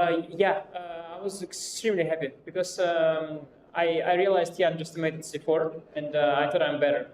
And why would he allow it? He blundered just. He blundered what? c4. Just with a blind spot. It's a somewhat anti-positional move where you normally you think you maybe go, but it's not. It's actually very positional. If white gets like b5 and rook c1, it's falling apart. But I have c3 thread, so I'm in time to protect with b5. And actually, there was completely ridiculous. Yeah, you went queen c2. I can go c3. I went b5. It's also good, I think. just better. Knight g5 he went. Okay, I went knight f6, e4. I could just include h6, h4. I mean, how can you not include it? No, h6, no? But e5, epic move. Yeah, but include h6, h4 and then do the same. It's much better, I think. Yeah, then it's even better. Of course, and there was one logic. So after ed, so yeah, long castle. I mean, it's anyway so stupid. Anyway, c3 is anyway bad for many reasons. a5, right? Yeah, but a5, yes, with h inclusion it was better. So c3 idea was that now after bishop e1, I can give queen f4 check, and in the other line, the knight is protected, and now it's not. So that logic made me do it without. And after c3, I realized that he has king b1. I completely blundered the move king b1. Ah, you forgot that your queen was unprotected here. Yeah, and I spent so much time on all this, and now I have to think again, and okay, a5, yeah, and I have no time in this very sharp position. Yeah, in fact, at some point you got in trouble, yeah. No, but I mean, I think with my time, I worse the whole time, the whole way. Position is way too complicated, and it's just not good. Yeah, bishop g4 was wrong. I mean, I needed more time there. I don't know what's. It's very hard to, because I have clearly good position, but I need to back up my. You know, if I go ba a2 and nothing happens, I'm just a piece down because he has sort of a grip. So yeah, I want some material back. Yeah, and then this bishop h6 was a good shot in the dark. Yeah. You were like, you know, you were holding your hand on the knight. You were like, Anish can go knight g8, knight It didn't g8. even occur to me knight g8. I mean, I was trying to activate the knight, not passivate it to g8. I think once you see knight g8, you play it, right? And then you win. I guess, but I loved so much that there is knight d7, knight c5, queen c2, queen h7, and this is so dirty, you know? This is so dirty. I saw it coming that somehow I was seduced by this. And also the knight d7, c5 was always the thing, yeah. Yeah, this is just over. Guys, we might not have tie breaks in the challengers as well because of Iniyan winning, which means Pranesh might become the champion. Vincent, I just wanted to ask, today we were saying that Vincent is not going to play for a draw or just he'll fight because winning this tournament is just one step in the direction of where he wants to go this year. The candidates reaching top 5 in the world, maybe 2800. Is this the right understanding we have? Are you also thinking this way? Yeah, I mean, the tournament was over in terms of standing, so I was only playing for my own feeling and rating. Actually, I was planning to be solid today, but then he surprised me, and I thought it's maybe not so smart to go to main lines, and that's why we ended up in this very fighting position. So it hasn't been like that I have planned this the whole night, that, okay, how do I get the game? How can I be active? Yeah, we also have to always give credit. I think we have to be grateful now. We have to always give credit to our opponents who do this. Because if like Ray wanted to try to make a draw against you, it would be much harder for you to... Yeah, no, I think he clearly wanted to play. I mean, he can just go e4 and choose any normal draw, and he also not. I mean, it would be incredibly stupid from my side to play weird lines to avoid a draw. I mean, with a draw, I would still be in top 10, finish a great tournament, and life would be nice. So there's no reason to do anything very stupid. But yeah, it was an interesting game, and also then thanks to him for not making that draw. Which one would you call your favorite game from here? I think the game against Karthikeyan, I felt it's like the cleanest one. It was, I mean, I'm not playing e4 that often, but I have my ideas when I do it. So it's always the question that normally I felt that even if I get a good position, there's the question of whether I managed to utilize it because I don't really know the structures so well. But in that case, it worked well. So I got a very nice position out of the opening, and Ping played a more or less, at least from a human point of view, flawless game. That was very nice. And when did you, like after bishop c6, were you out of book right away, or? I knew that bishop c6 is a move, but not a very good one. So I knew it should be like slightly better for me now, and I felt that in my mind, like I remembered some very far ideas with like in this. With h4, h5, did you come up with that yourself, or? Mostly, yeah. I mean, I was... Because I was quite like later after the game, I mean, I checked the game and I was quite impressed with the game. Like, especially if you didn't know after bishop c6, then they played out really, really well. No, I mean, I spent already 5 or 10 minutes for queen d3. So. Yeah, but you all spent time, but you guys have everything written down anyway. So that's why I'm checking if you... You know, I'm pretty sure it's written in the file, but that doesn't mean that I remember. So. Okay, but you have seen it before. But have you seen h4? Is h4, h5 somewhere in the file or not? Okay, somewhere for sure, yeah. Okay. Some h4, h5. Okay. Vincent's fake news. Finally, Vincent's not as genius as we thought. Go home, everybody. All written down in the file. I think for you that goes for most things, right? I have many things in files, but you have still 10 times more. So. Modern chess, modern chess. But Vincent, we have your dad here, Christoph. He has been there. We see him at tournaments in India with, it's a lot more different than playing in Europe. And having him around, could you tell a bit about his role and, how did it feel having him around here? Yeah, well, it's really nice. I mean, basically, I think it's very underrated to feel well during a tournament, like from a human point of view, because that can really influence the way you play. And in that way, here, even though like I have a good relation with most of the players during a tournament, you will most of the time not really have very friendly or friendship-like interactions because everybody's focused on their own tournament and there is some sort of competition. So to have someone with you that also takes care of everything, and also sometimes, there can be some stuff coming up during the tournament that if I had to take care of it myself, it will be kind of annoying, and that's something he can take away from me and therefore give me more energy to focus on the game. So it's just generally helpful, I think. Yeah. Amazing. And where will we see you next in action? Yeah, I'll play the Grand Swiss, so that's the next thing. It's also rather soon. I think the flight is in around 2 weeks, so that's not too far away. But at least you get to go back to home, not like hop from one tournament to another, which you've been doing since Las Vegas, Riyadh. Yeah, I mean, I will have a training camp with the German national team, so it's not really going home, but 1 week I will have.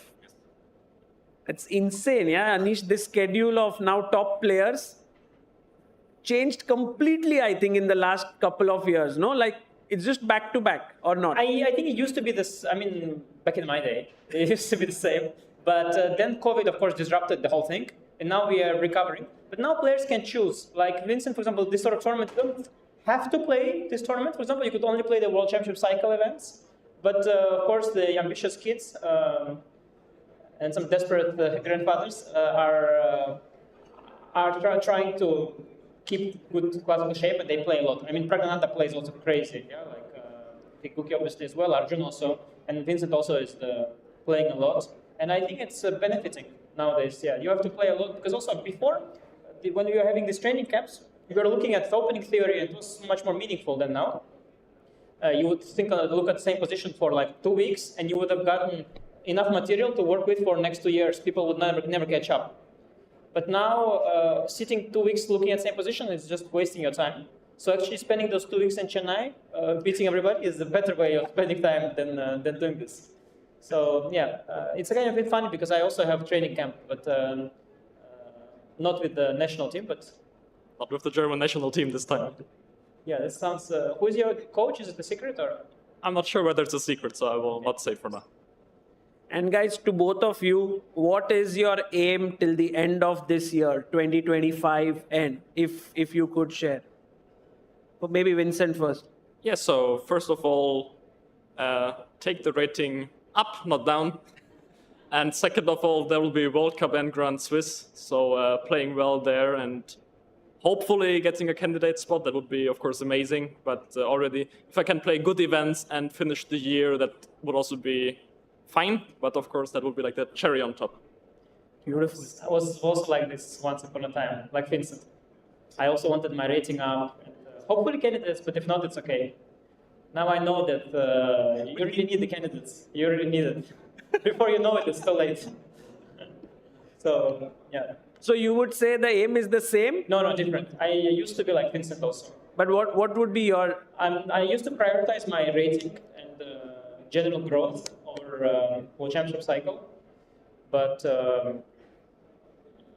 when you get the feeling that you are running out of time is when you start to,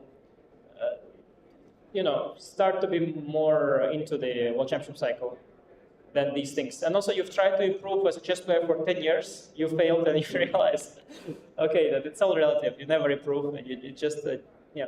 But for sure, I mean, Vincent is. Ideally, you have both, yeah. And usually it comes both, the rating and the candidates and everything. Like for someone like Mukesh, So. Amazing, Vincent. Thank you so much for coming here. Anish, thank you to you as well, and both of you for entertaining us with some amazing games. Guys, a huge round of applause to Vincent and Anish. Thank you, guys.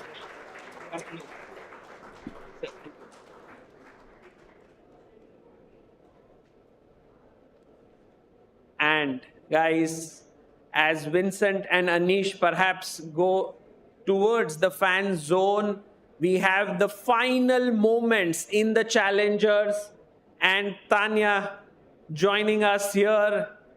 Insane how this tournament has turned around in the challengers. I think Pranesh was meant to win this title, yes?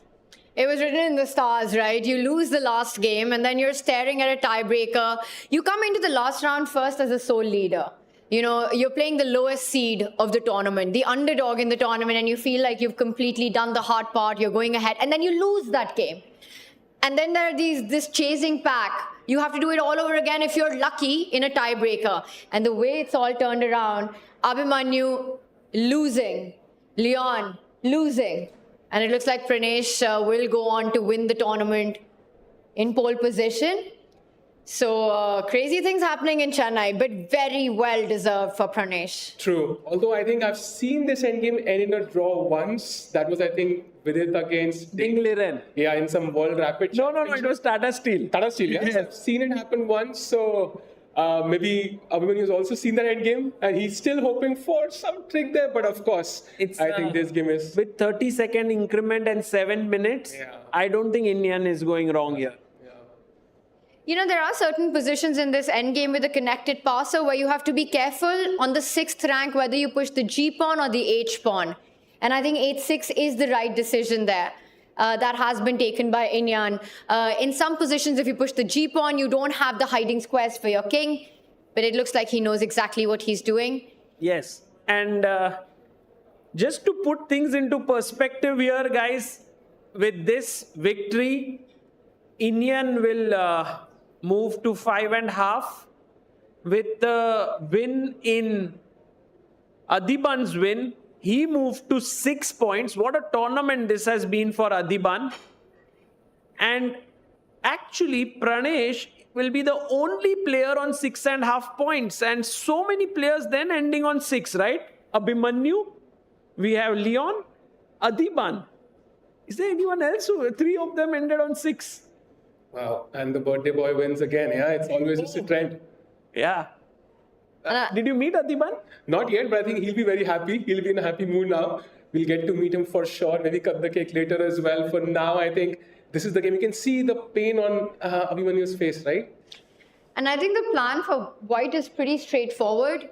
He's going to White will put the king on G6, threaten a back rank checkmate, forcing the black rook into defense. Once the rook goes into defense, the white king will move over to H5. And then the G pawn starts pushing forward. So I think you start with king G6 here. Okay, threatening a mate. You give a check. Okay. To stop that checkmate. The king comes back to the other flank. And now if you go rook to A1, you can push G6. No, but check and G6 is over, right? Yes. So you don't even need to push G6. So you have to go back to rook A8 and now G6. And this is why you need your king on H5 and not F5 so that the king guards H6. After check, king H7, you would have G6 in that position. If we just go back. Where? Right here. For example, rook A1. And this is why white needs the king on the H5 square. So that rook comes in with a check. G6 is mate because your king defends the H6 pawn. So the right square for the white king from our live board, and all that Iniyan needs to do to win the game is to get it to H5. Right. Okay, so what you are saying is if check here, then would lose this pawn and that would be a draw. Nicely pointed, yeah. So king G6, king H5 maneuver. And then there's a little bit of work to be done because then when black remains passive here, we might have to do some effort of getting the king out, but I think that's not so tough. Sometimes you walk the king all the way up to the 7th rank and just give that check as well on e8 or some other square just to avoid any drama. But I think something like this, yeah? Yeah. Now you walk the king up. You have to be careful though, yeah? No stalemates. And now threatening a mate, so goes here and king e7 with rook d8. Yeah. This should be a good technique. Well, he doesn't go for the king moves. Instead, he's calculated another line. He first puts the rook on the 7th rank, gives a check, gains some time on the clock. Maybe he does it straight away, yeah, Tanya, like king h8, just g6, and it should be good enough. But then yeah, it's still good enough. I was wondering if you can start giving checks from f1, and where is your king hiding on e8, you probably go over to. Yes. And this should be... And then rook f8, just make sure you don't take... Is it rook f8? You know, I was just about to ask, is there a way we can go wrong? And suddenly you found it. Wow. But how do you hold this position?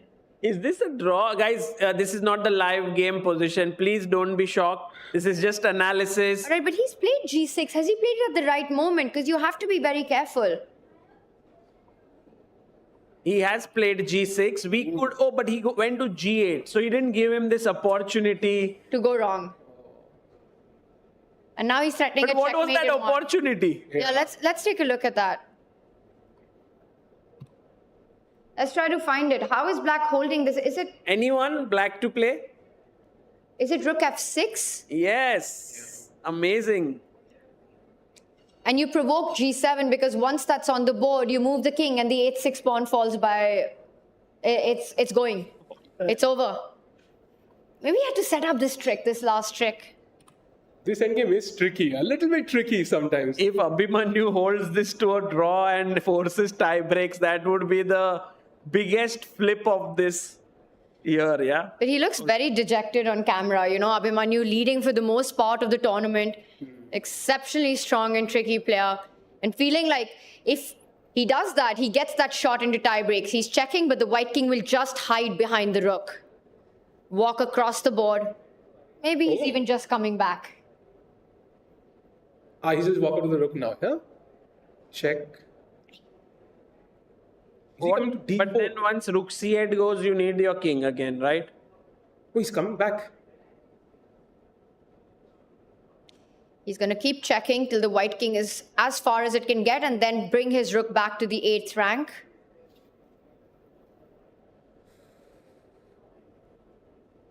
I mean, it hasn't ended yet, yeah? I mean, it technically could have by now. Oh, now he's coming up. Yeah. So you came down, forced the rook back, now coming up. And Iniyan Abhimanyu has to remain on the last rank with his rook. And I think the winning plan is you go all the way to c7, attack the rook. The rook is running out of squares. The rook will go to a8. Then you attack it on b7. Your rook cannot leave the 8th rank. There's checkmate. You'll be forced back on another square. And then rook c7, rook c8 you can't avoid. Yes, that's a good plan. Just a very straightforward, clear-cut path. Yeah, very tough for Abhimanyu. Very tough. Are all the other games over? This is the last one. Yes. Yes, and wow, Pranesh, what a run, what a tournament, earning his spot into the Challengers, and he's earned his spot into the Masters. Yeah, amazing. I mean, he wouldn't have imagined that he could lose and make it, but I mean, he did the hard work already in the first 8 rounds, so... and also a big breakthrough for him because he crosses 2600 ELO again. He had crossed it before, but now he's back into 2600 zone. Imagine the roller coaster of emotions, yeah? He loses, realizes he's washed it up somehow. Then he sees, okay, Leon is winning. This is not turning out. He's depressed. And suddenly he sees, okay, wait, Puranik is worse. Suddenly, oh, what? Like, this must be an insane day for him. I don't know if we can get his thoughts at some point. Can we get him here? Is Pranesh here by any chance? We're going to check on that. And I think it's also for a player, you know, a young player like Pranesh, this opportunity to play here is one thing. And then going on to win it, to get that chance to play with the big boys next year in the Chennai Masters.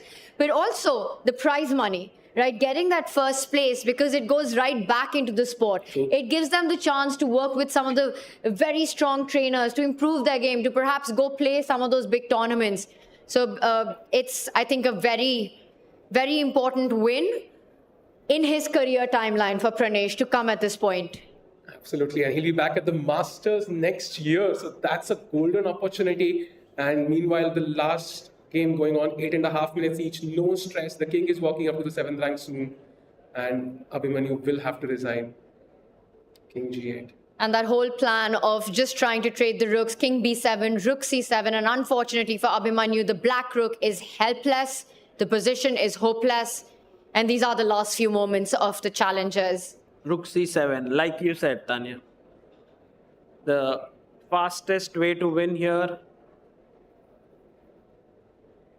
with the idea of rook c8. It's the last move of the tournament, and there it is. Pranesh wins the Chennai Grandmasters Challenges, booking his spot into the Masters in 2026.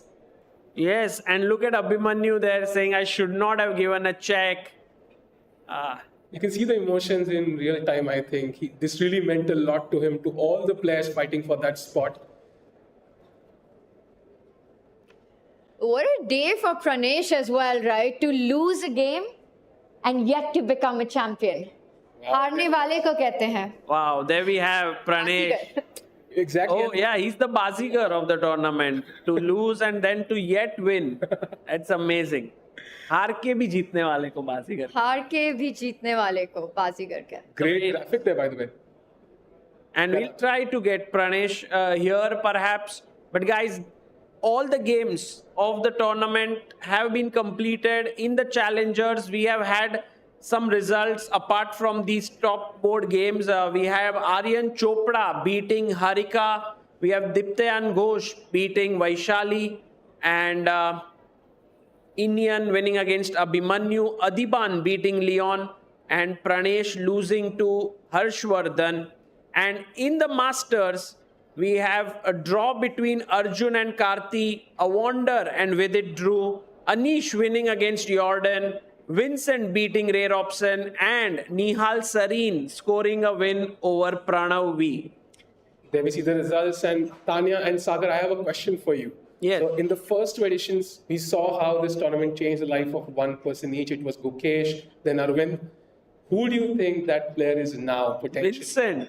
Vincent, yeah? Yes. Tradition shows it, right? The champion of Chennai Grandmasters goes on to do big, big things. Vincent, with his win here, also crossed over to that world top 10 ranking for the first time. Finishes it on such a high, and the kind of confidence boost that it gives you, it sort of sets you on a path, you know, for what's coming up. He mentioned it, his aim for 2025, and I think the stars in Chennai all aligned for him. So I would agree. I think Vincent's been the standout performer of the tournament, and Pranesh in the challengers. Right. And for Pranesh also, it's a big thing. I think I am actually expecting Pranesh to rise up the ranks in the next year before this. Maybe reach around 2650 at least. And yeah, we might get another super GM from India thanks to this tournament. And this is exactly the reason why we need such events in India. The Chennai Grandmasters, a big, big shout out to Quantbox and the organizers of the event MGD1 for putting this together. Yeah. Just brilliant stuff for Indian chess. And that's a fantastic point, you know, because of course there are the big names from India, right? You've got Pragnananda, you've got Arjun, you've got Gukesh, who get those invitations, who have the platform now being at the absolute elite to fight against the best in the world. But it is the likes of Karthikeyan and Pranesh and Abhimanyu, Puranik, Leon, Mendonca, who perhaps don't have as many opportunities, which is why we also see the hunger in them when they get that chance. True. And you know, the next event is going to be grander, of course, as it usually is. One question again for both of you. If you could invite one player to the next event, who would it be? That's a great question. So one in Masters, one in Challengers? Yeah, that would be fair. I mean, in the Challengers, I think it's been all India based. So I think... I'd love to see Divya to come back in the Challengers. That's a good one. You know, as a World Cup winner, Olympiad gold medalist, I think it would be amazing to watch her fight. Maybe by then she's also... Won the candidates. And she's in the Masters for all we know. Good. But I'd love to see her in Chennai. And I think in the Masters... Yeah, I think it's a great question. I mean, everyone would love to see Magnus coming here. I was just thinking, that would be the obvious pick. If Magnus would like to play, I mean, that would be epic. There's also Hikaru, if he's playing. Both of them play a little less classical chess these days. So we may not know, then maybe Caruana would be amazing to have here because he's like one of the best classical players in the world of chess right now. So you basically just took the name of the top 3 in the world. Said call any one of the holy trinity of chess. We can have Pragnananda and Gukesh also playing here. While Gukesh did play the first edition, Prag has never played yet. Yes. Oh, yes. Lovely to have Prag playing in his... Maybe he could travel from his home here. I think I would also love to see, the younger generation from Uzbekistan here. Nodirbek Abdusattorov, Javakir Sindarov, who's impressed us so much. The rivalries of India versus Uzbekistan becoming a bit of a legend in itself. So I think that would be very exciting. Maybe an Alireza Firouzja in the mix as well. Yes. Oh, yes. Yeah, I mean, as it keeps growing, I think more and more players will keep coming. And yeah, this is a boon for Indian chess. So thank you all for being here. Is Pranesh coming here? If Pranesh can join us, then we would wait. Or else, guys, we've done everything from here. We've covered it. And I think we have a few players in the fan zone. And okay, for now, Pranesh is busy with certain things and maybe we'll do his interview separately. Thank you all for coming here. Thank you, Tanya, for being been awesome. Here. Sahil Bhai, epic. We had Sehaj in the commentary. We had Kincho. We had Rakesh Kulkarni.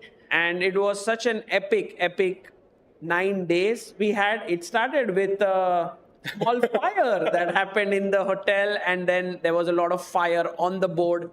I think a beautiful event comes to an end. Thank you all. See you again next year. Bye-bye.